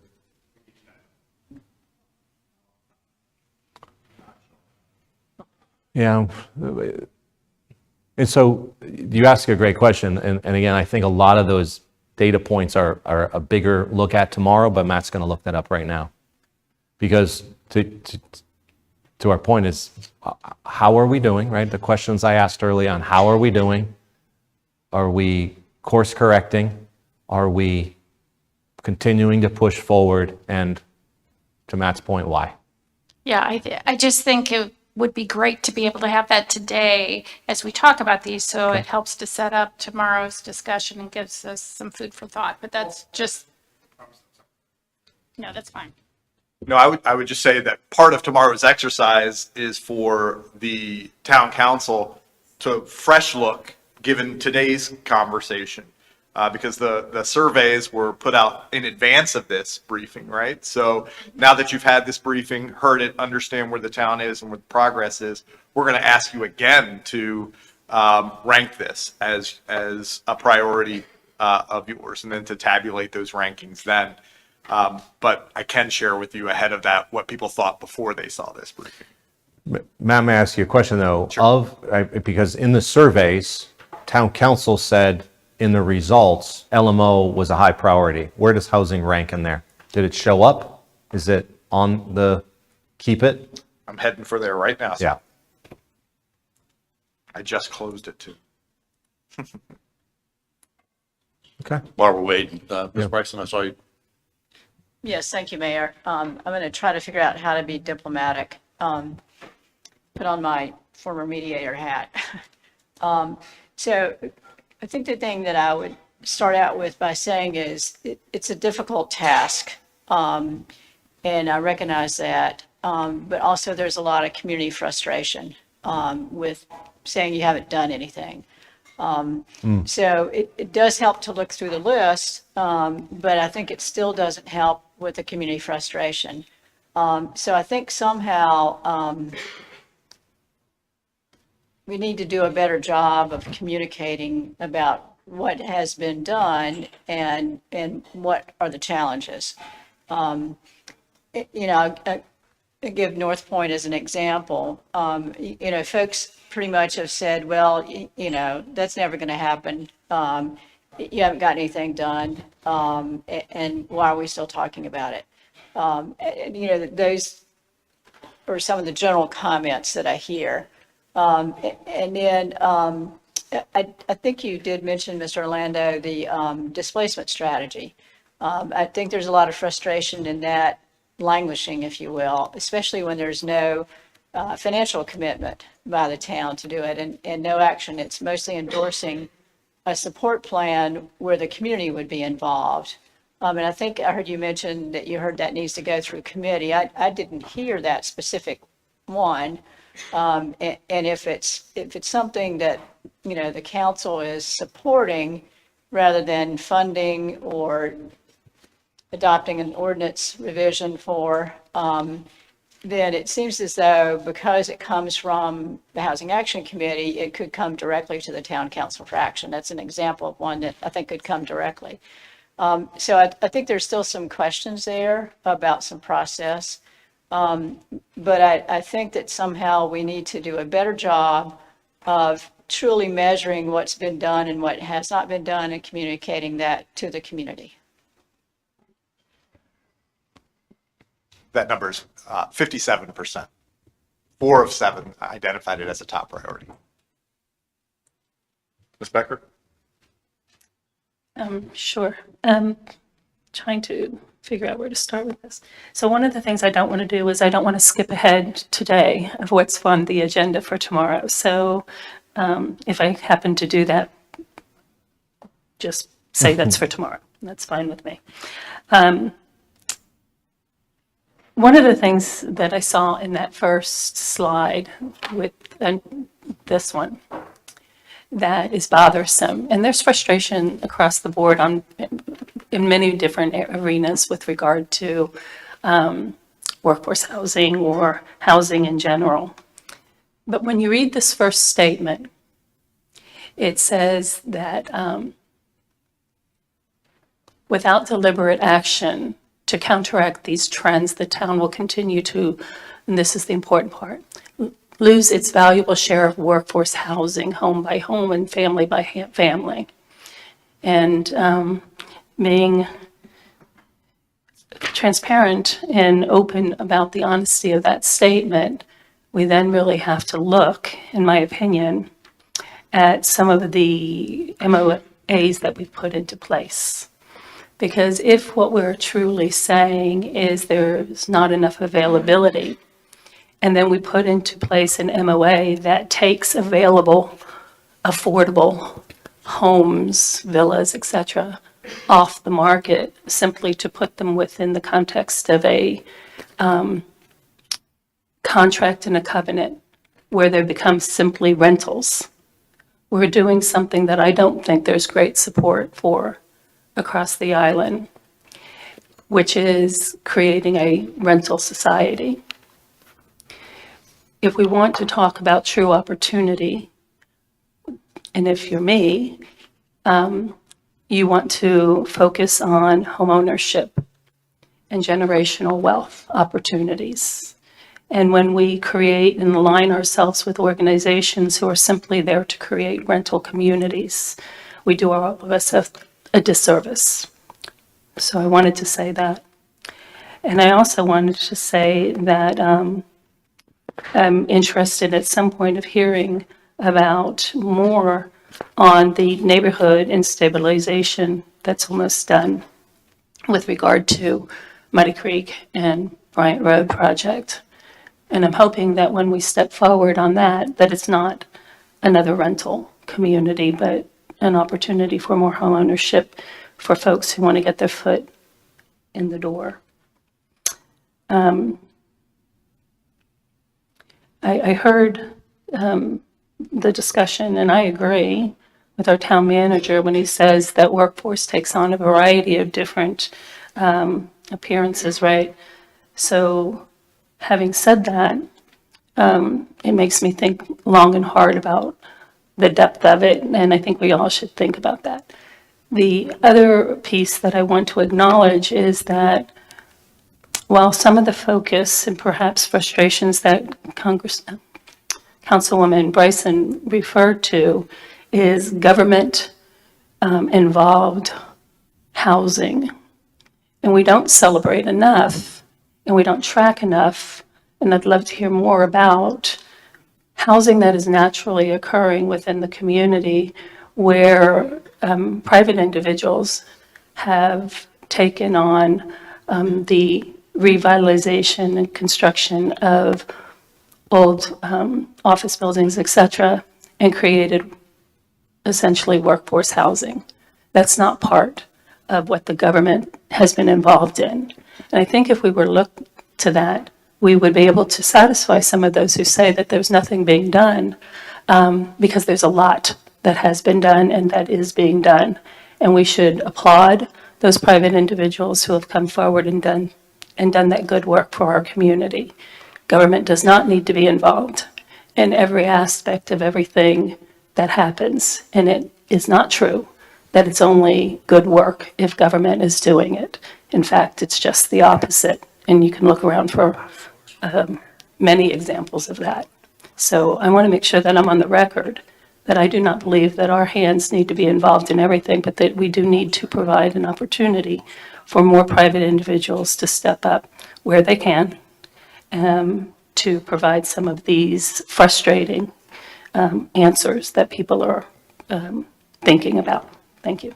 All right. Any comments from the Steves? Nope. Mr. Brown, do you have another comment? Yes, I did.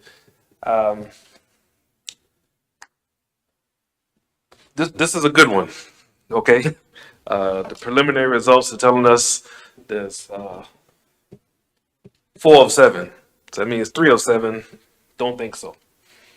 And if we were pressing our buttons up here, you'd probably figure out which 4 and which 3.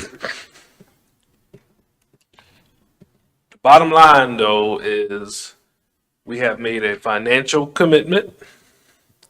And over the years, we have said this is a priority for us for reasons Okay. I asked the town manager when he first started, we were going through budget deliberations. I said, there's a metric that I'm looking for. How much of your staff, our staff, lives on Hilton Head? The metric he gave us this morning was 40%. So more than half of our staff live off of Hilton Head. Now, there may be a lot of reasons for that, but I'm just going with the mere fact that more than half do not live on Hilton Head. And yet we asked them to continue to help us make Hilton Head a place of excellence. I was in a meeting last week and learned that Sea Pines is going to open an administrative office in Bluffton because the majority of their administrative staff lives off island. And for convenience and retention purposes, they're going to open an office off island. Keeping in mind that Sea Pines was one of the first companies to come here and develop. Okay, so I just want that to sink in. We continue to hear from our business community that they have struggles with attracting people to work here. So when Mark asked the question about what are we looking for as a metric around the indicators in the dashboard, there's a lot of things that go into that. I think affordability is one. Absolutely. I keep saying, get rid of the AMI discussion. Let's talk about how much of an income we're spending on housing. I like 30% personally. But Councilwoman Becker brings up a good point. How many rentals do we have that are affordable? How many home ownership do we have that are affordable? How many units like Sandalwood are completely dilapidated, but people are still living in it? That starts to paint a different picture as to the need for us to continue this program and be involved in this program. So I think we sort of, from a very high level, pick and choose which pieces of this we like and don't like. But there's a reality in front of us that I think we all need to understand. And that will help us as we move forward. This is a tough one again, because I'd hate to be a staff member right now trying to bring some of this forward to a council that you know you won't get a split vote on. That's a tough situation. But if there's a consensus around this being an issue, then let's figure out how we can work towards getting more check marks on this one, okay, and really measuring our results, okay? The rezoning of North Point is a prime example. The reason that it didn't come before the development agreement is because staff probably didn't think they can get it through. But yet that's something we want to hold our hat on. So I said it at the beginning, I'm going to lay my hair down today, but this is a tough one. And we've got to make certain that we can answer the call to our community, because the business community is suffering because of this issue. Okay, other comments? One, Mr. Desmond. Mr. Brown, I'm gonna make you smile. This was number 2 on my list. It made the list, Mr. Brown. Any other comments? Hey, Mayor. Yeah, go ahead. No, I was just going to suggest, I can appreciate it's a complex issue. Tomorrow we're going to go into a discussion on prioritization, and part of the prioritization exercise is going to be scoring to prioritize, right? So we want council members to start thinking about a variety of scoring aspects, and one of the aspects that we've highlighted as critical is a consensus definition of success, right? And before you can get to a consensus definition of success, you have to get to a consensus definition of the problem, right, or the challenge. And so you may be, and I won't ask, although I appreciate Mr. DeSimone disclosing, but I won't ask who voted yes or who voted it as a top priority. But my concern is we might have 4 people who say this is in my top 3, and 4 different definitions of workforce housing. right? And so what I really want you all to do tonight, after you work 10 hours today at this, I want you to go home and before you, preferably before you have your first cocktail or before you get a chicken pot pie in you, think to yourself about your definition of workforce housing so we can tackle that tomorrow. Can we get a 5-minute break? Pardon? 5-minute break? We can take let's take a 5-minute break. That's fine. You can leave and come back. That's fine. Steve needs to step out for a moment. We'll all clap when he comes back in.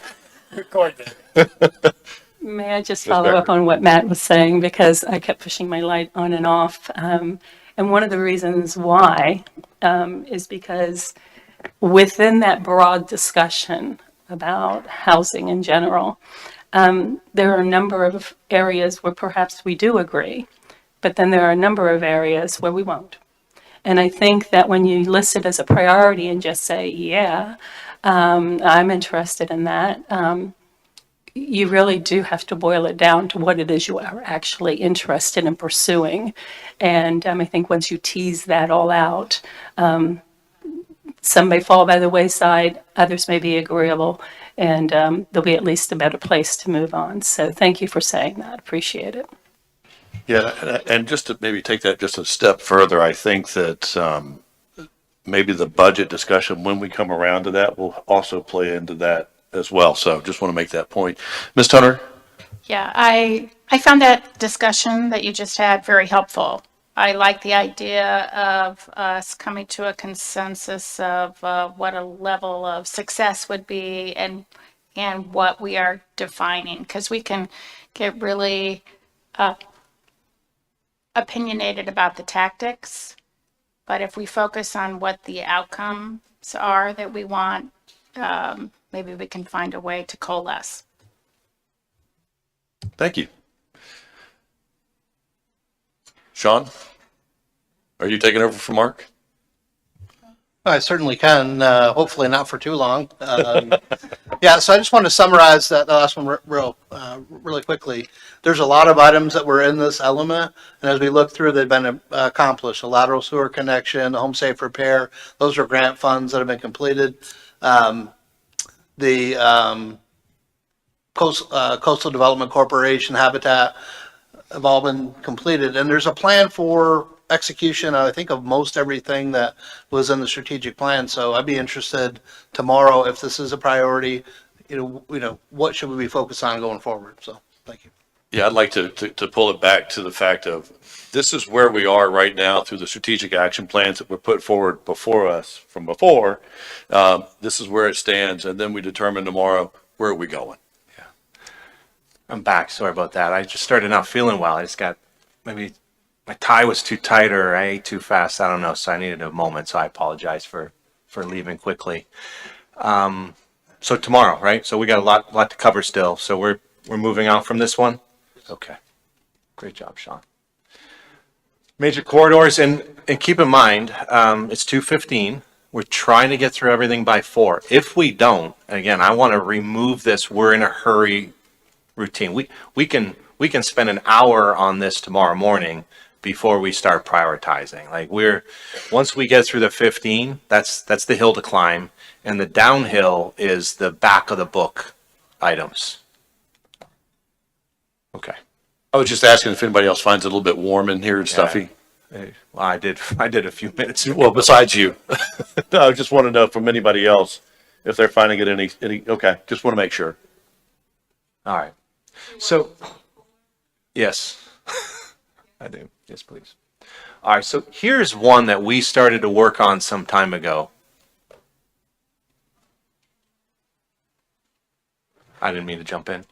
No, we're just. I was just asking if there were any bottles of water someone could bring to us, because I Yes. don't see any We'll over take there. a break. Break's supposed to be at 2:00. Let's Okay. take 5 minutes. Let's take a 5-minute break. All right.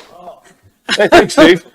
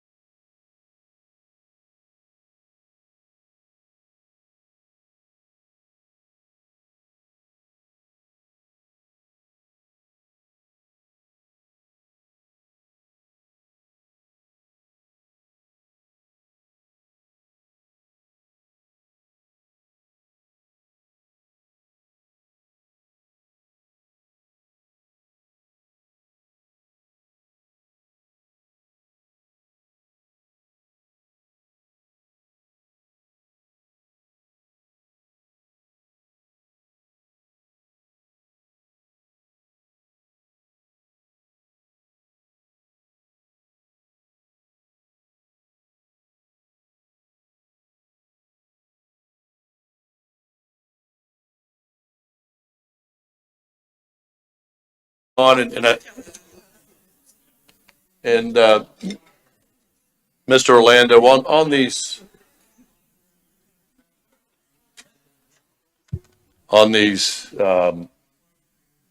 next segments, I know that we'll have additional conversations tomorrow about them where they fill in on a priority. So, if we could continue to move forward, that'd be great. Yes, and that will help, and thank you for saying that, Mayor.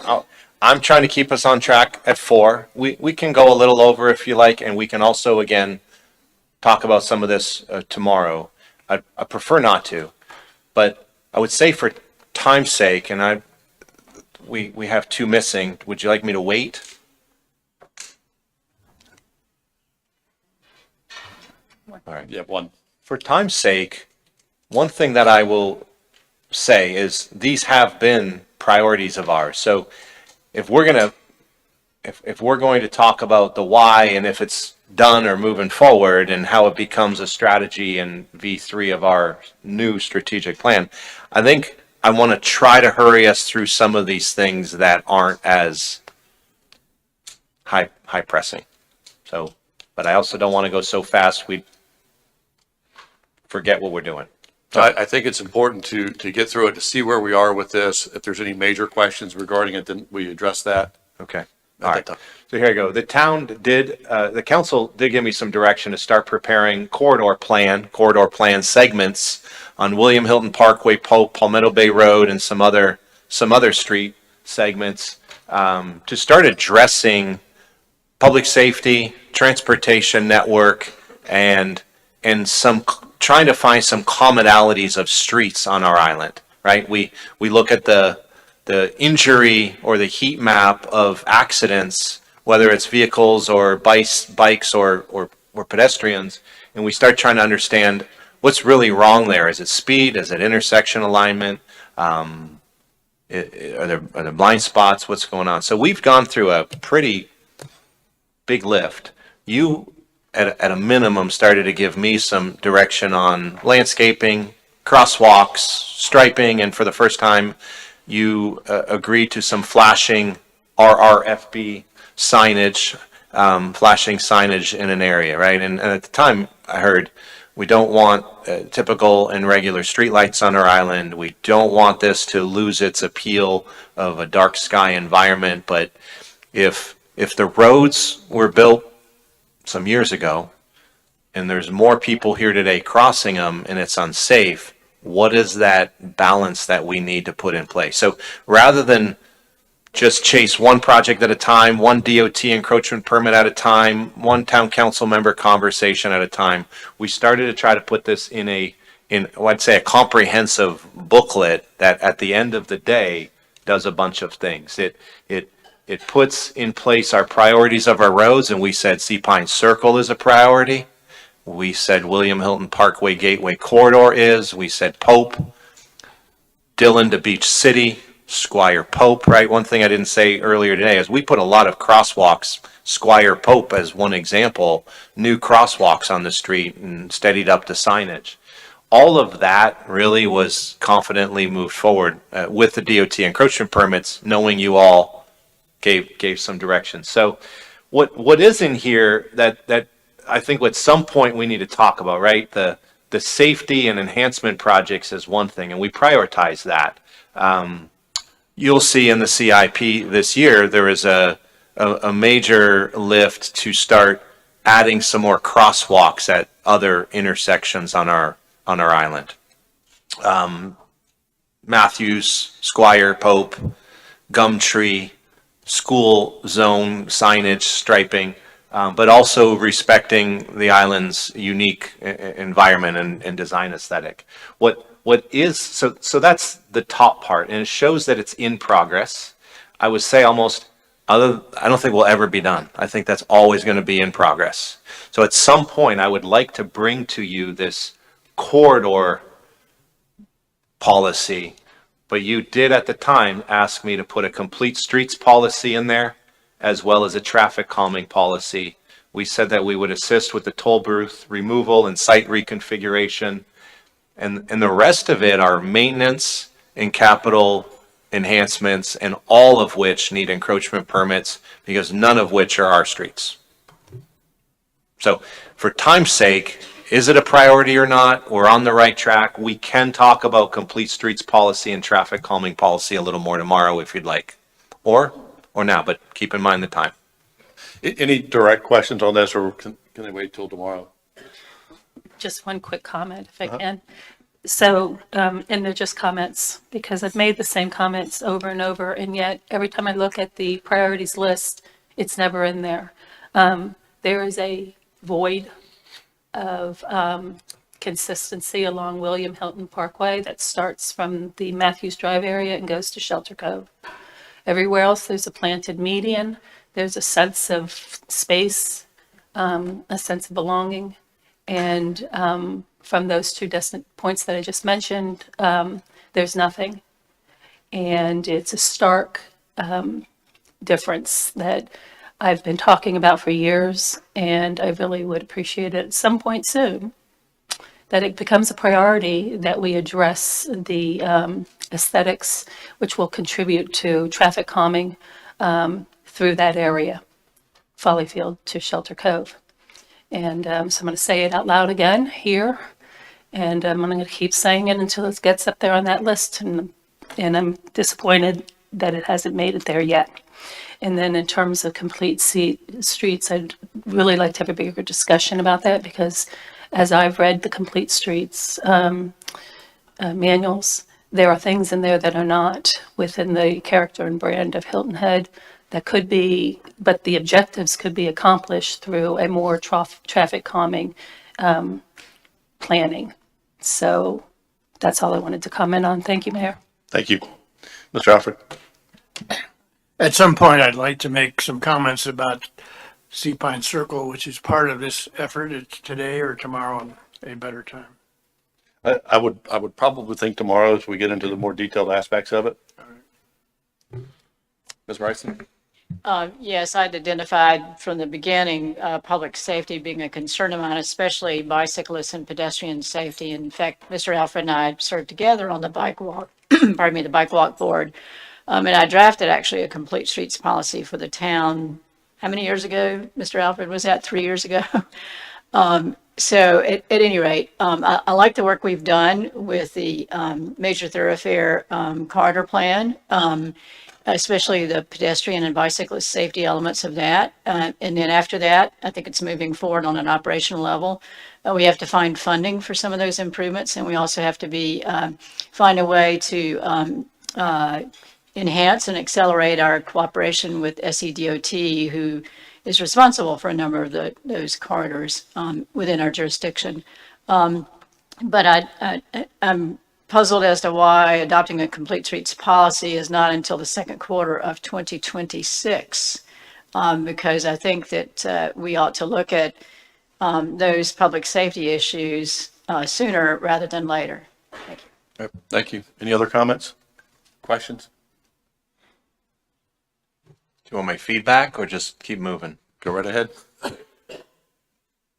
A lot of the work that will be prioritized, one, let's just bring the plan forward as we can in the coming months. A lot of your work in here is programmed and prioritized out of your out of the capital improvement program, whether it's pathways, roadway enhancements, or whatnot.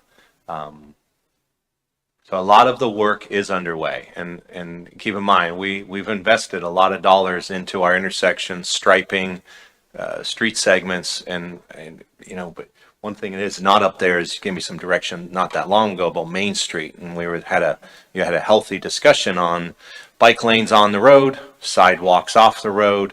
But at the end of the day, are we aiming for Main Street as a complete street, or are we aiming that Main Street become that parallel road network to William Hilton Parkway, but also know that it's a safe route to school and also a sidewalk to and from and back and forth from other business? So I think we have some work to do, and if I'm checking some boxes on what's a workshop item and what's not, this is probably one, because I need some direction on which direction to go. We can write a complete streets policy tomorrow, but it's a matter of making sure it's aligned with what you want. A complete streets policy is a lot different than some of our streets, and it has on-street bike lanes and crosswalks and different things. So I'm going to keep moving forward on this, but what I intend to do is start packaging all of this up. If Q2 2026 isn't fast enough, I put it up there on purpose, because when I lay out that 87 items and start trying to figure out 7 a month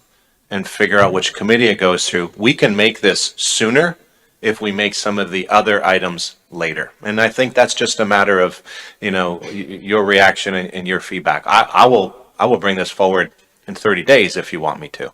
So, okay. So does this fall with, sorry?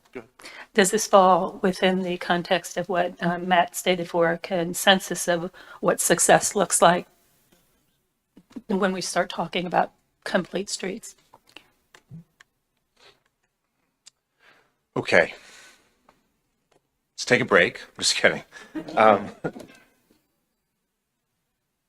So I'm gonna put Sean on the spot again to give a quick update on where the William Hilton Parkway Gateway Corridor plan is. We know that there was some action by Beaufort County. Sean has some materials to hand out. Do you want me to hand those out? Sean. It's great to have 2 people named Sean. You just say Sean and they're both there. They're amazing. So what are they handing out, Sean? See? That is a copy of the joint resolution that was approved by county council on Monday night.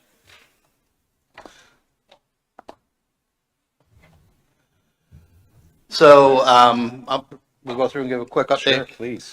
So I'm going to start with the joint meeting held by Beaufort County and Town of Hilton Head Island Town Council on February 12th in Bluffton.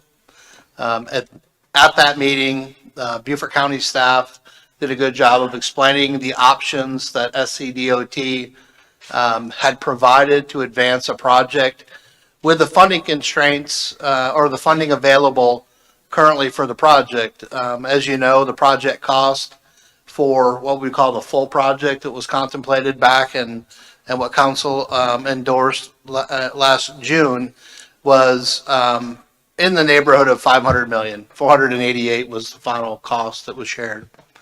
With the referendum not passing in November, the amount of funding available for the project is just shy of 300 million. And both town council and county council expressed not having an appetite to go out and find more money for the project. So the direction was to try to work within the project budget. So SCDOT provided some options. They had 6 options. They ranged, again, from the full project all the way back to just replacing the deficient eastbound bridge over Mackey Creek. So at that workshop, council from Beaufort County Council and Town Council provided their input and a preference on the options that were presented. I would say most of that response and feedback from both councils was for an option that replaced the eastbound bridges with one single span bridge. And then it would be separated into a bridge from basically the flyover on the Moss Creek end, connecting into the existing roadway at Windmill Harbor. And then there was some consideration for some other elements, the water line relocation from Hilton Head PSD. There was some discussion and concern about making sure that that component of the project was fully funded and that it didn't fall back on ratepayers at the end of the day. There was also some discussion about the issues and safety concerns and improvements through the Stony corridor that were part of what I would call the full project if it were to have advanced, and an expectation that there be money allocated toward those safety and investments in the Stony community. And so based on that, that discussion and understanding, Beaufort County presented a resolution on February 12th. They've received some feedback from all the membership. And after that meeting, Beaufort County staff took a a crack at drafting a revised resolution. They did provide it to us late last week. We provided feedback and some revisions that we had suggested. The mayor sent that to all of council late last week. We sent it to Beaufort County Friday. They incorporated most of everything that we sent them into a resolution that they posted as part of their packet for this past Monday's meeting. They had discussion on Monday and they approved the resolution as drafted and provided in their packet. They provided what's in front of you to us late yesterday. It's a copy that's signed by the Beaufort County Council Chair person, and that represents what they've approved and are asking now Town Council consideration on. I will say that there's a few housekeeping items that need to occur with some underline and a period that we need to put in for clarification under the water line element. But I believe it reflects the input and the information that we provided to Beaufort County, and they've reflected that in the resolution that's been adopted. And so we can talk about the resolution today to see the kind of direction that we need to take. This is on the agenda for Town Council consideration on next Tuesday, March 4th, where we'll give you a little bit more information. And then that's obviously a request for some consideration of action at that meeting, more than just discussion and direction today. Okay, any discussion from council? I just want to note, oh, I'm Go sorry, ahead. no. Go ahead. Of course, all of you know my feelings on this because I put an email out on it. Not knowing what or if anything can be done, but just for the use of the rest of the public and the staff and anyone watching and anyone up here that would like to discuss this before Tuesday, this has been a 5 to 7 year run. And if anyone has seen or heard of the eastbound span being what they call a lifeline span, being one span, before our SCDOT meeting, I'd love to see their hand go up because I don't think that's the case. So for 5 to 7 years, this was a project that we're going to replace both bridges. Then it became a project that they're going to replace one bridge. Then we hear from SCDOT that it's going to be a lifeline, meaning a span from Moss Creek and landing at Windmill Harbor. There's tremendous issues in this. This is, in this conversation that I have with a few people, it's probably the most significant vote in 40 years of the town being incorporated, in my opinion. Because what's going to happen is they're going to build a lifeline that has no, and the public needs to listen, it has no opportunity for landing in Pinckney. So coming onto the island, you will not be able to turn and go to the boat ramp. You will not be able to go to Pinckney. You must come on the island and do a U-turn. And right now, unless it's designed differently, and haven't seen the design, you're going to be doing a U-turn at a light at Windmill Harbor. The light at Windmill Harbor was suggested the other day is only red a minute amount of time. But when you start stacking and doing U-turns, they're going to need more time. So that light's going to be red longer, which will hurt our traffic patterns on and off the island. You got trailers that are going to have to be turned around. That's a whole different issue. How far, how deep's the stack lane, that all comes in design, so we don't really know. But here's the real kicker. When I build a project, I build it for a long time in my mind before I build it. And I've been doing this since I went to this meeting in South Carolina, up in Columbia at SCDOT. And I've built this project in my head a few times. And I'm thinking, what significance or insignificance, however you want to look at it, happens when you're not landing on Pinckney coming onto the island. Okay, well, what happens is you have to come onto the island and do a U-turn to get back to Pinckney.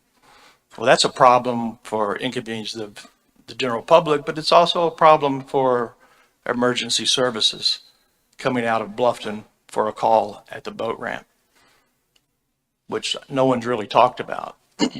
The other thing is, I've heard over and over, the convenience of putting this 3-lane and 2 drive lanes in allows the opportunity right now to stripe it as 2 lanes because it's only 2 lanes coming onto the island right now in the corridor.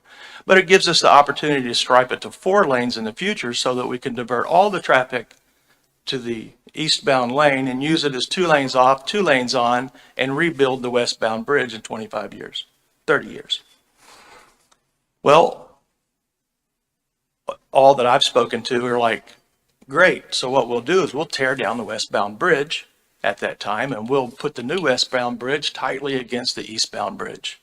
That way, no additional environmental impact. It's already in line with the westbound bridge. Well, that's not possible. So when you build this project in your head, you start to learn, why is that not possible? Well, you can't take the westbound bridge out until the new westbound bridge is built. Or you can't get to Pinckney because you can't get to Pinckney on the eastbound bridge. So you must leave the westbound bridge to get to Pinckney. You must. Or you shut it, Pinckney down, which we can't, and it'll never be done. So you have to step over, looking right there at that photo, you're going to have to step over to the right or to the left. We're going on the island there, right? Off the island, on the island. Anyway, you're going to have to step the westbound bridge over to the right, going off the island, which will put the new 3-lane, 2 breakdown lanes, 100 feet wide, further, and you build it. You can't tuck it against it. You're going to have some work room for platforms and for cranes. So you're going to be 150 feet to the right. And if you go look right now and you drive and stop, and next time you go this way, I ask you to do it, look off the edge of the bridge and you see homes. There are homes that you could throw a rock and land on the top of the home right now on the bridge that's built. So the new westbound bridge will either have to take out homes or it's going to be constructed over top of the homes. And then you come back and you tear down your westbound 2 bridges, the old eastbound that stayed up and the westbound. So you tear both of those down. And now you have 3 lanes and 2 drive lanes over here, and 600 feet away, you have 3 lanes and 2 drive lanes over here. And the environmental impact of the new westbound is a whole different matter on its own, which wouldn't have that same kind of impact if they were able to use this highway, if everyone follows me. I think what they call number 1 was our best option, our number 1 option. Unfortunately for me, it's the worst thing that could happen to Hilton Head Island in Bluffton. It's the worst scenario that'll happen because you will never get rid of the U-turn. Even when you rebuild the westbound lane, you will not get rid of the U-turn because you can't still, when a new highway's built, get on Pinckney coming on the eastbound. So forever, for 60 years, 70, 80 years, you're going to be doing a U-turn to get back to Pinckney coming from Bluffton. The best case scenario is to give them the opportunity to fix the bridge as it is, take the money that's already allocated for leftover to our corridor, which we all know there's not going to be any leftover because they're already claiming for overages they're going to use our leftover corridor money. So let them take their $70 million from SCDOT, fix our bridge. There's people who say, well, there's going to be a lot of congestion. There'll be a little, but most of this bridge repair is done from the water up. The damage to this bridge is from fracturing of the concrete and allowing the exposure of the rebar, and that work has to be done from the water up. Top surface, of course, they're going to do some work, and they'll probably resurface it. But there's shoulder seasons that they'll work on there because it's not a 1 year, this is not a 1 year fix. But I think that's our best scenario. Let them repair this bridge. Let's take the money. Let's do a jam up job on the corridor. Let our staff work on that corridor and do what should be done. Let's uplift the Stony area like we should be doing and we all want to do. And we'll have the money to do it. And if we can slow this or stop it or get in some agreement, that's where I stand. So I can just tell you right now, come Tuesday, in hell or high water, I'm voting it down. I don't know if it'll make a difference to the other 6 of you or if it'll make a difference to Columbia, but that's where I stand. All right, thank you. Other comments? Ms. Becker? Well, thank you, Steve, because a lot of us agree with much of, not all, of what you've said. And if you go back to the first page again, that introduced this topic, once again, it said right-sized infrastructure.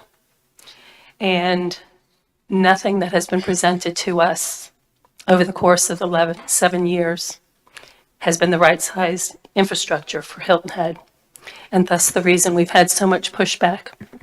We've had, and now we are faced with what's called phase 1. But as you heard Steve describe, it's phase 1, phase 2, and the ultimate outcome is exactly what was wanted from the beginning. It's 125 feet plus of concrete coming onto our island. And when you talk about right-sized for our community, that doesn't fit.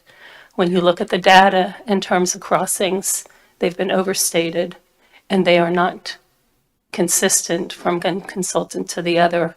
And it was verified to me that the lower numbers are the correct numbers. What I see is the issue of that traffic buildup, which is going to cause additional heartache for anyone trying to leave this island or come onto this island, because it no longer is going to be mostly green going through that Windmill Harbor light. It's going to be mostly red, because there are going to be trucks and boats and trailers and folks who need to go with their bikes to get to Pinckney for an afternoon of riding through the environment there, the nature. So I'm not going to belabor any of this, but I'm going to go over one thing that is, and say is important, because from the beginning, I've been concerned about the impact on the Blue Heron neighborhood as well as Mariners Cove. And haven't gotten any traction. It doesn't seem like a lot of them have stood up and said that they're concerned about it as well. I can't fight a fight that other people aren't interested in, but I will tell you that doesn't mean I'm no longer interested in exactly what was described. And there's a frontage road that goes alongside where those trees are to make all of this happen. And that in and of itself will be right up and adjacent to the homes there on Blue Heron as you enter their neighborhood. That is inconceivable to me that that would be allowed to happen. And so what are we left with? We're left with an eyesore, more traffic nightmare conditions, and impacts on more neighborhoods than the one that we are concerned about here on our island, which of course is the Stony neighborhood. So I sit with Steve on this, and how we got to a point after all these years of work where there were all of the alternatives and narrowed down and all of the things that happened, to suddenly, out of seemingly nowhere, option 1 through 6, and a decision with much discussion or thought, everyone jumping on board with option 1. I think it's a mistake. We need a safe bridge. No one is saying that we don't. We need a safe bridge, 100%. But it's one of those things where, like in 2014, I'll use that as an example, everybody was so hurried to get to a conclusion because they were tired of working on it, that a LMO rewrite of our entire town took place and got voted on in the middle of the night because people needed to make a decision. They needed to get it done. Many of those who voted on it never drove through the communities they were going to impact. I wonder how many people have driven through and really sat and contemplated what this is going to look like at this interchange and how those neighborhoods there are going to be impacted. That's really all I had to say, but I'll be with Steve on this. All right, thank you. Mr. Alfred? Mr. DeSimone has raised some very serious concerns here. My question is, have they been presented to SEDOT or Beaufort County, or will they by Tuesday when we meet to discuss this again? This is on Tuesday's agenda to take it up a vote if we're going to sign the joint resolution or not. But will there be any response from SCDOT or Jared Prelix on behalf of the county to the serious allegations that Mr. DeSimone has raised? I can't speak for the response of Beaufort County or DOT. I'll tell you some of the issue why, because you all haven't yet said collectively to give me direction to tell them that that is your concern. When we were at the workshop, while I did not read the optimism in the room that option one was it, let's go button it up, because I know you and I read between the lines as much as I read the lines. Beaufort County would need to know where you stand for Jared Fralix to respond formally. What is he responding to right now? Steve's comments? Haven't sent them to him yet. I've read the email. I've talked to Mr. DeSimone quite a bit about this. It's hard to disagree with it. Well, as much as we want to push this through and select the $300 million solution, you're all talking about very important elements. DOT, we talked to DOT, right? I've been talking to DOT for 5 years. I've been here 4. I've been talking to DOT before I arrived about this project. And I would tell you that when we were in Columbia, in front of the secretary and his leadership team, I will ask the town council members present, Mr. Brown, Mr. Perry, Mr. DeSimone, what did you think the DOT was saying to you when you asked for more dollars in the corridor, different options of the bridge? Like, I've had very similar conversations and probably more direct and specific conversations throughout my time. Thus far, they gave us 6 options. Thus far, they said pick one. Thus far, they said their option is a lifeline bridge, not a Mackey Creek bridge fix. So without, pardon me? Oh, I'm glad I Googled this the other day because everybody kept talking about a lifeline bridge. It's an uninterrupted span of bridge corridor without any interruption exiting or accessing, right? For the most part, it's highway. Correct. Means it's not going to land. Right.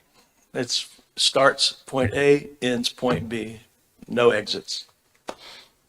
And we do, there's a lot of that word, and I think for the community, it's important that we say, we're talking about 2 spans as we know it on island eastbound versus 1 span. Let's keep it simple. So, and again, I've put together the MOU with, I would say because of the timeline, because of the feedback we heard from you at, leading up to and including the county workshop, sent it to Beaufort County for their consideration. They improved the funding for the Stony Corridor a little bit at the intersection, and I do think we can significantly improve the Squire Pope intersection with those dollars much sooner than the bridge. But again, we're back to what is your will as a collected body to tell the DOT through Beaufort County? If I may, Steve. I think it was one of their representatives in Columbia that said to me when I asked the question, why are you not landing the bridge? He said, cost and grade. And I kind of left it. But then when you start thinking about that, you're like, that's less bridge. It's not as tall. Why would that be? And the only thing that I can come up with, and you may have to ask this question to someone because I've not heard it, is the new bridge taller than the existing bridge? The answer is no, it's not. Sean says no. right? Per the discussion we had in the MOA that was approved in June, no. The Then- bridge is the same. Then I'm at a total loss because we have an existing grade that we use now in our second span and it's not an issue. So why would it be an issue in a new bridge? So now I'm really confused. So If I might, your points are very well received and your email was very well received the other day. There are questions that I think need to be asked. And are there federal requirements to provide access to Pinckney? Does the state have requirements to provide access to Pinckney? The federal government, it's a federal property reserve, if I'm not mistaken. And if they're looking to go in and do some cleanup on Pinckney, tree mitigation, species mitigation, take about three years, several millions of dollars. What is the requirement to continue to provide access, right? We're in a situation as to nothing's been designed. We don't know. And we're trying to make a decision based off of not knowing and trying to work in great faith with the county to show that we're working together. But you're right. We would be getting something if there is not the proper access to Pinckney. We are losing even more. this bridge doesn't solve the issue that we have on Hilton Head. Our issue, here's my opinion only, my issue that we have traffic-wise on Hilton Head generates itself between the bottom of the bridge and the Cross Island Parkway through Stony. That's our issue. It's not, it would be, I don't believe it's how many lanes are on the bridge. I think it's our problem we have from the bottom of the bridge in the corridor to Stony. And even in doing this and not having any money left over to work on Stony, we'll never be able to fix our issues in Stony unless we find more funds. And it's going to take $30 to $50 million to make that work. So, Mayor. Ms. Bryson? Yes, thank you, sir. First of all, I think there's a deadline on March 31. So once again, here we are having pressure to make a decision within a certain time period. But I appreciate the description that Mr. DeSimone has made today. I did read the email, and I want to thank Mr. DeSimone for bringing this to our attention. I also hear the town manager saying the only way we can ask SCDOT this question is to go through the county. So here's my suggestion of how we proceed. I think we ought to agree today to ask the town manager, to ask the county, to ask SCDOT for a response to this very serious issue Mr. DeSimone has raised. And along with that, I think we ought to ask SCDOT to consider going back to the earlier design, which landed the eastbound bridge on Pinckney, recognizing that there would be an increase in cost. I can't address your question about the grade. I'll leave that to the engineers to solve. But also, we've got to address the safety issue of crossing over at Pinckney from one side to the other. So they need to do that as well, which they did with the earlier design. And since it seems as though SCDOT believes there would be an increase in cost to land on Pinckney, then we ought to ask them to look at reducing the size of the eastbound bridge to cover that increase in cost. Because it seems to be the consensus of both the county council and the town council that it would be very difficult to find additional funds in order to address additional cost for the bridge. And that would keep intact the funds remaining from the reserve funds to be able to address some needs in Stony. I also agree with my colleagues that the traffic problem on the island is after you get off the bridges, and that's not being addressed. And that's a problem we're going to continue to have to try to solve. But I'll go back to the steps. One is, Mayor, I would ask for our consensus to ask the town manager, to ask the county, to ask SCDOT how to address this issue that's been raised. And at the same time, to ask SCDOT to go back and look at their earlier design to land the eastbound bridge on Pinckney. And in order to reduce any increase in cost, to look at reducing the size of the eastbound bridge. Ms. Tunner? Like others, I want to thank Councilman DeSimone for his well thought out and email in regards to these concerns. He was able to really describe them in a way that makes it more understandable for people to see what could potentially happen. And in my mind, there are a lot of questions that need to be answered. And I responded that I wanted someone at this meeting to be able to reply to these questions, but that wasn't possible. So I agree with Councilman Bryson that we should look at having answers to these very important questions regarding potential issues in regards to the design. Mr. Brown?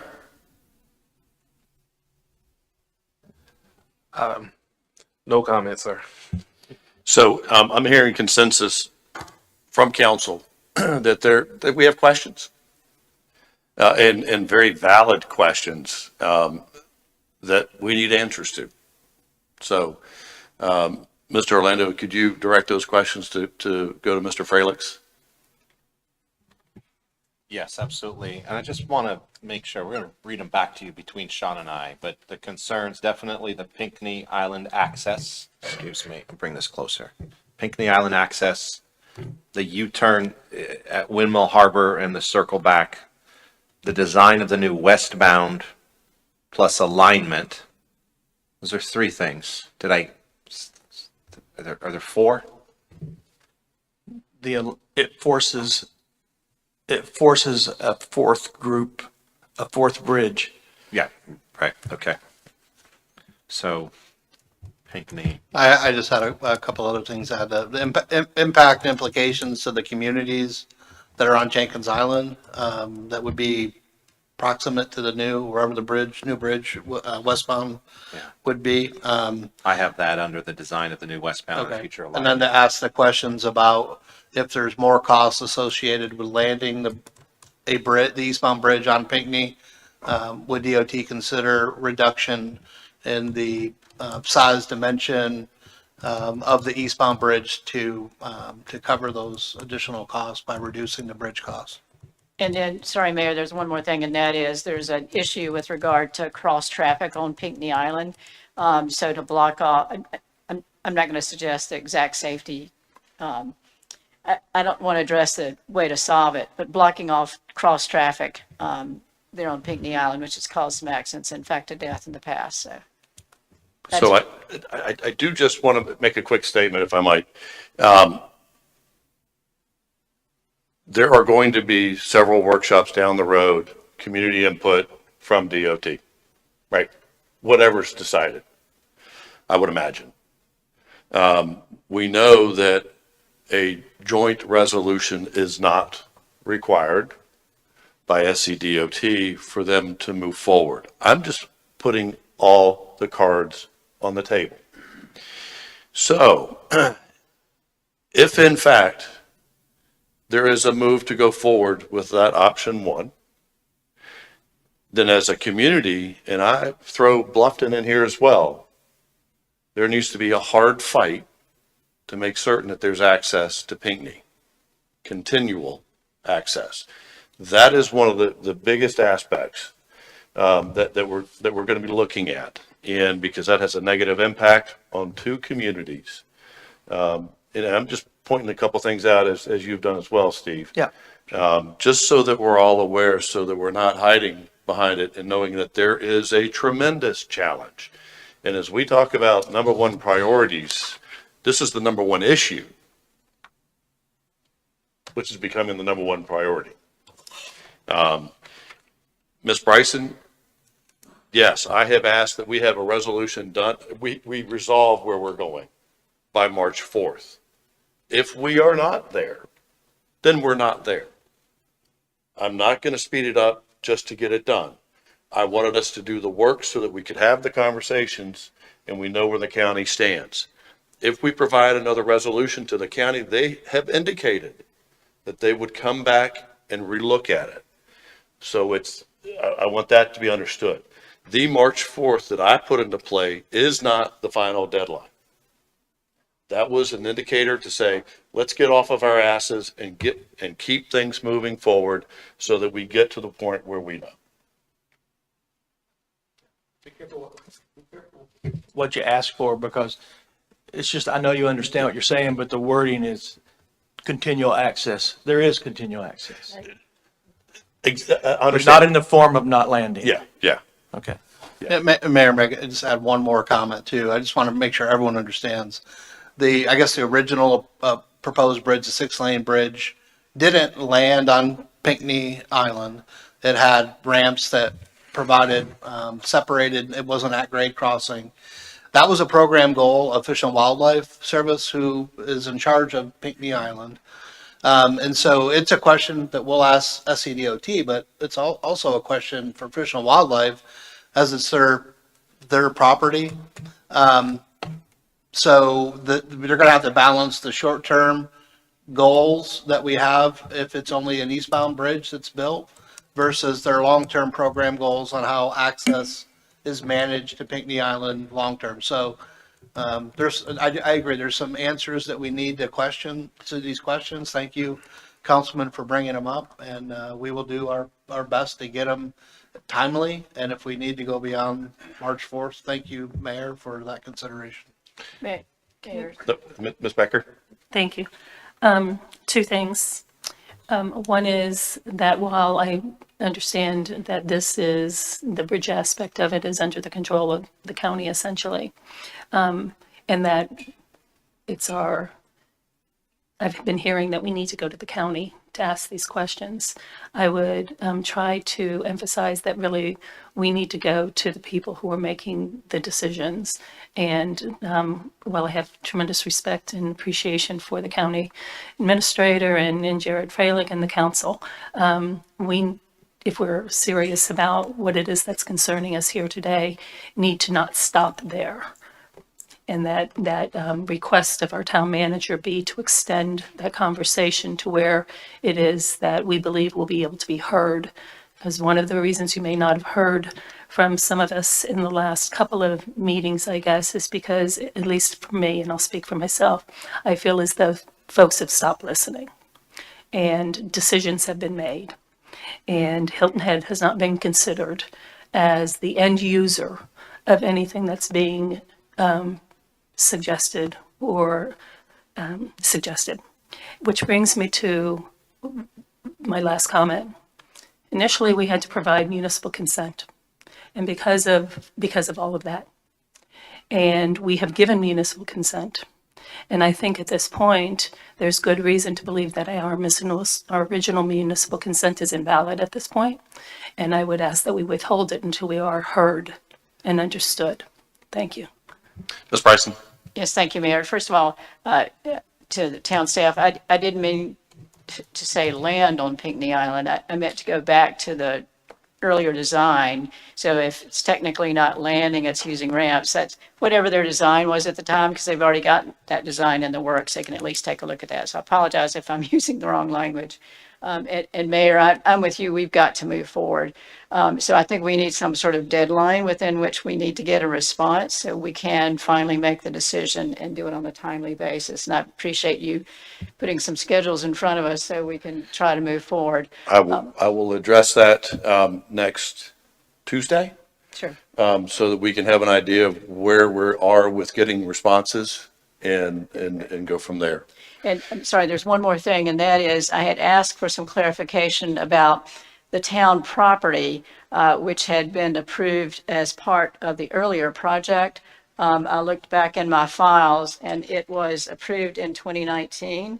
It is ordinance number, bear with me, the second reading was on October 15, 2019, and the ordinance number is 2019-26. I was not able to find a signed version online, But I would like for us to have clarification about where that property is located, because the Exhibit B attached to Ordinance 2019-26 is copies of excerpts of engineering drawings. And it's impossible for me to tell from this document exactly where the property is located. I do believe it's on Jenkins Island, and I think that has to do with the part of the revised project, including an option one, which it is the, for lack of a better term, I think SEDOT was using this, the Hog Island connector, which runs parallel, I guess near the power line, parallel to 278. I ask about this again because I want to know where it is, because that's already included in this revised project, if you will, which also has something to do with various approvals required, municipal consent being one, and then also because it affects part of our jurisdiction and property that the town owns, we need to make sure what is or is not included and to see if any changes need to be made. And then the final aspect of it is that the State Infrastructure Bank's approval is from Moss Creek all the way to Spanish Wells. And if it's only a bridge project, then as I understand it, the State Infrastructure Bank might be concerned about what happens in the rest of the corridor where they've approved. And that's a question about the funding from State Infrastructure Bank. So I think it's important that we know about that property, because that's an additional local contribution to the project. Okay, I'm going to ask, Sean, if you want to address that, but I'm going to ask that after you do, that we move on, because we're going to have more conversations about this on next Tuesday. Yeah, just a quick comment. We did ask if they had an exhibit that showed with specificity the amount of land, and sort of they don't have that at the granular level, and didn't want to put it as part of the joint resolution. Want to keep the joint resolution on the bigger components, and rather than get into every design or. But that'll all be handled. We'll get what we can. The exhibit that was in the packet is really rudimentary, and we can advance something that has a little more detail for council consideration.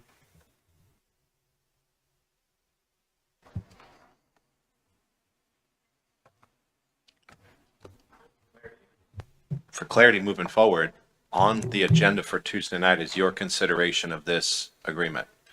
It sounds like and it appears that the town council is not fully in supportive, I don't even know, partially in supportive of the agreement on my desk right here, on my table. Yeah, in light of Mr. Desilmone's, I had a brief conversation with Ms. Tavernick yesterday. Okay. Indicating that there may be some challenges that we need to discuss. So, I think the questions that are being posed by council will help provide that direction for us on next Tuesday. Okay. And they're great questions. And we all see what the Can real you provide some more clarity about the difference in the resolution drafts between what you presented to them and how they responded? What is the issue for council in terms of adopting that resolution? I would ask that we take that offline from here, get a red line copy of what was changed, so that we have that, so that we can continue to move forward. Thank you. It's in the packet. Yeah. And what you're asking for is in your packet. And so there was the original, our amended, and then their version of it. And for clarification, the packet for the meeting on Tuesday, it's included in that packet, red line that we provided, and then the version that they've approved. Right. Okay. All right. Great. Thank you. It's 3:15-ish, 3:17-ish. We're trying to stop at 4. Again, I don't think there's any harm if we go a little over, but we're going to try speed up right now because those were the heavier ones. But I'm trying to establish clarity of what we're doing and where we are, and then we're going to talk tomorrow. Okay, from a prioritization standpoint. Make sense? Yes, it does. I just want to save some time at the end for public comment. Yes, sir. All right, number 5, start the Gullah Geechee Historic Neighborhoods Community Development Corporation. We put them in place to stabilize, protect, promote historic and culturally sensitive communities, neighborhoods on Hilton Head Island. It will create programs in economic development, affordable housing, streetscaping, neighborhood planning, targeted capital investment, education for residents. I'd say also for businesses, as Mr. Boxley has put in place those programs this year, and then other community support service, bylaws in place. The priorities that we just talked about are on here. Their strategic plan that they put together with their board of directors established very specific goals to stabilize neighborhood, establish strategic partnerships, educate the community, increase access to capital, support youth training, and that is well underway. It's really a lot of it is worked on with the board of directors. The way the bylaws read, town council members are voting members on the board. There's community members on the board. And for today, I don't know how deep you want to dive, but what you asked to do is put it in place. What you also asked to do as a priority is to build the program and the funding and the infrastructure, right? The HR and staffing and community infrastructure in place around it. It's complete. But what we didn't say is complete. There's a whole bunch of priorities that they have as part of their own strategies and their own initiatives. A SWOT analysis of our island resiliency. We came to town council with that. I'm not going to dive into that large paragraph right there, but we said establish tide gauges to prepare a resilience plan, to do a SWOT analysis in alignment with the Office of Resilience for South Carolina. We came to town council with that scope of work. We hired Dewberry. They have completed the SWOT analysis. And so the goal is really 2 steps, right? The first push up is the strengths and weaknesses and the opportunities and threats of our island's resiliency. The state plan is completely aligned with stormwater. A resilience plan has a lot of other layers to it. And so as we've done that work, the SWOT is pretty much done. The next step is to take that SWOT and to start building our resilience plan in the coming months. We anticipate that we will bring this to you next year. The plan will be complete by the end of this year, written. And so we know we're going to have some community workshops, some community messaging, discussion, but to bring it for consideration is about 10, 11 months from right now. Implementing our capital improvement program. We could spend 2 whole days on just this. I think that what is really important is as we start getting into budget, I'm inviting all of you to come and sit down with me and take a look at our current 1-year, 2-year, and 5-year strategic plan. The 1 and 2 year is mostly funded. I say mostly because year 1 is funded by you already. Year 2 is the next year's request, and the 5-year are where you prioritize. So Chaplain corridor as a William Hilton Gateway enhancement, it is prioritized in the CIP. So there's a lot of work. I'm not going to get into all of it, but we can pause. Gumtree crosswalks, Squire Pope crosswalks, Jonesville Road pathway, final design scheduled for completion of Q4 25. We can design lines on a paper. The surveying and trying to understand where that pathway can go through properties and whatnot, just civil as well as permitting, right? That's what we're calling final design. Easement acquisition, completion in 27, and construction anticipated after that. That is a big lift to build a pathway. I would like to speed that up. I'm going to always look for opportunities to speed that up, but I don't want to give any false hopes that pathway is right there.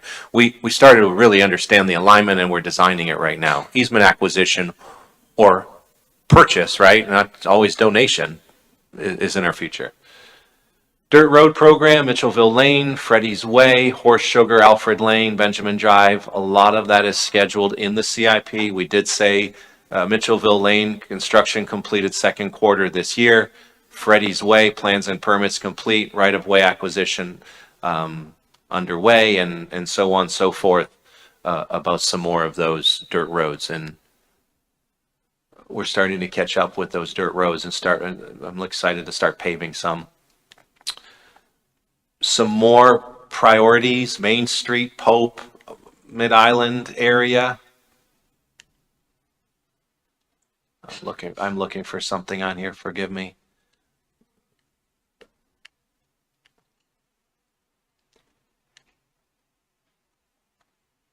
Park program, Mid-Island Phase 1, right? Master plan approved by council. Phase 1 improvements to lagoons, pathways, restrooms, access, parking, and stormwater system are under design. Phase 1 construction is anticipated in 27. The long time of that is the civil engineering. As much as we would like to speed that up, it's the civil engineering and the state permitting, the coastal zone consistency permits. Coligny Beach parking area scheduled for construction in Q4 25. Sean, is that Coligny Circle? Yes. All right. That beach parking area threw me off for a sec. Yeah, that's the little last quadrant around Coligny Circle that folks walk through and into the pathways and into the roundabout on. Chaplin Community Park, master plan approved, phase 1 and 2 under design. Construction, TBD. There are no real live funds for Chaplin Park as we know it in this current budget, so I didn't put it up here. Crossings Park, master plan approved, phase 1 under design for an 18 pickleball court complex. Construction anticipated Q2 2026. So we are getting very close to submitting for the coastal zone consistency permit that takes, without driving to Columbia and calling a friend or two, that takes about 10 to 12 months right now. So we're going to put that on the schedule, but do our best to speed that permit up. Shelter Cove Community Park, we talked about. Chaplin Linear Park, Patterson Family Park, underway with project delivery. Construction anticipated Q2 2026. Again, there's a wetland on that tract, and the wetland permitting is taking longer than a typical permit will. Taylor Family Park, construction anticipated fourth quarter this year. And so both of those projects came online, approved from you at almost the same time, straight to civil, straight to permitting, straight to a design build contractor scenario, one contractor, two projects, two parks, but one is a little ahead of the other. Islanders Beach Park, master plan approved in 2023. Phase 1, the pathway was put in, and I hope you've been there to see that pathway. It has moved a lot of people out of the roadway and the parking lot. But phase 2, I have made a decision internally to just simply stop that for a moment until after we mobilize and get through that portion of beach renourishment there. It's going to impact the parking lot, but it's for the most part funded, although the bids came in higher than our opinion of probable cost. And in next year's fiscal year CIP budget, I'm going to ask you, do you simply just want to build what we have the current dollars for, or do you want to add a little bit more dollars to that and finish it all at once? You disrupt it once, get it done. Mitchellville Freedom Park, we continue to help the board and Ahmad through the master plan, really the spine road and some of that interconnectivity, including ADA parking spaces there. Barker Field, as soon as the soccer season's over, we're going to make some improvements to the field on the Barker Field extension side. It's heavily used. Old Schoolhouse Park, phase 2, Sean, remind, phase 2 is accessibility, right? A sidewalk from the parking lot and restrooms. We've resurfaced the basketball courts. If you haven't seen the resurfaced basketball courts, for us, it's a great investment because it's simply a neighborhood basketball park that we reinvested some tender loving care into as soon as we own it. And we also put pickleball there that seems to be ground zero in the world headquarters for pickleball on Hilton Head Island at any given time. We are having some issues with the court. Maybe I'll ask Mr. Desmo to get out there and give me some good advice on why we keep seeing cracks in the concrete. after our investment fleet, investing in the fleet and the land acquisition program. So all of those different programs, right, are how we bucketed, right? The portfolio of CIP is through beach, and that is, and I didn't jump into beach renourishment. We talked about that yesterday. So the beach program, pathways, roadways, parks, and you see a lot of them, facility and equipment management, fleet, and land. So it's a very robust program. Our hardest part of our job for CIP is agreeing on what project we can't do right now because we just don't have the time. They're fully funded. We know that beach renourishment is a heavy lift. I've said yesterday what I need to about that. And so I do encourage all of you, and I will continue to invite you directly, come see me about our 5-year CIP. I want to get it right, and I want it to be aligned with your vision. Update the town's land acquisition manual. For time's sake, I would suggest that what we said is an evaluation and update will be complete. We moved that date out simply, haven't got there yet. I think it's important. We did buy almost 60 acres of land. Sounds like you have agreed on green space funds, TIF funds for town, space, but the old PNC Bank building, Enchiladas, Wild Wing, what about Bryant Road? I think the town council has directed me, and we've worked together to acquire those properties for all different reasons. I do know that updating the land acquisition manual is needed, and it's timely. Ben Brown is working on it. It's just not something that I have had an opportunity to address properly yet. Mr. Mayor, can I? Yes. Okay. Yes. I'll admit guilt here on this one. When I first came on council, we were sort of having cold feet about buying property. And we got into lots of discussions around why to buy, how much we're going to spend, are we going to have it in the budget, are we going to go broke buying it, and so on. So the council at the time said, well, we need to understand through our land acquisition manual how we lead to the decision-making process, okay? I guess the last slide, Mr. Orlando, my opinion, because again, I was one of the ones that raised this. To me, this should have a bunch of circles with X's in it, okay? Because we have, as we bought property, say, can we find something in the land acquisition manual to match it up to? And the answer has always been yes, okay? I think we've gotten past the point of, are we in the land acquisition business again? We are. I mean, to your point of 58 acres, we are in that business. So I don't feel as if there's that shy attitude about grabbing land to make sure we are intentional about the outcome. Okay, and with the green space program in place, that has helped as well. So for the sake of time, I'm not quite sure that this is one we want to discuss a whole lot. Thank you. We've conducted a SWOT analysis of our island solid waste recycling. The analysis was complete, the findings presented to town council, and in our work with council members, the town council agreed and directed 5 near-term actions, right? Coordinate with Beaufort County to share approved SWOT. We did that, of course. Evaluate approaches and associated costs to provide curbside solid waste and recycling. Establish a recycling program at our beach parks, including outreach and education. Also do the same for all of our facilities, incorporating outreach and education for residents and visitors, and then continue to strengthen enforcement and reporting of recycling requirements. Part of the request and the outcome really promote an educational events, engage Beaufort County on long-term plans.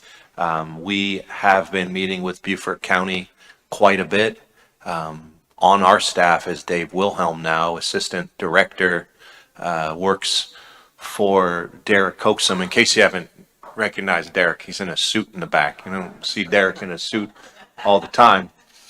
But Derek has been able to bring Dave on board, and Dave was in charge of the county.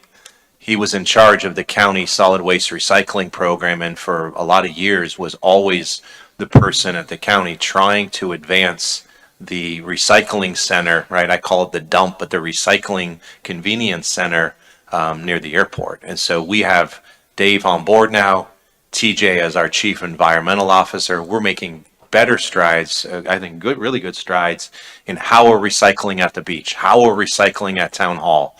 We have some dollars in this year's budget to put some solar powered containers in place at our beaches so that people do see our best foot forward, right? I think recycling is a mindset. Recycling can't be enforced, right? As we did a SWOT analysis, I saw a trash can filled with styrofoam cups. We should have taken a picture and realized that's a mindset more than it is anything else. So we're working towards this. What there is, through our contractor, I2, and they've been great with us, they've established an off-island MRF, right? A materials recovery facility where town-generated recycling materials are sorted, and that's their own separate contract, right? And a lot of that is coming out of our beaches. A lot of that is coming out of our own use. Composting, I think there's some opportunity. I spoke with Rex the other day at the Coastal Discovery Museum, and there is a great willingness on Coastal Discovery Museums and for the town and Coastal Discovery to establish a composting model, a case study, or some sort of composting program through there. I try to not get too far in the weeds with Rex while we were talking, but I know that there's great opportunity there for that.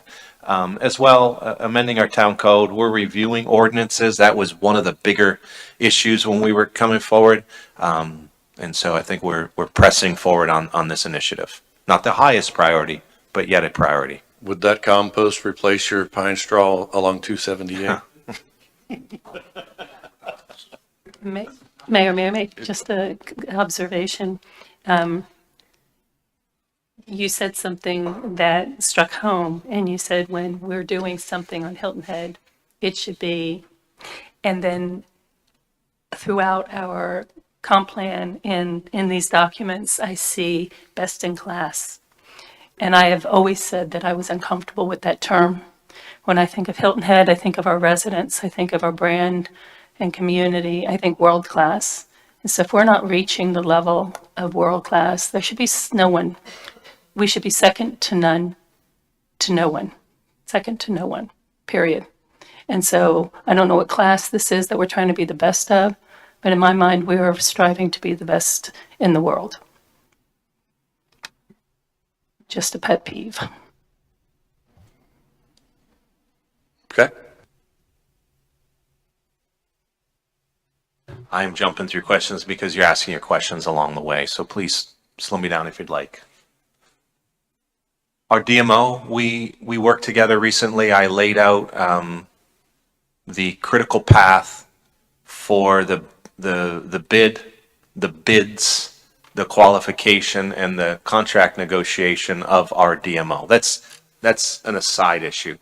What we said is that as part of the strategic plan a couple years ago, that we, collective, town council, and the folks that work on staff would work with our authorized DMO, our destination marketing organization, to adopt and implement an effective marketing plan that places an emphasis on positive community attributes as a place to live, work, and play, and then identify any necessary changes to ensure that council feedback is incorporated in the annual meeting, or the annual marketing plan. And then monitor the performance of the DMO to assess performance against stated goals. So again, I think that we've had some successes. I think that there is an alignment. There's a willingness between us and our DMO contract, the team that's behind it, not just Ari, but I know Bill and Ray and Charlie, while some of them are in that VCB area, our DMO team continues to improve. I still think there's a lot of work that we still can do, and we can get a lot better and probably more effective with the use of our dollars. We talked about it in-house just in terms of what we're posting on social media, what we're covering on social media, and what they are. It's just from a cost savings and an effective standpoint, I think bringing that to an alignment. There's opportunity in the new contract, of course. We can reset expectations through contracts. We can reset those expectations through ATAX, Finance Administrative Committee, and Town Council as you also adopt the marketing plan.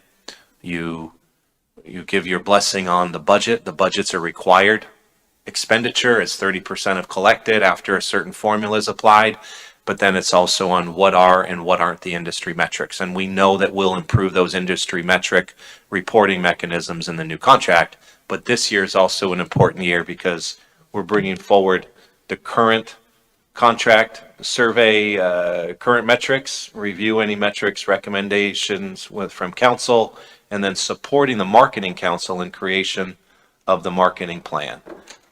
There's been some work done incorporating ecotourism, cultural tourism, wellness tourism, and so on and so forth in the marketing materials. And again, I do think that this is a work in progress, and if the town council members that have been involved have a couple things to say today, that would be great. Comments? Ms. Becker? Sure. I think it's great that over the last couple of years we made big improvements over what our contract required previously. So I'm just going to leave it at that. But there was something we all attended, I believe one-on-one with the DMO recently, where we went over the residence survey, which was one of the changes that we put into the contract a couple of years ago. And I just wanted to comment on something that struck me from that survey. There was a piece of it that there was a question that asked with regard to pride in our community, pride in Hilton Head. And it was divided up in a number of different categories based on number of years having been a resident of Hilton Head. And the survey results were that those who have been here roughly 5 years, they were 56% of them were had a lot of pride, highest category of pride. And those who were here 20 years or more had roughly 50% of the highest level of pride. And I found that interesting because we hear a lot of comments about things that folks aren't happy about and the rest, and we work as a council to try to improve those conditions that people are concerned about. But here was a trend that, or part of that survey that really struck me. Of those who were here 5 years and less, who responded, in the comment section they said, it's much better than, and we used to always think Myrtle Beach, but in this case, it's much better than Daytona Beach. Now, when I just made the comment about being world-class, we cannot have those residents who are coming into our community start comparing us to places that before we maybe it used as a joke we never want to be.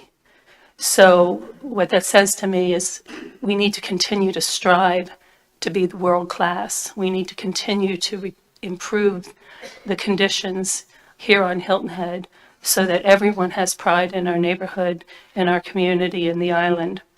And so that we are comparing ourselves to those world-class categories and not other places like we have in the past and what the respondents said in their comments section. It was disturbing to me. Maybe it's not to you, but I want to do better. And I appreciate, I should tag on to this, I appreciate that the DMO is now doing that resident survey and providing us with this type of feedback as well as a number of other metrics that they reported on. And I would encourage all of you, anyone who's listening and watches later, to please, when that survey comes out, please respond to it. While it was a significant, it was significant, the results, based on the number of respondents, the number of respondents were still very low. 3,000, a little more than that. So I encourage everybody to please fill out the survey so that we have a good guide about what's happening on our island as with respect to visitors and our pride and what we want to see next. All right, thank you. I just want to comment that where we've taken the relationship with our DMO over the past several years and where we're going is leaps and bounds from where we were. And we're going to have a heck of a lot more information than we used to. So kudos to staff on that. Any other comments? Mayor, just briefly, the survey that Ms. Becker is mentioning, I did receive a copy from our DMO of the survey results. So I have that digitally. I'm happy to send that to the town manager to share with the town council if anyone else wants to look at those results. And I think one of the ones as we look towards tomorrow at a new strat plan is the top concerns facing the community based on that survey, which might be helpful in analyzing where we should go. So I'm happy to send that. If staff already has it, you can send it. But anyhow, I do have a copy of it, and I'll be happy to share it. Please do, and I see Heather taking a note that she's going to obtain that survey as well. So thank you. Sure, sure. And one final note, I really like the bold check marks beside of incorporate ecotourism, cultural tourism, wellness tourism, and sports tourism into the marketing materials, which is something I've been advocating for a couple of years now. So I'm glad to highlight that one. Thank you. All right, great. And you thank staff. I have to say thank you to town council. And I think the only real issue was expectations and communicating consistently those expectations of what we needed from folks. Alternative revenue sources, and we can talk about this tomorrow because I did see somewhere on a survey, Matt, this popped up again, and it's great, and it's what we should always be thinking of. But we said to support our long-term financial stability, all available resources to identify and obtain alternative sources of revenue, grants, or other projects to support our goals, right? So it's pretty much what it says. And not just our capital improvement plans, but also some of our programs. And so we've definitely enhanced our revenues. We were the first out of the gate to support the green space bill, supported by, brought forward by Senator Davis. But as an organization and as a municipality or entity in South Carolina, we were the first and we were the strongest behind that program in my assessment. Assessed voter referendum questions, we looked at it. It was defeated countywide, but it was assessed. Established a dedicated funding source for workforce housing. Town council used ARPA funds, right? The American Rescue Plan Act funds towards home safe repair, Lat Sewer, and North Point. We're out of those funds now. And so does Beaufort Jasper Housing Trust take on the new work or replenish or provide us some of those funds? Has to be a decision in the future, right? I don't believe chasing money to determine the program. I think we define the program and find the money. And so I just want to make us pause a little bit to make sure that we are advancing programs and funding them, not chasing dollars and then being stuck with the strings. It reminds me of having to give back early in my town manager career before here, a $600,000 or $700,000 SCDOT grant that was costing more than $1 million into the project. Sometimes money doesn't make sense. So, but we did say that we supported the use of state ATAX towards the delivery of workforce housing. There was a housing study. There was some work that had to go into that so we could support the use of ATAX. And the town council, one, approved an MOA, but two, put real dollars into it. We have a recurring revenue stream for housing should you choose to do so. It is a portion of collected state ATAX. I still encourage us at some point at an appropriate time to take a look at project-specific items and trying our best with Beaufort County and Beaufort County School District to align the expected projects, right? Sidewalks, stormwater, roadway improvements, potentially Mid-Island Park or safe routes to school and fund them with the TIF district. We adjusted development and permit fees. In June 23, updated the fee schedule with some stormwater review fees in it. We were not charging for the state mandates of the state permit. In the future, and I think in alignment with the resilience plan and some stormwater work to really take a look at our utility rate study, we've taken a look and pushed on. We wasn't just sitting there waiting for the phone to ring or the doorbell to ring on our bond assessment and the improvement of our bond rating. And I would say, I think strategically too, when we met John McGowan, who worked at Moody's and S&P and knows that business the way he does, when we hired him, he started making the phone calls and asking the questions and positioning ourselves for that work. So, and then I know in the future, adopting an ATAX funding policy. We're always using ATAX. We've used ATAX differently over the last years than years past, right? I remind myself of the days when I arrived and ATAX was put in the budget prior to my arrival, and then the town would go to ATAX committee and ask for a grant, where the real procedure should be you collect it, you give it out to the required, per state code, 25,000, 5,000, 30% to DMO, but then distributing it to the nonprofits through the ATAX award recipients needs to be a policy and procedures put through by council. You all this year asked more questions, not that different, but more questions than you have in the past. So I do think that ATAX is an amazing source of revenue when the times are good, and I think it's been an amazing source of revenue even when times are bad in this organization. The issue is who's paid first, who's paid second, who's paid third. And my proposal will be to bring a distribution policy for you so that folks can rely on ATAX if it's up and or if it's down. And I think that there's some equitable distribution, equal distribution of those dollars that you need to explore. And so we're always looking at different sources of money. What every single thing that we've done to find additional sources, a lot of them are one-time dollars through grants. I mentioned that earlier today.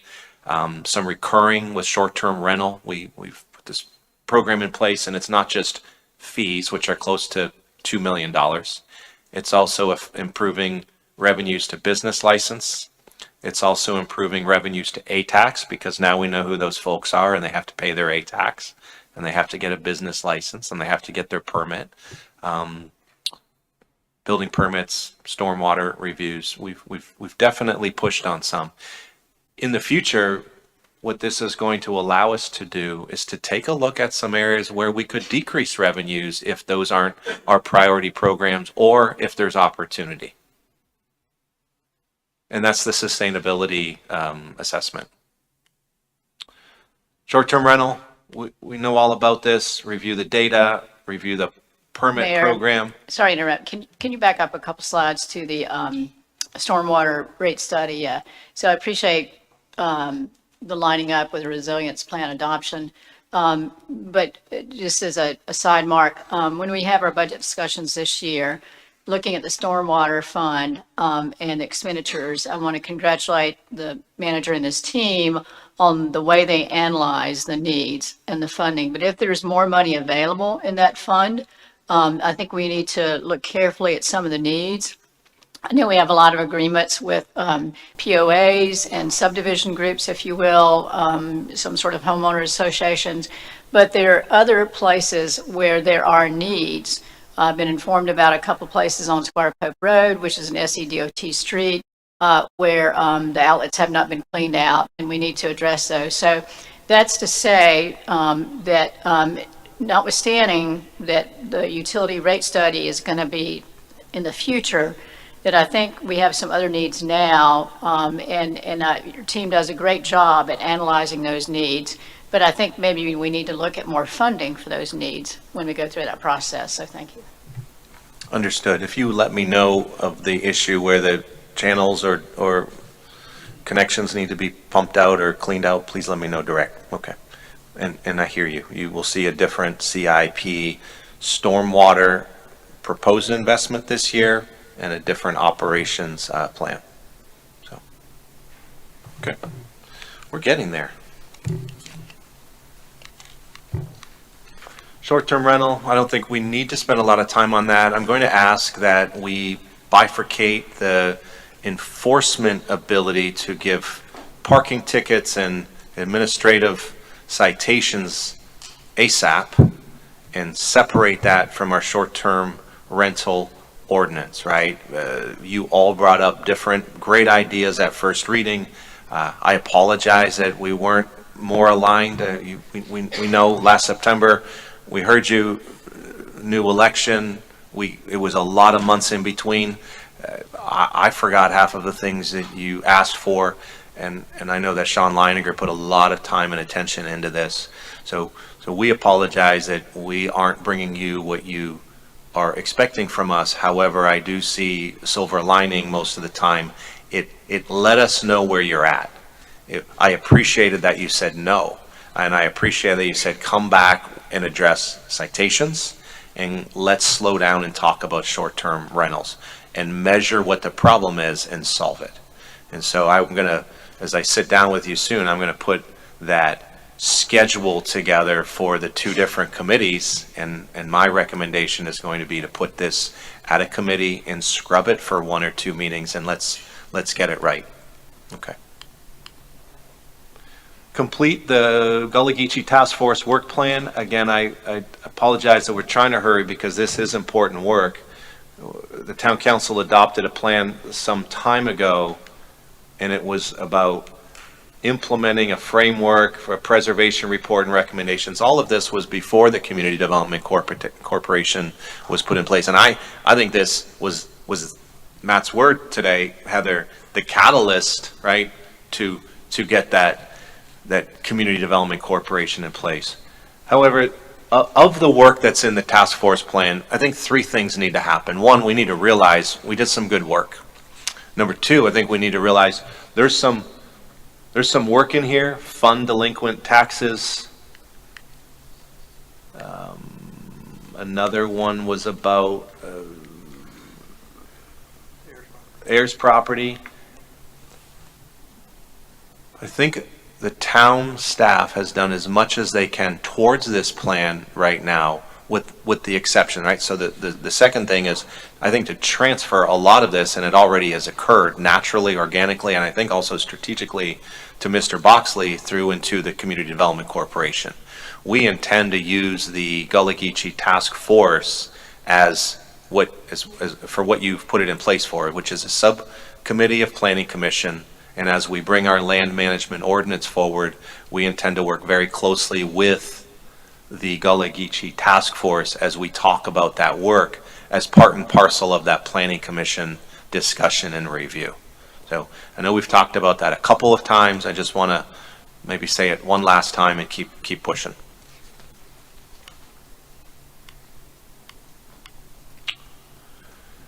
Relocating historic St. James Baptist Church to mitigate the impacts generated from airport operations and corresponding safety concerns. Hilton Head Airport's actively working to retain and attract new commercial airlines, the runway improvements, and then the historic St. James Baptist Church has been directly impacted by the increase in the operations, let alone at the end of the runway, and has resulted from the ability to support regional business jets.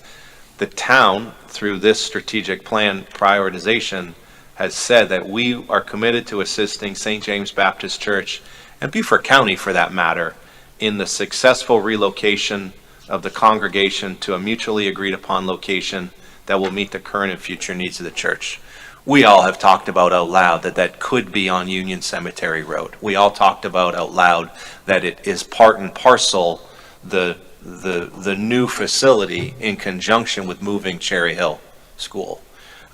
Beaufort County has recently written me a letter. They have asked for the town's land, which is, I will call the out parcel of Mid-Island Tract, immediately adjacent to Union Cemetery on Union Cemetery Road, and I would like to talk to you about that in the near future. We said that we would work with St. James and Beaufort County and the airport to consider moving. A lot of this work was teed up in here when Beaufort County was searching and seeking FAA grants and FAA funding and FAA process. Well, as we know, Senator Davis got involved and somebody asked him for some help, and he found how much? $4.7-ish million. Thank you, Sean. Great job.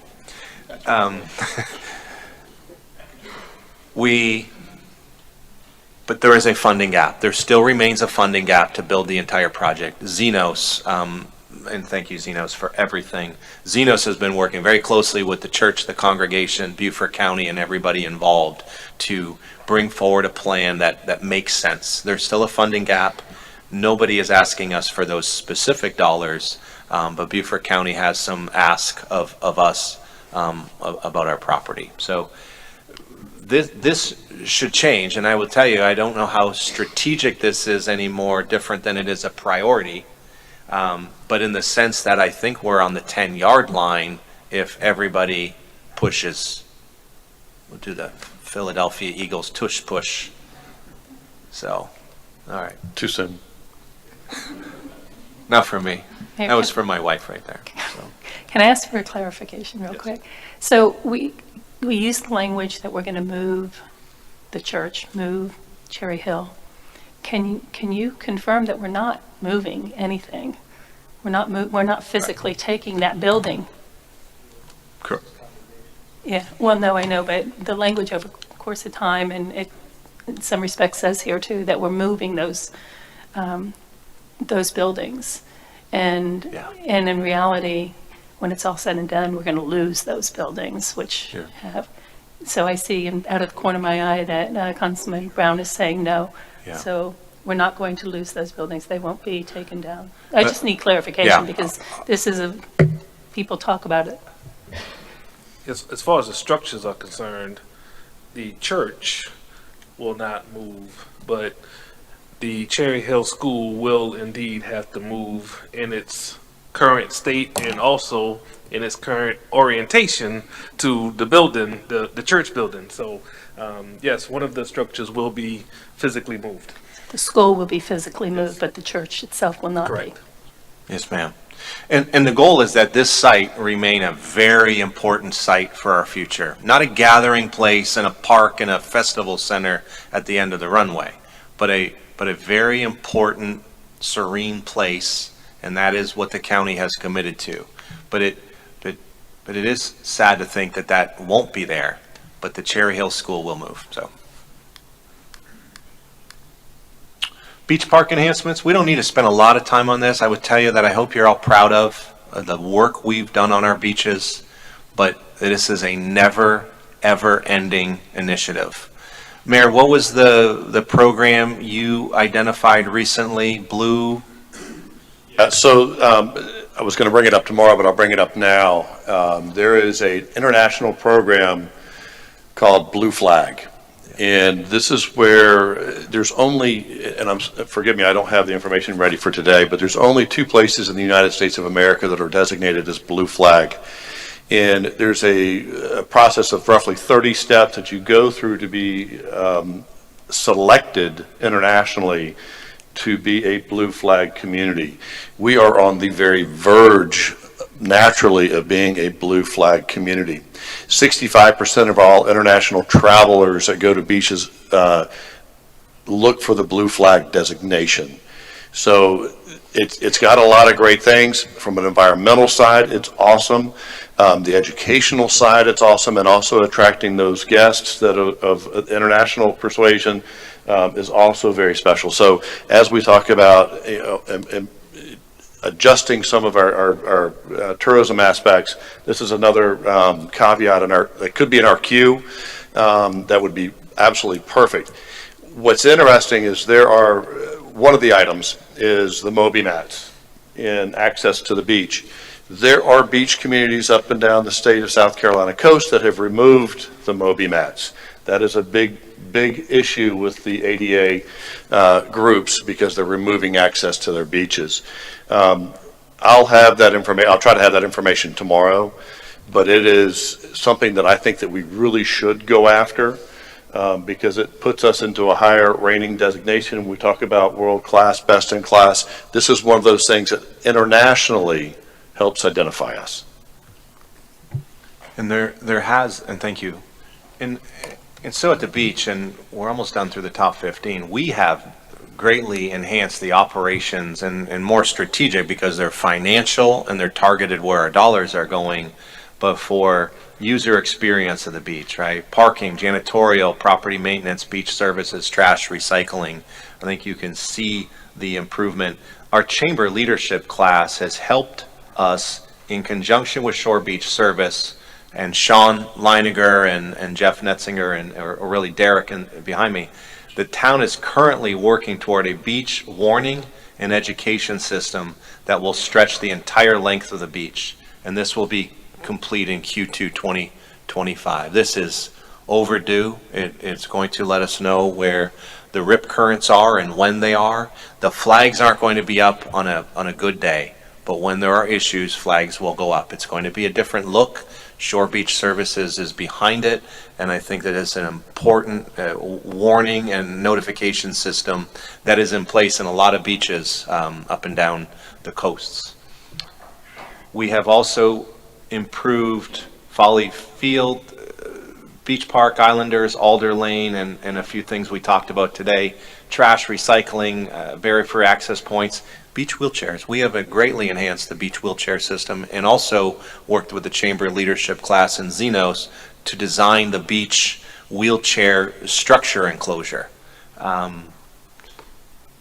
We have put in place beach parking. We go live March 1. We're going to learn a lot. I know that you are all receiving a lot of response to that. I am. The beat, we've sent press releases out. We're going to send another one out in a few more days. But it's important to know your decisions, right? Have consequences, intended consequences, unintended consequences. Really, but from the feedback we're receiving, I'm receiving feedback that says resident parking is free.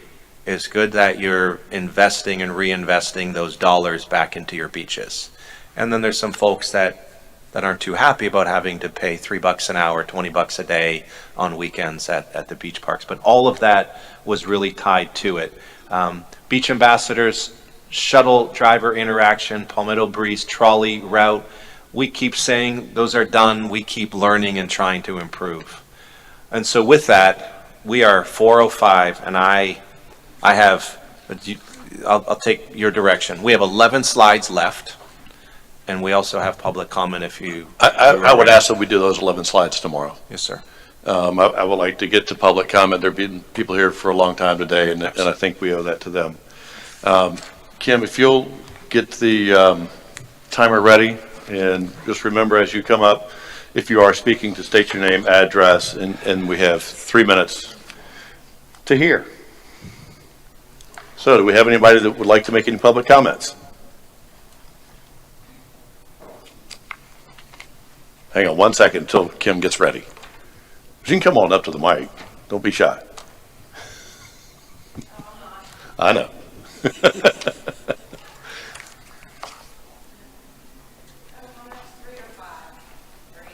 3. Test it again, Amber. Test. There you go. Okay.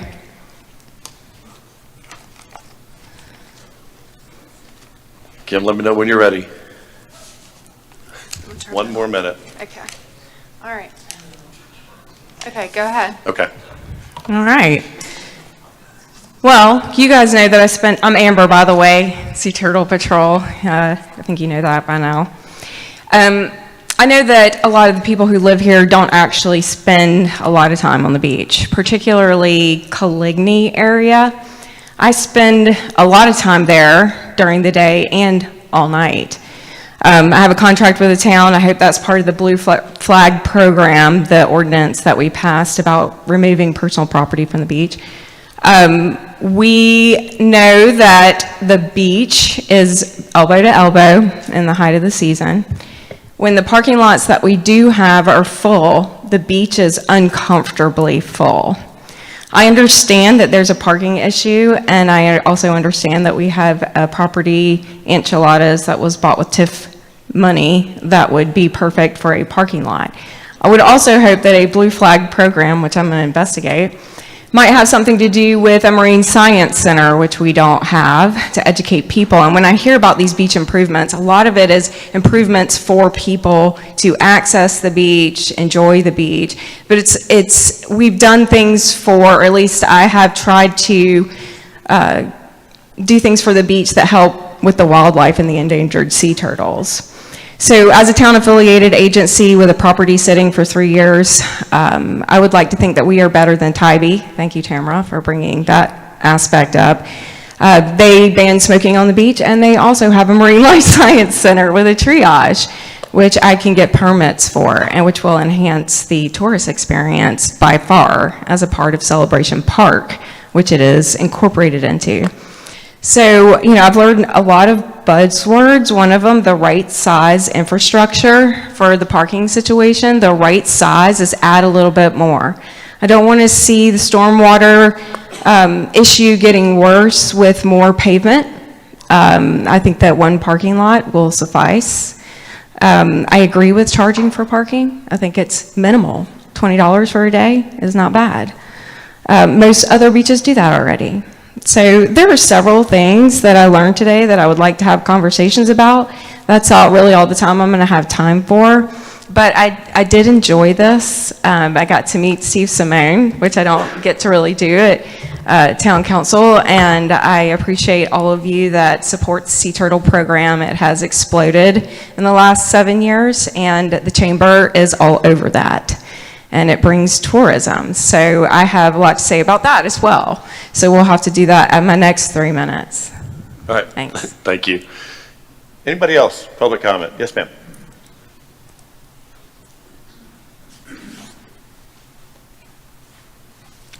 Hi, I'm Sonia Grant, sixth-generation Native Islander and entrepreneur here on the island. And I just want to say I do appreciate being able to come and hear your comments and give my comments in real time. And being a young professional, I think it is only fair when we're talking about observing our town vision that we also give other young professionals the opportunity to come in here and give their comments in real time, and maybe giving the meeting times consideration for those who do work 9 to 5. Right. Thank you. Any other comments? Seeing none, we'll bring it back to the council, and kind of if anybody has any kind of closing comments for the day, now would be that time. Ms. Bryson? Yes, thank you. I appreciate whenever they come, the digital version of the slides. They have been received. They've been sent. Great, great, great. And one other thing I would ask is for our facilitators to send us those votes on the priorities if you can, so that we can look at them overnight, unless that's going to mess up your presentation tomorrow. But I know we had a couple of them, and there were interesting percentages, 56% and I think 66%. And so that doesn't work out for 7. So if it's 4 out of 6 that voted, maybe it would be helpful to see that, if it's okay to share it with us overnight.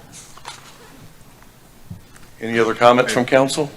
Yeah, just so you know, Matt, the survey was complete by everybody, I think, in the last couple of days. And so version 1 of your presentation shows a different percentage than the real one. So you've made those edits.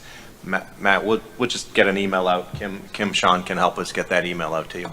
Yeah, that's right. We've updated the slides, and we can distribute those. Thanks.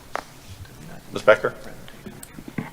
Just a moment to say thank you to everyone who sat here today. I hope you enjoyed the experience, and we look forward, as Amber said, 3 minutes isn't enough time to have conversations with our residents.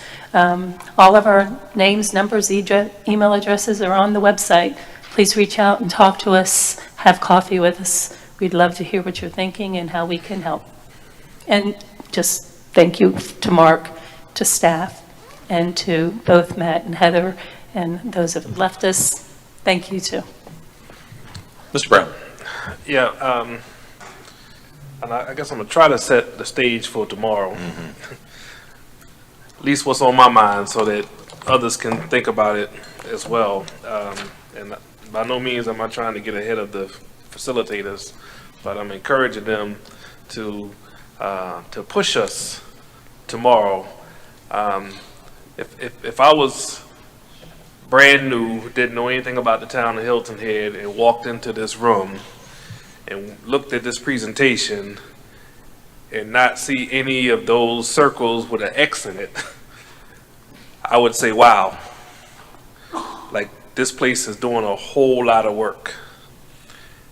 And we walk in this room, I think, with two objectives. One is to figure out what our priorities are. And that's a challenging task, at least in my mind, as a brand new person looking at these slides when you've got all this work already going. Okay, so that, to me, that's very challenging. All right. But also, I think we walk out of this room because part of this, the wording around what we're doing is called strategic planning. I want to make sure we're focusing on being strategic about how we get to a better place. I had an interview at WHHI a couple weeks ago, and I was mentioning that we were going to have this session, and I talked about the fact that there's 7 different opinions up here, and whatever exercise we go through tomorrow, I'm sure you're going to find out that there's 7 different opinions on priorities as well. But the health of our community, those before us had that front of mind. And I think we have a grave responsibility to make sure that we keep the health of our community front of mind as well. So I don't want us to get so caught up into all of this stuff that we got going on and lose sight of where we're trying to go. All right, our comprehensive plan speaks to 2040, I believe, and it's our job as policymakers to keep the 5 and 10-year vision in front of us as we move forward. So I just want to make those comments for us to sleep on tonight. Thank you. Thank you, Mr. Brown. Ms. Tunner? Yes. Well, this is an interesting process for me because the last 2 times I was sitting in those chairs right over there. And that's one of the reasons why I ran for office, is seeing everything that needed to be accomplished. And my comments today are the same that I made the last 2 times. We're doing too much. 15 priorities, 100 tactics underneath that, it's too much. And it's too much on our town staff and employees. They're fantastic, they work very hard, but it's hard to manage all these projects. And I'm a firm believer in focusing on fewer and doing them excellently, as opposed to being involved in 100 tactics and seeing that we're not able to complete them. So that's the challenge for us tomorrow. And I actually have a bet on that, that we're going to get less than 15. I don't know what the right answer is. You know, I said 5, but we just need to really focus. And then in addition, what I'd like to see us talk about is specific goals for the town council. Let us make some specific goals about what we work on and achieve and get done in 2025. Publicize it and hold ourselves accountable. And I think what that does is it helps us not get distracted by the new shiny object that's, you know, suddenly appearing, so that we stay on task and make sure we get those items done. And then the last piece, and I don't know if we'll have an opportunity to talk about it, is how can we continue to improve our relationship with Beaufort County Council. They play a very large part in our lives. The airport, the roads, the stormwater, you know, you could go on and on. And it's encouraging that we have new leadership at Beaufort County Council, but what can we do on purpose to improve that relationship and work more collaboratively? Because one of the other things that I think we do is we have some redundancy on the items that we look at and study, and I think we can work collaboratively together on some of those items and get things done. So those are my thoughts. All right, thank you. Any others? So, Ms. Tunner, you must have watched the LoCo the other day, because that's exactly some things that we talked about. Yeah, it was about redundancy, and also about, and I'll talk more about this on Tuesday in my report, but I agree that we need to understand what is a daily operational aspect of our strategies and our tactics and our goals. And what is it that we need to focus on that stands separate from the daily operational side? There are things that are in play that are close to having X's on them as completed.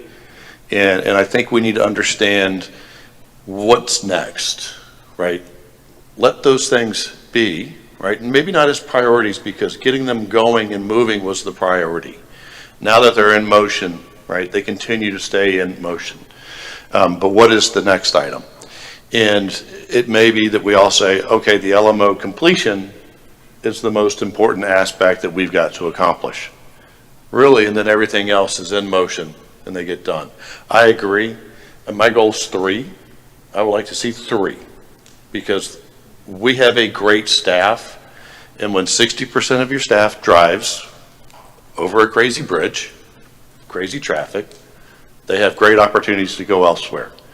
And it is a quality of work that we've got to pay attention to make certain that we have the best staff possible. So that's one of my goals going forward for tomorrow. But I do want to thank staff for being here. I want to thank everybody that is online watching, and of course everybody that showed up today as well for being here. This is a great exercise, and I personally, reflections from today, it was very good. And I see a great movement forward if we keep this communication conversation going. It's great. Music to my ears. Just to tee up tomorrow, and tomorrow is the Matt and Heather show more than today. And I think that today helped Matt and Heather understand where you're at and where you're not. Where Matt's going to help me tomorrow greatly is helping you say yes and helping you say no. So the example of something's in Q2 in 28, it's not fast enough. I probably agree with that if you agree with that. And so at the end of the day, it's trying to get that group, that portfolio of work really clear and moving forward. And saying no tomorrow, Matt, is going to be a challenge, because we all want the best for this island, and we all, as I say, keep going to the grocery store hungry, filling up the buggy. So tomorrow morning, I'm going to finish those few slides. It'll be very quick, but it is the back of the book items. A lot of them are done, and a lot of them should probably go away. One of the items is a resilience symposium attached to the completion of the resilience plan. Again, tomorrow I'm going to ask you what and if that should move forward. But tomorrow we'll have some highlights, some key takeaways. We're going to talk about governance, the optimum governance. There's just a couple slides. And what's really important that we say is that you talked about a couple of committees today. You talked for some time, and it helped me a lot wrap my head around it in terms of where we need to go, right? We work with you all to prioritize the items, think through the name of the committees, the function of the committees, codify it, bring it forward. It's really important that we say that those are only the 2 town council committees, not all the other committees that are up there. The blank slate, I think, over time helps when North Point advances. It helps when parking advances. So there's some temporary things up there. We're going to talk about governance and then starting to identify initiatives and prioritize. Also think about gaps. Are we missing anything? It's so easy to look at this and say, do we want to keep doing it? But is there something that we're not doing? Are there gaps? And so, and just because you bring it up doesn't mean it needs to be year 1. This plan, as I bring it forward, will be a new aligned fiscal year strategic plan. In the past, it's been a calendar year. We'll align fiscal year July 1 with our budget. And so my goal is to have a 3-year business plan, a 3-year strategic plan, so we can start saying, you know what, that is important to us, but it's not important today. It's not one of the 87 things on your agenda pipeline. Maybe that's in year 2.5 to 3, but it's still important to us. And so I think that's going to be the bigger benefit of tomorrow. Think big, think long term, and I appreciate everyone behind me. I'm humbled and I appreciate you too. Thank you. All right, with that, we're adjourned.